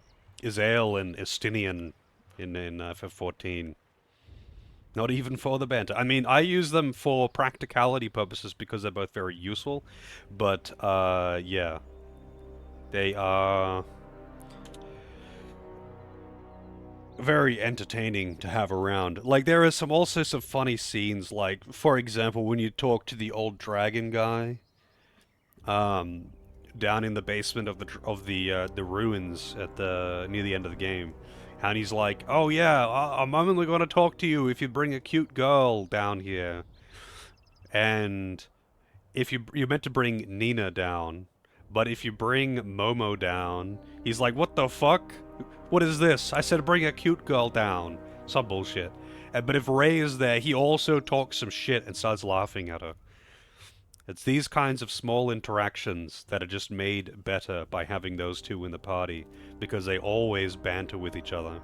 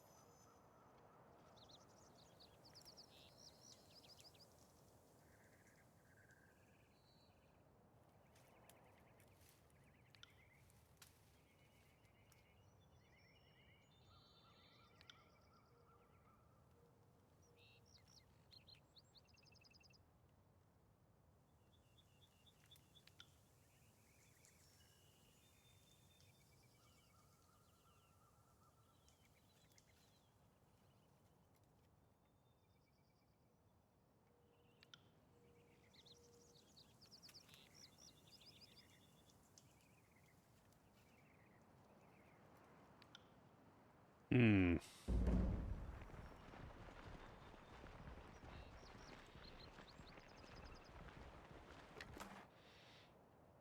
Iron Greatsword. It's exactly the same as the... Well, not exactly the same, but it's pretty much the same as what I'm using.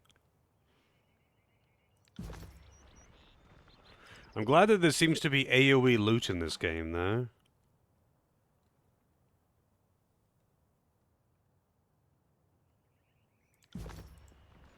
Ain't To some extent, anyway. that odd. Traps. I'd say that's worth a second. That might actually be better than what she's using. Is that better than hers? It is indeed.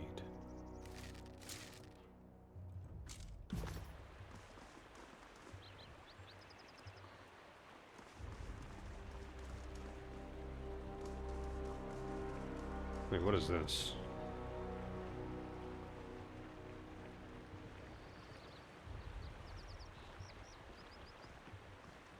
That's a tiny bridge. And that water doesn't really look too deep. Yet somehow it fucked him up. Like, I get they're wearing armor, and it would be difficult to get out of the water. See that? But I don't think it would be guaranteed death upon falling in, you know? I'm not here to make. Oh. And she's dead.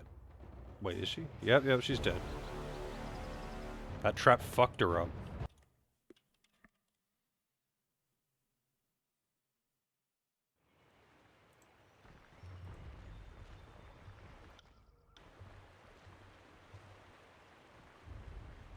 I am a Don't want you to all run in there, man. How did the hell did that still trigger? How the hell did that still trigger? How old is this game? 8 years? Right. Can't do that. More talent to the body. Can't do that. They can trigger traps, yeah. Someone staunch my bleeding.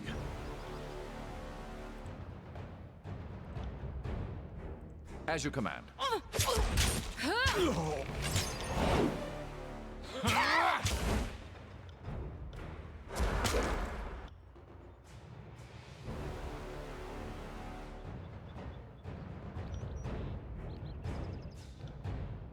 You got it.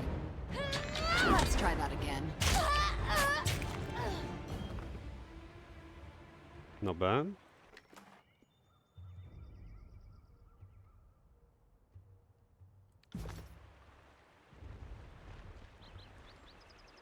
Slow and steady.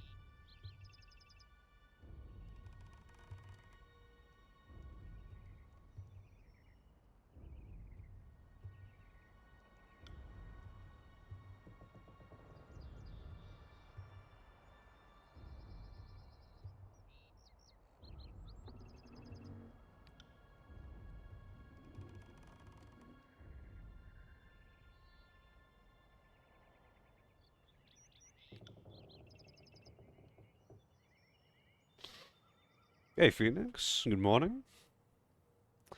Hope you're doing well.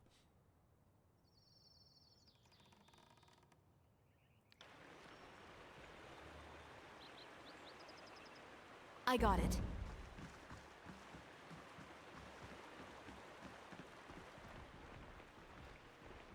Can't do that.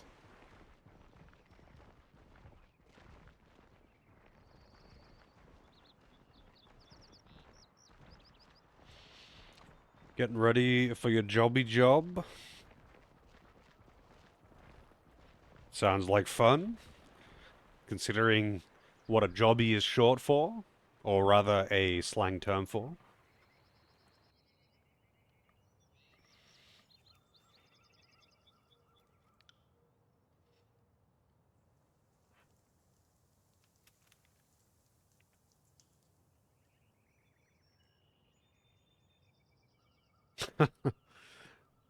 But I don't think it means what you think it means. Or at least not here.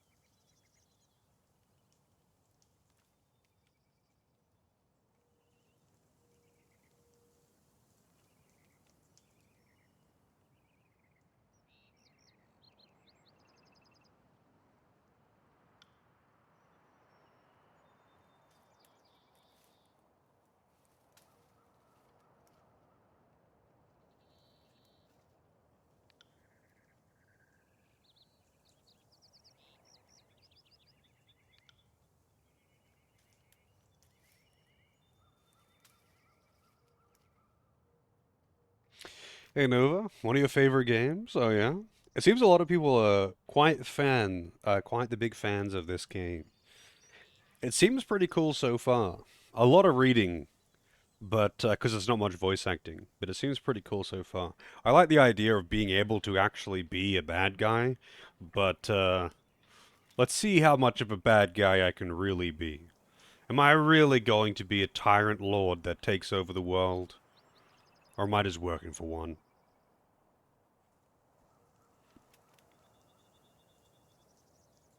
What things did I pick? You'd have to look at the VOD. I don't really remember.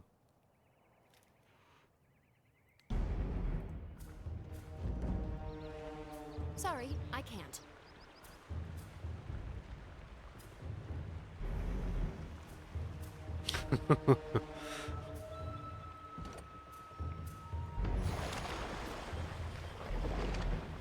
Alright, got across.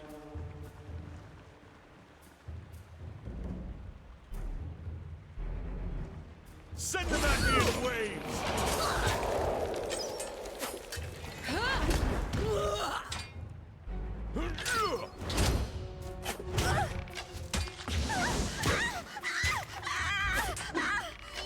That does not sound pleasant.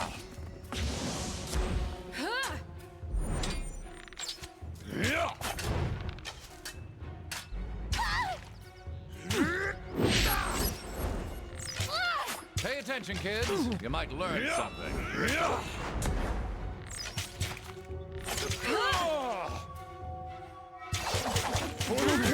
That's a lot of stabbing.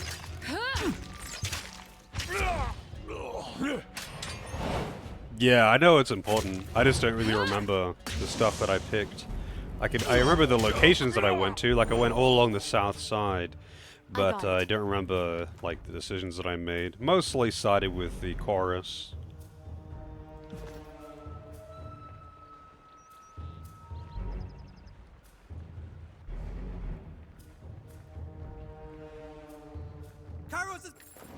Butchers have come! Flee!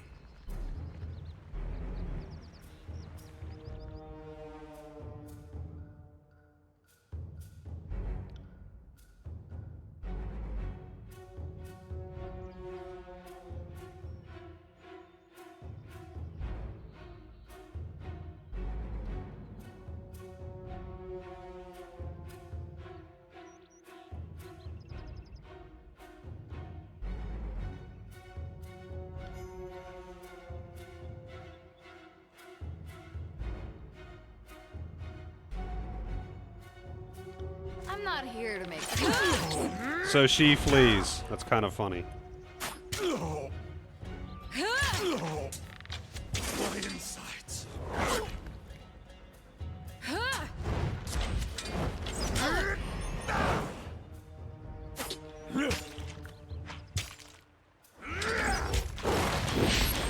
Oh, that was not what I expected that to do. This weapon is useless.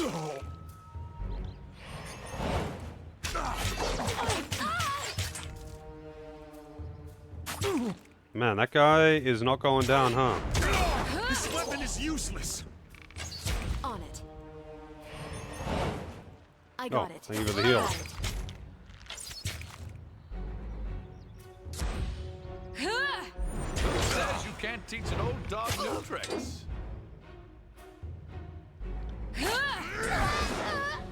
Right, I forgot I have that once per battle heal as well.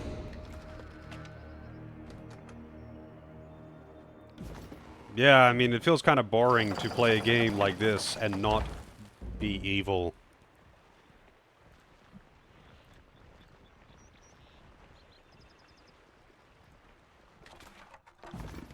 Found something.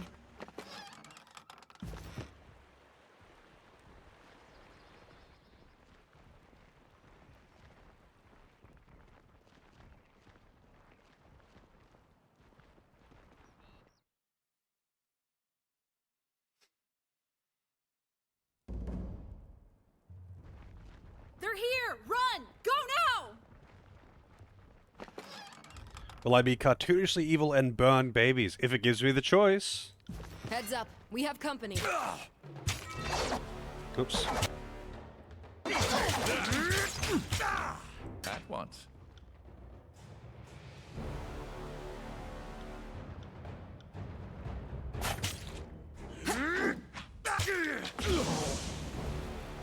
No, sorry. As you command.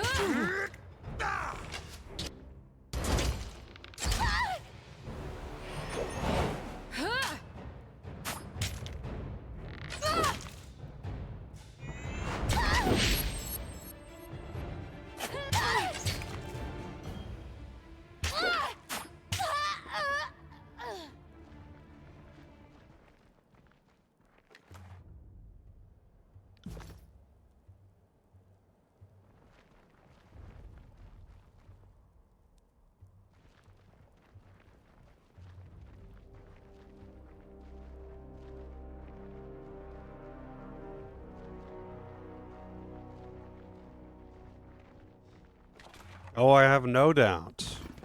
But games that let you be evil are incredibly rare. The Vendrian, nothing I can't handle. Guard can't protect us. We must go. See that? Have a look here.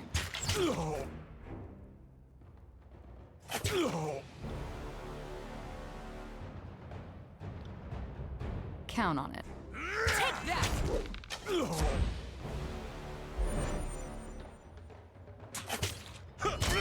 Yeah, I don't know how much, like, min-maxing your builds really matters. Oh boy, it was a fucking trap. Everyone loves traps. There seem to be quite a lot of them in this game, actually. They're kind of just everywhere. Time to lighten my step. Sorry, I can't.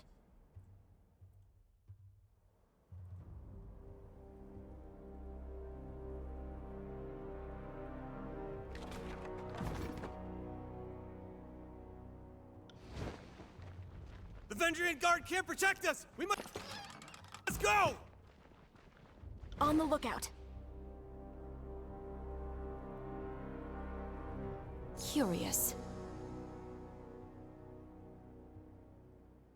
I got it. I'm not here to make friends. Go on, buddy. Over here. Yeah, you hit those traps. Wait, I don't want you to be stealth right now. Just kill him. A new dent.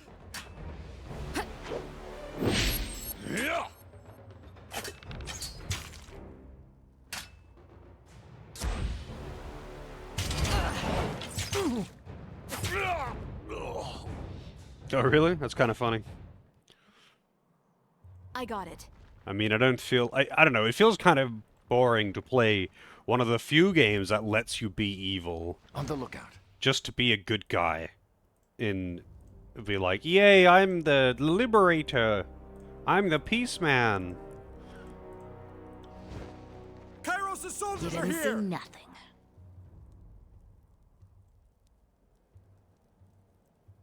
I want to kill that chick that was mocking me across the bridge.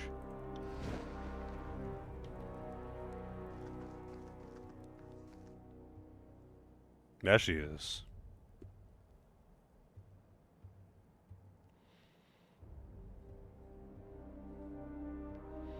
I've played enough games where I have to be the lawful stupid idiot. When I get the chance to play an evil character, I like to. I hate it though when it's like, oh, you do the bad thing, that means you get the shitty ending. Haha. 'Cause evil can never win. Crime doesn't pay. You know what that's called? A shit writer.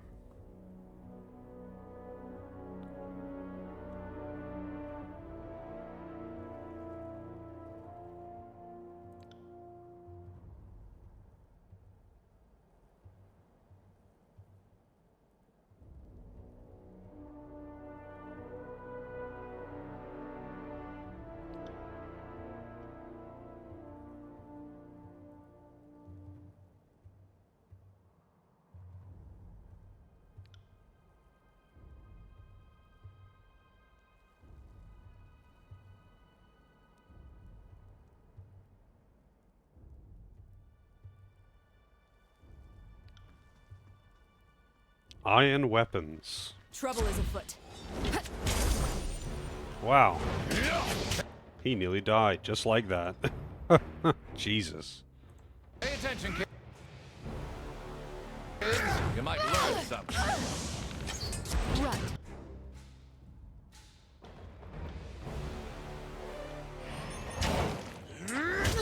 I'll do it for the North. I will aid you.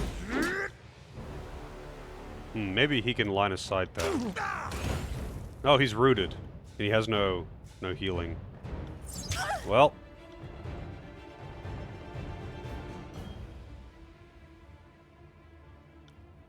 Where did all this Well, he's dead. blood come from? Everything just targeted him straight away. Together. And it's healing itself. I mean, I don't know. I haven't like read up on the game, man. I'm just playing it and seeing what I get. I'm gonna have to reload that fight. I'm just playing it and see what I get. I don't know anything about the story. I just know that you can be a bad guy. If I looked too far ahead, it would make it very boring.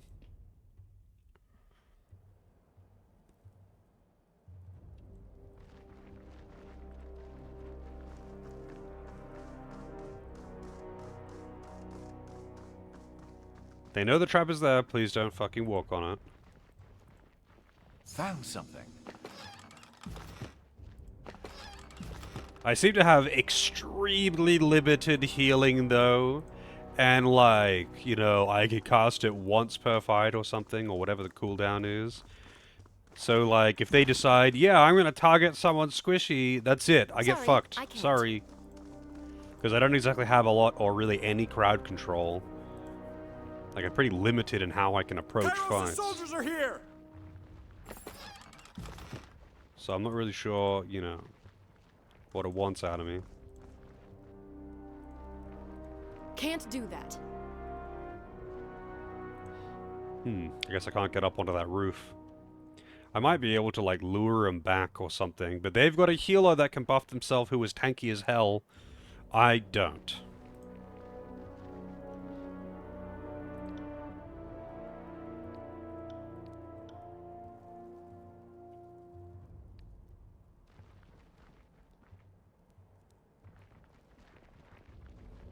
And when they're walking around, they are walking around really close together.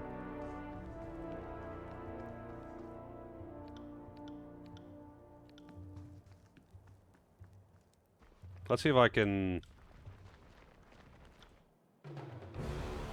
Sorry, I make them can't. cluster up.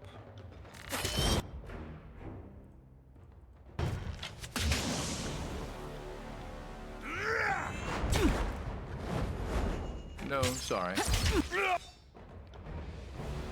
Sorry, can't do that.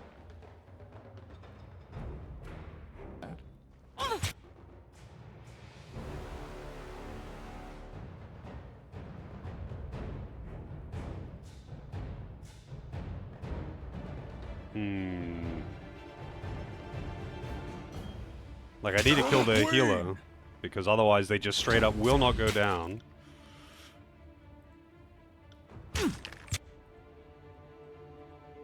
I'm on it. Why do you keep changing target? Please. On it.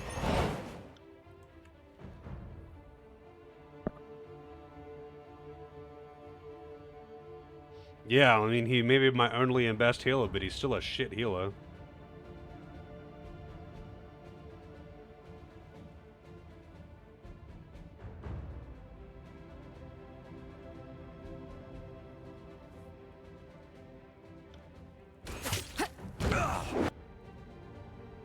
And the AI is dubious. Maybe I have to customize it? I don't know.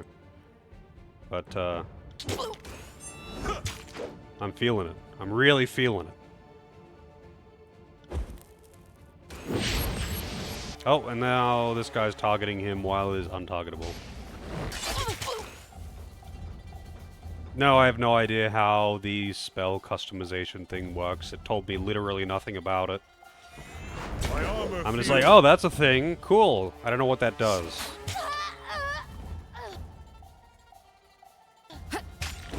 I didn't look the game up to know how to metagame it before I even started playing it. Will do. Why can't I hit anything?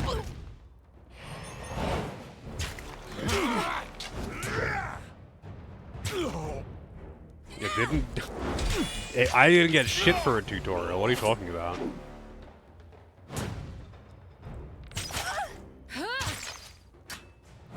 You got it.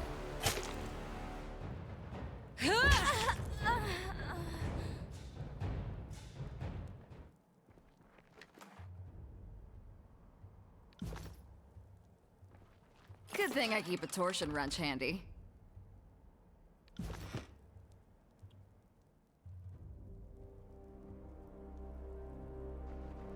Well, maybe the game should have given me a tutorial.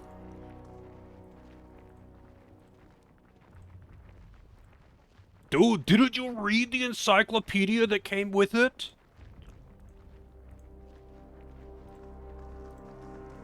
Can't do that.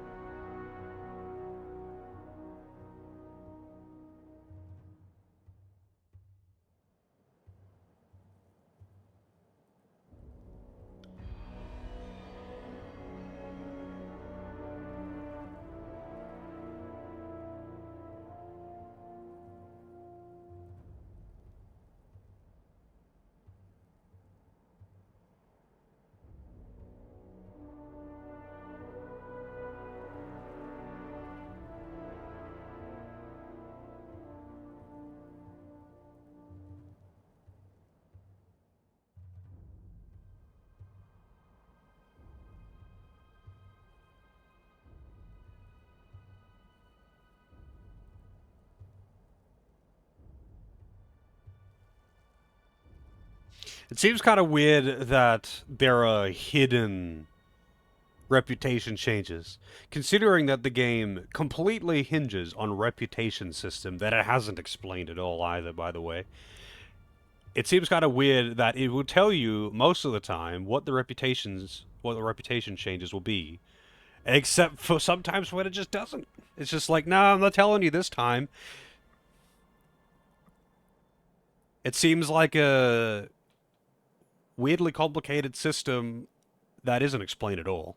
But it tells you, like this, says here, Vendering God, gain average favor. That's what it says for pretty much everything. It'll say what it does, but then sometimes it doesn't say what it does, and then it just does it anyway. It seems kind of weird. I don't know why they would make it 90% visible, but then 10% invisible.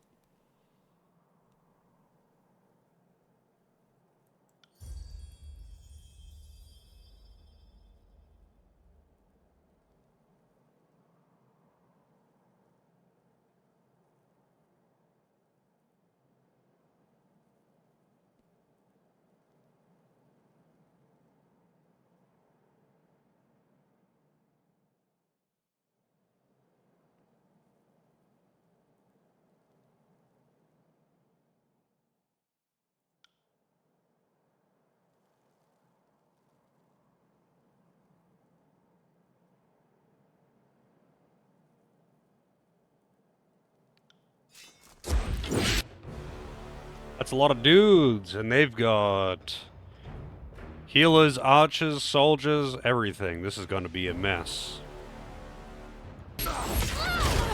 I'm noticing a lot of pretty low percentages as well, so I'm guessing the accuracy memes are going to be pretty fucking real too.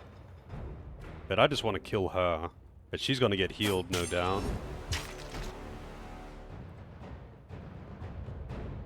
Right.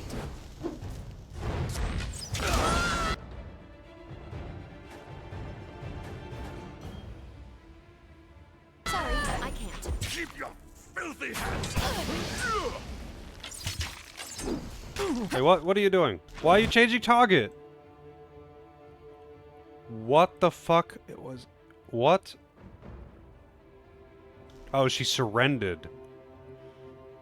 I guess because I have to be able to talk.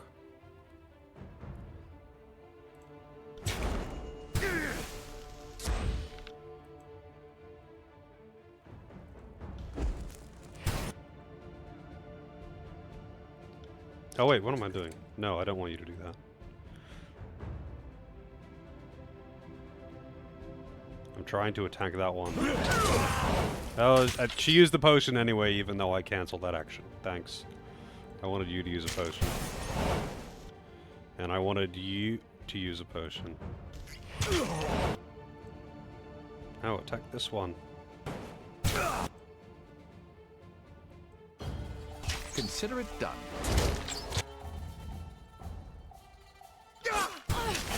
He is super dead, but whatever. On it. He is also super dead. Archon, lend me your strength. Not really sure how I meant to, come out of this one alive. With so many, like, being outnumbered so fucking hard. And I don't know why he always tries to get back into melee range. Even though he's using a throwing weapon. Alright, let's try that again. I'm sure I can customize the AI, but the AI is pretty fucking retarded, man. It's kind of weird just how bad the AI is being sometimes. Like, they do some really dubious shit. Especially when it comes to running into melee range or changing targets randomly or what have you. It's kind of fucking weird. Maybe I'll try and bottleneck them by making these two stand back here. Oops.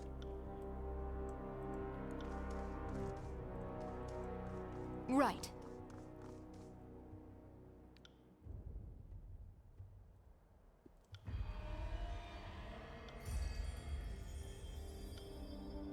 Heads up. We have company. Oh, ahead. instantly chunked. Instantly chunked.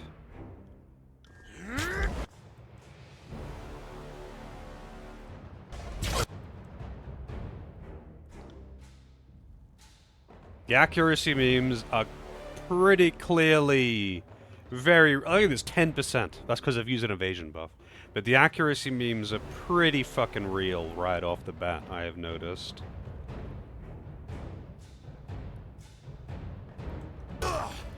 New dent.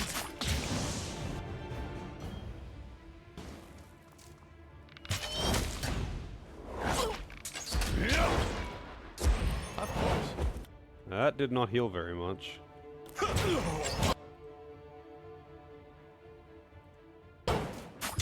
I will aid you.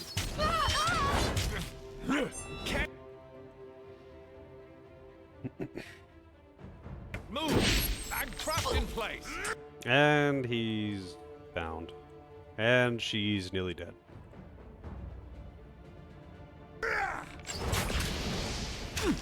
Wait, why are you not... Oh, she's surrounded, right. I was like, why are you turning to the tanky dude that I'm trying to ignore? I think I probably can't actually win this fight right now, though. Not 4v5. When they take that much to kill and they can easily delete me, like it's not even close.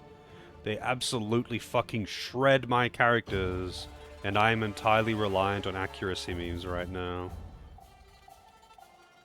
Like, I don't have terrain advantage or something, and I don't have excessive heals. I don't have any kind of utility I can take advantage of here to be able to, I don't know, bottleneck them or something. So unless I'm missing something and I'm meant to have another character right now, because technically speaking, I could have done this fight before I actually did that other quest. And then I would be, actually no, I wouldn't, actually yeah, I would be down a character. I wouldn't even have Lantry in the party right now if I did. So, is this really, am I just meant to be this ridiculous? Am I really just that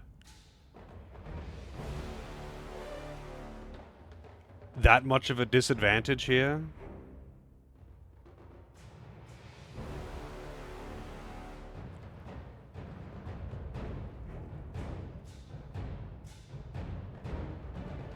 Because this seems a little bit excessive, considering that the other, because I had the option of doing 2 quests here, and the other one was fine. It was just fine.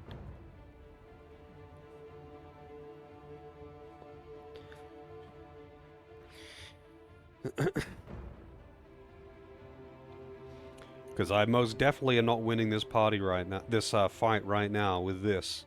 With them able to, I mean, unless I can just negate the accuracy memes through, I don't know, maxing accuracy out. But, yeah, it's a bit excessive, to say the least.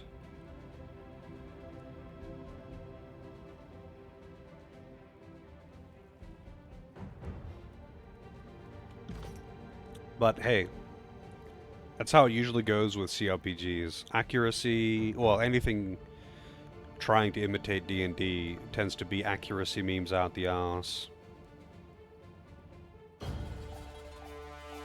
Like, what is this? Hang on. If she attacks, it's 10%, 72%, 85%, 69%, 73%. And she's the one that's actually putting points into accuracy. So what is it if I have... Oh wait, I can't select it. If I select him. Oh, it doesn't even say for the others.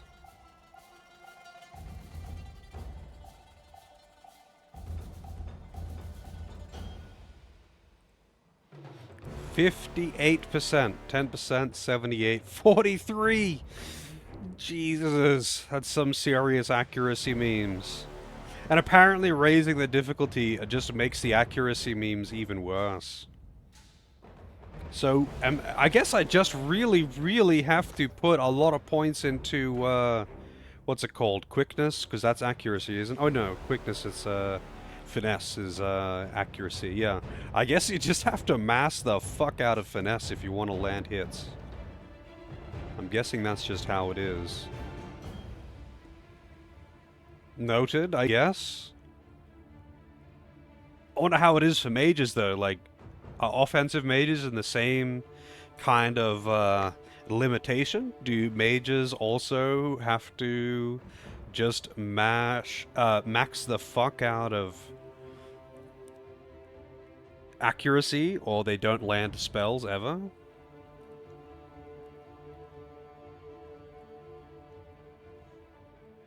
Well, I mean, that's the thing, Thomas. That's why I'm always like kind of on the fence with CRPGs, because I absolutely love them when they do it right.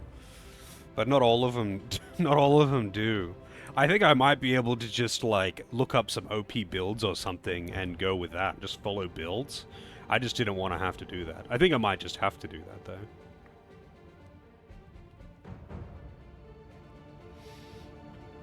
I might just have to look up the OP builds and look at who to use and how to build them, which is kind of lame because that's just like spoilery shit. I like to be able to mess around with my own builds, but if like literally right off the bat they're going to be throwing 50% chance to hit at me, yeah, I'm just going to look up a build because it's just pretty dumb. Yeah, I'll have a look at a video on the spell menu or something. I'm just saying, it's pretty dumb to have that low of accuracy right off the fucking bat on a side quest. It's like one of the first things... One of the first things that I've been doing in the game, and it's immediately just thrown hyper fucking accuracy memes at me. And that's pretty dumb. That's not a good sign. So I'm gonna have to just look up something. I'm sure you're a Mega God gamer, Nova, and that's why. But I don't have an offensive mage. I have a healer that doesn't heal. And I've got 3 physical attackers that don't really hit. So, you know, my options are a bit limited.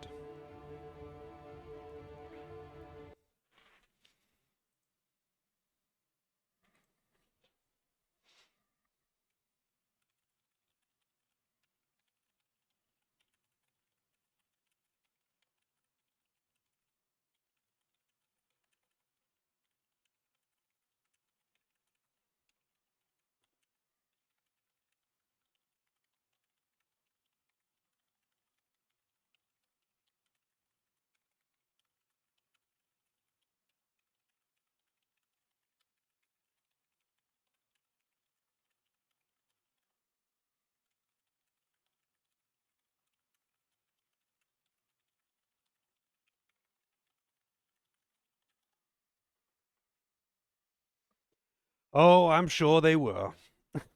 I'm sure they were. Either way, though, it is late. So I'm just going to look up some builds or whatever. I was kind of tempted to end a bit earlier anyway, because I've got a headache and a half right now. And I'm very tired. But I'll look up some tutorial shit, I'll look up some builds, I'll mess around with it. Obviously, I'm not stopping the game or something. Like, I'm just going to have to... Like, I kind of figured that it probably wasn't going to be an accuracy memes kind of game, but it looks like it will be an accuracy memes kind of game. So I'm just going to look up how to make the characters viable and go from there. If mages are super busted, I could just start again and make the main character a mage, but we'll see. We'll see. Yeah, so I understand that the whole they don't want to just make it, oh, everything is exactly the same every time and you can plan out everything and calculate everything. Like, I understand not want to do that, but every single time, 100 out of 100 times, I would rather have damage ranges than accuracy. Like, I would rather always hit but sometimes do a bit less damage than just miss half the time. I think that's just fucking stupid. Because, like, that isn't how armor works. Because apparently everyone in D&D because this is where it's all come from. Apparently everyone in D&D has no fucking idea how damage reduction works. Because, like, you know, if you're wearing a padded suit, for example, and someone punches you, yes, you're going to mostly not get hurt by this, but it will still hit you, right? You still feel it. It just doesn't hurt as much. It's reduced the impact because it's padded. It isn't like, oh, well, you know, it either hits you or it doesn't hit you. That is not how it works. That is not how it works. And people trying to defend that, I don't know what's wrong with their brain. It isn't a case of, oh, you're wearing armor, so it either hits you or it doesn't hit you, because it's glanced off, so that means it effectively missed. That's not how it works.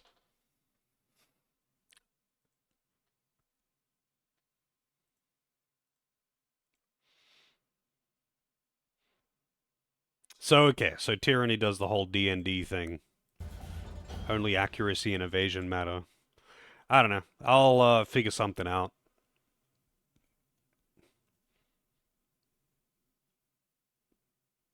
And worst comes to worst, I can just jack up the accuracy on everyone, and then I can laugh at the game. It would actually be kind of funny. Embrace the RNG? Fuck that. RNG is a shit mechanic. You know what I am glad, though? It seems, anyway, it seems that RNG in conversation isn't a thing in this game.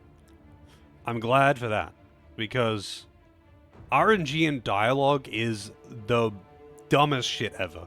There is no way that that should ever be a thing. That should never be a thing. RNG in dialogue.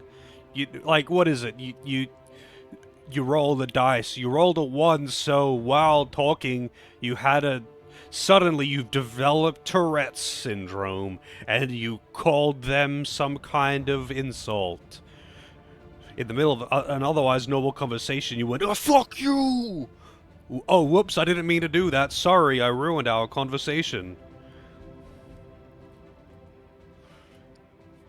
That should never be a thing. And that is the dumbest excuse to have a fail. Yeah, I've heard Disco Elysium is big on the RNG dialogue. I've heard that it's a good game, but the fact that it's all RNG dialogue does definitely make me a bit less interested. I've just heard that it's good. But then again, I've heard that it's good from the people who say Baldur's Gate 2 is the best game ever made.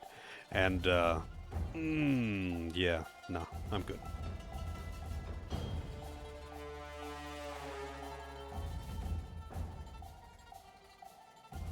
Apparently, though, Disco Elysium is pretty good for, like, oh, this didn't go according to plan, but that doesn't mean that you just have to quick load, because it doesn't just ruin everything. Like, in most CRPGs, like, if you fail something, like, that's it, it's done. That quest is over. But apparently Disco Elysium is pretty good for having, like, many ways for things to play out, rather than it either succeeds or it fails. Which is usually how it is. So that would be, interesting, maybe. But I ain't picking it up or playing it. I would just watch someone play it, to be honest.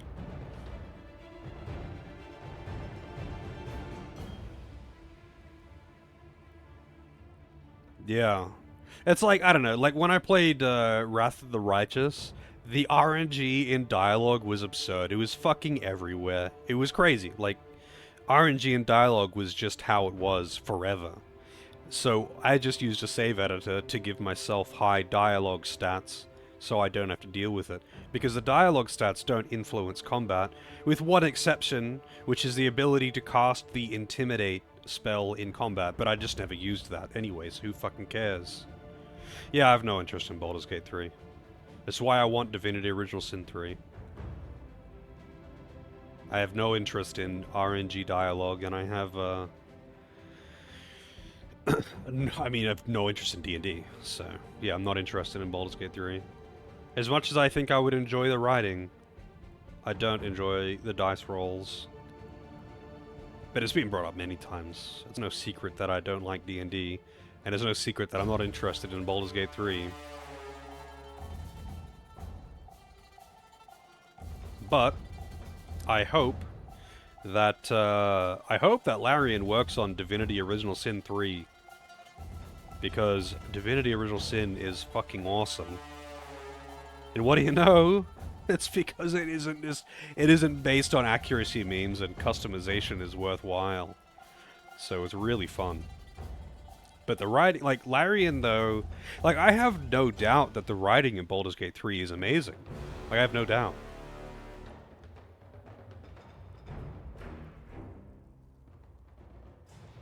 Because it's shit game design, Nova. And because I play a lot of games. There is literally no game that is made more fun by just adding accuracy memes to it.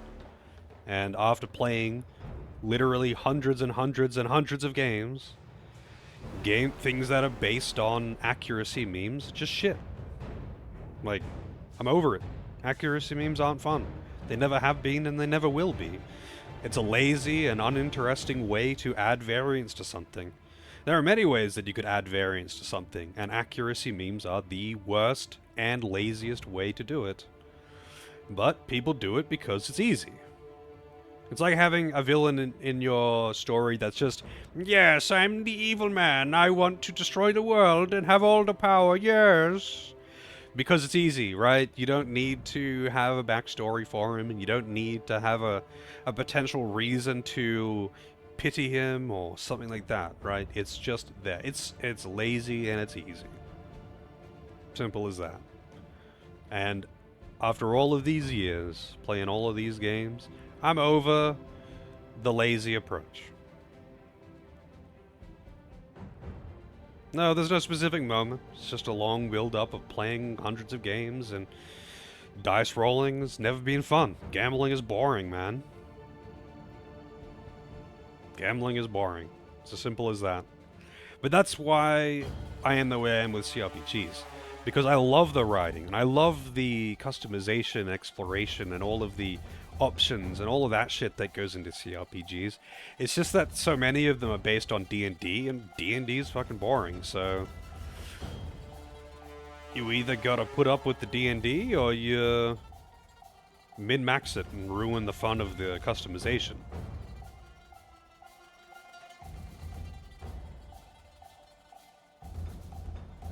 You gotta do what you gotta do, I guess. Like, customization is, in any RPG, doesn't matter what genre RPG, customization is one of the biggest draws for me. I love being able to customize my characters and my party and fuck around with class systems and all that kind of stuff. Love it. That's like the thing that I like the most in RPGs. But when the customization gets reduced down to maximizing 2 stats, it kind of defeats the purpose of having customization.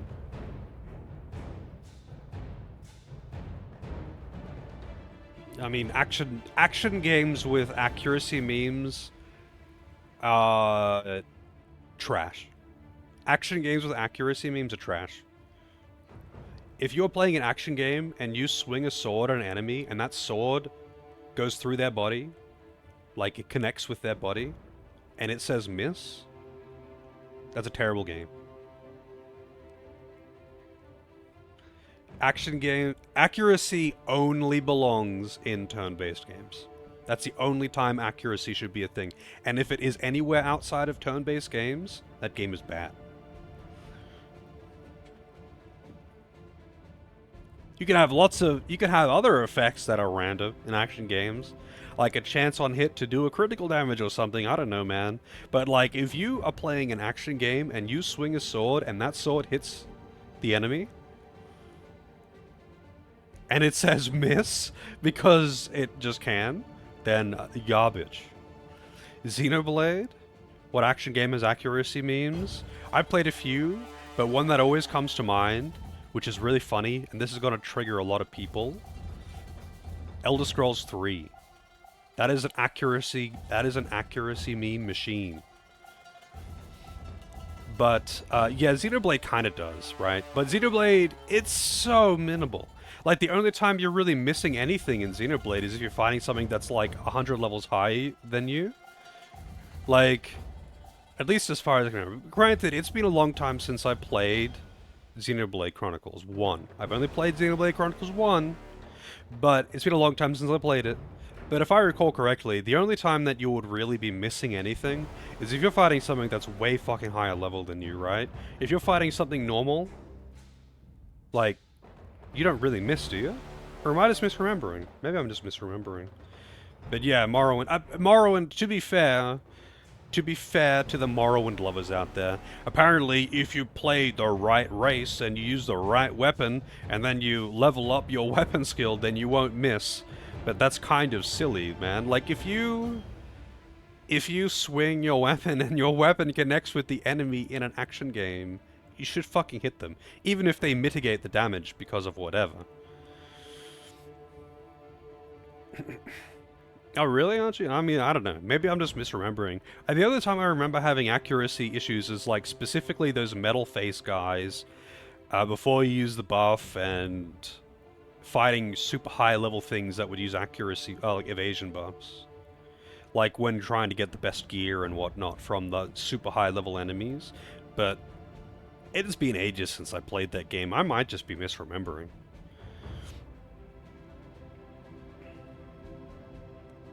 And that was pretty much my experience with Morrowind as well, Thomas. I tried to get into it, but I just couldn't.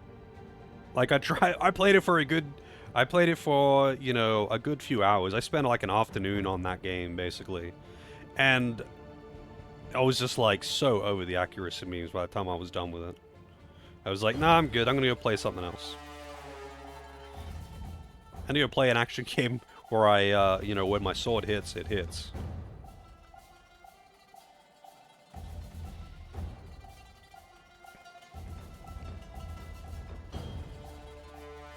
It's kind of funny, though, because Xenoblade is also kind of in that weird boat of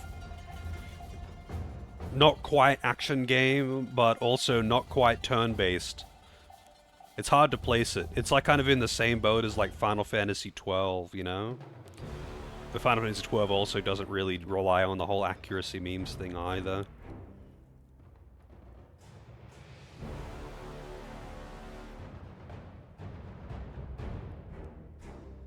Yeah, I'm kind of in that boat there too, Thomas. Like, the fun is the customization, and if...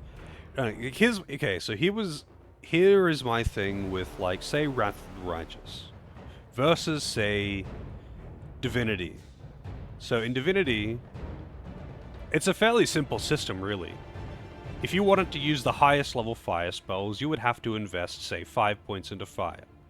But if you wanted to only use medium level fire spells and medium level wind spells, you would only need to put 2 points into both. And then you can use both the medium level spells if you really wanted to. And then you could say put a point into, I don't know, melee combat, so you could do the low level melee skills. Now, you're not great at any of them, but you can use them. You will hit with them, you just won't be able to use the Mega Giga Fuck You Fireball, but you can hit with the spells that you've got. Now, if I was to compare that to Wrath of the Righteous, Wrath of the Righteous is more along the lines of, if you want to hit with anything, you need to fully invest into that one thing. If you tried to have middling fire and middling wind, you are not going to be able to land attacks with either of them unless you roll a 20.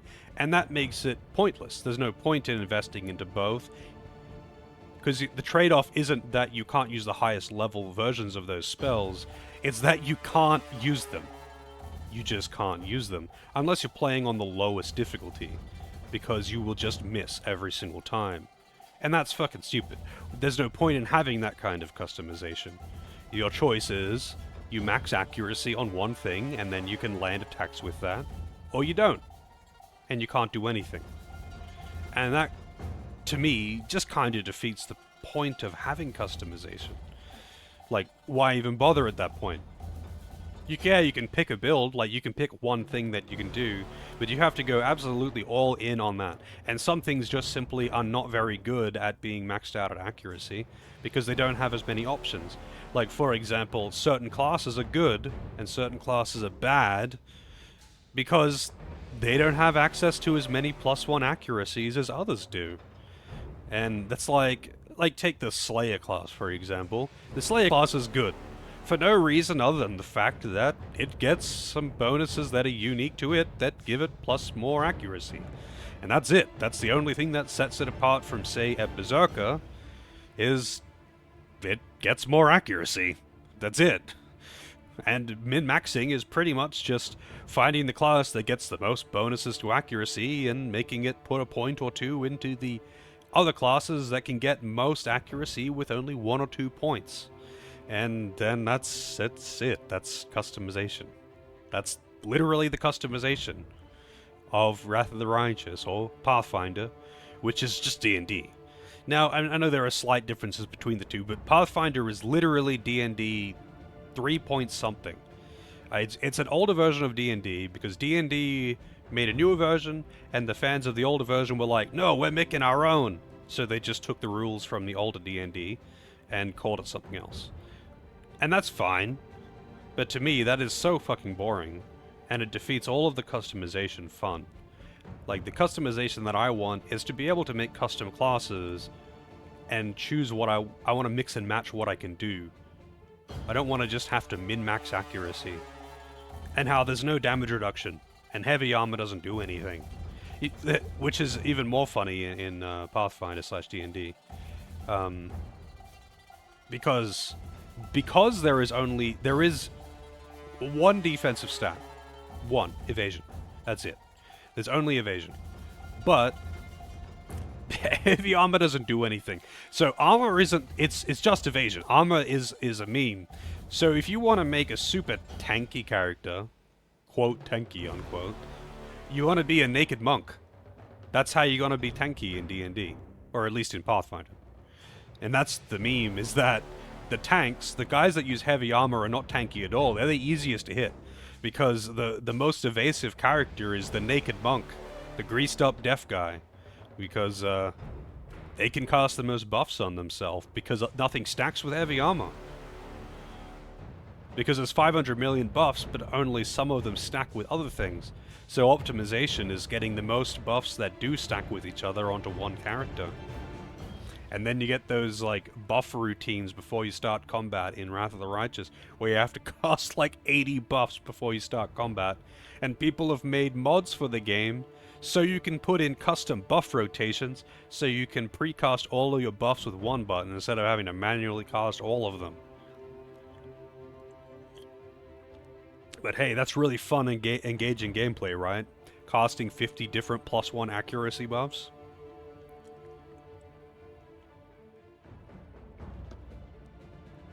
Kind of reminds me of Elden Ring min-maxing stuff.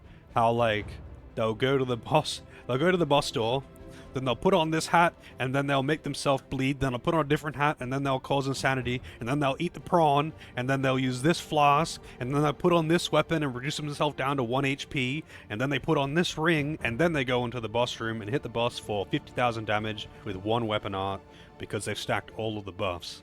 It's hilarious. Oh, you don't need to do that to beat Elden Ring. I sure as fuck didn't. But that's how you min-max an Elden Ring, and it's fucking ridiculous.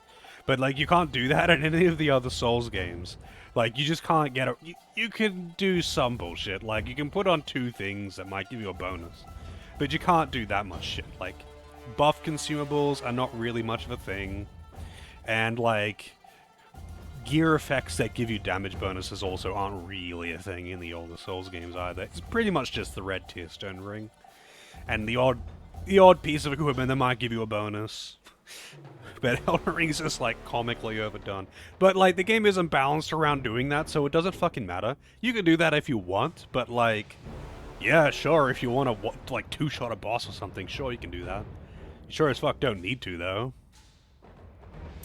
But in Pathfinder, if you don't have a competent build stacking accuracy, you are not hitting anything. You are not hitting anything. That's why, like, I realized that pretty quick when playing, and I was like, alright, I'm following a build guide. And then I just used a Slayer build that had high accuracy, and it was fine. But that's what it took.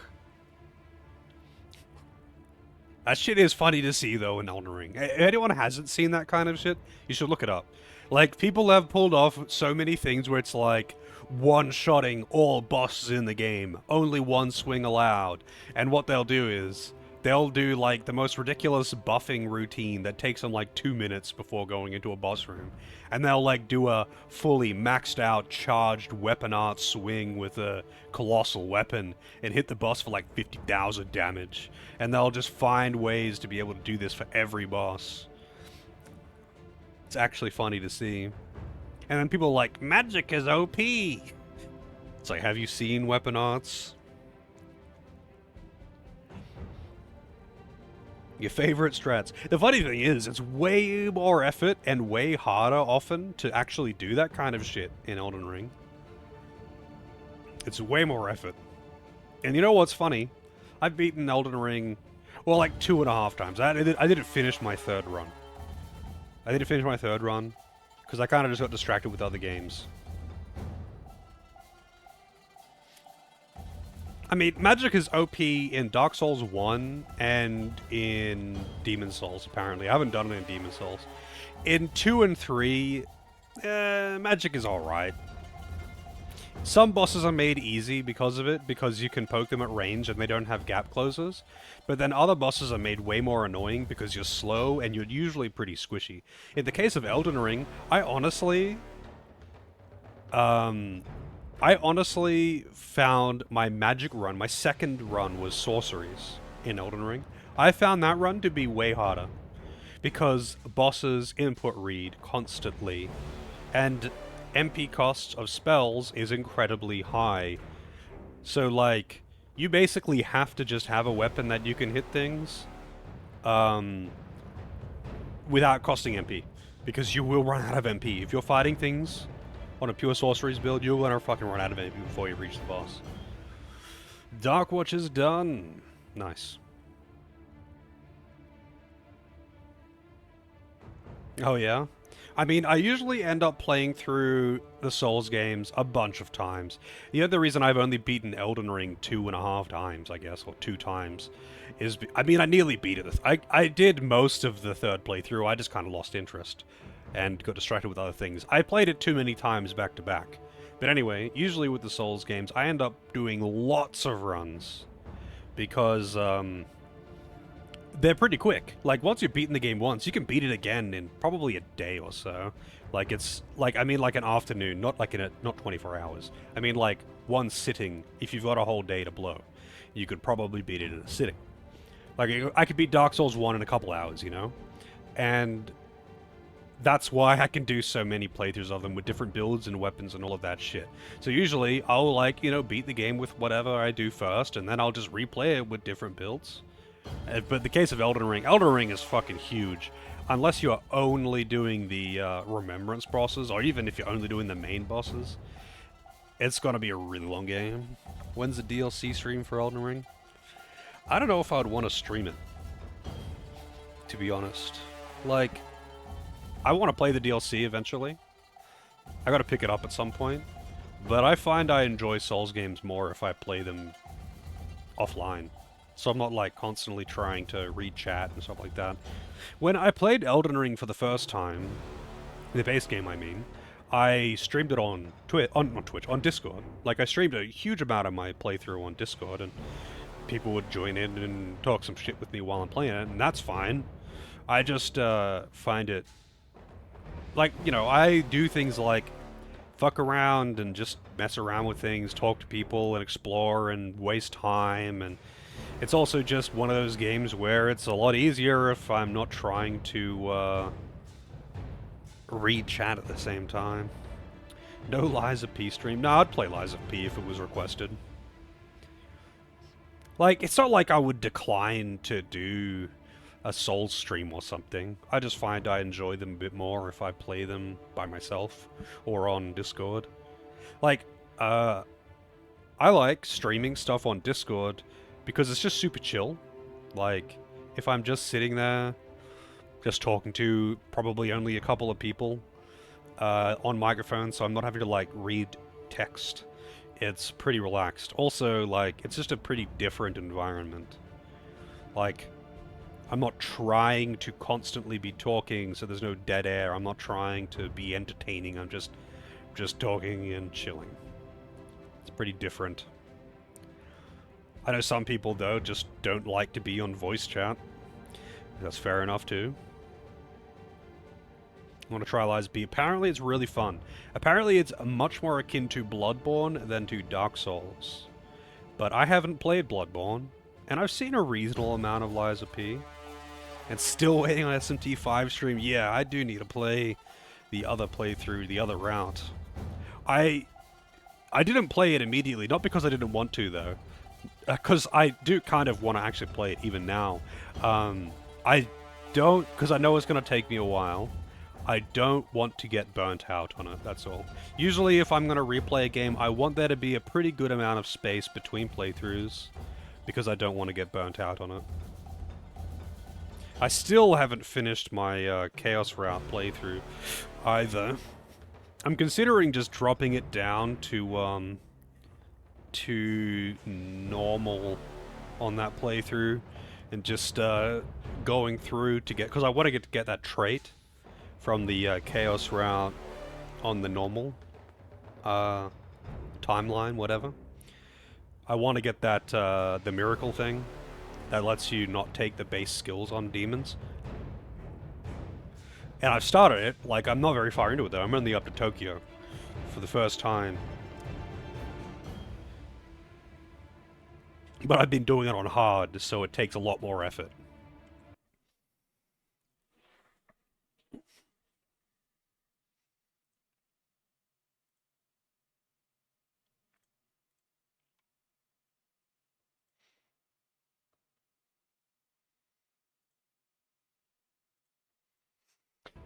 Well, either way, I think I'm done for tonight. I'm gonna look up some stuff. If anyone's got, like, guides or info or whatever I can look up on this game, then feel free to drop it. Otherwise, I'm just gonna look up some builds. I'm gonna see what it takes to make a competent party. Just so I'm not just fumbling around. Obviously, this is gonna be a game where I need to actually make competent builds, or I'm just gonna be missing all day. And that's fine. It just means I'm gonna have to look up some builds.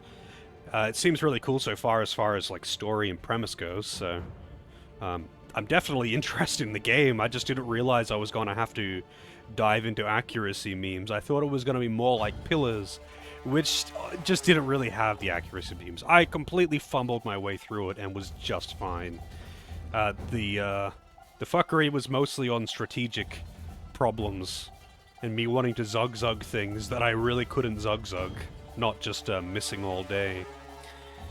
But yeah, let's see real quick if there's someone to host up, but I kind of need to get up. My head is killing me, and I am tired.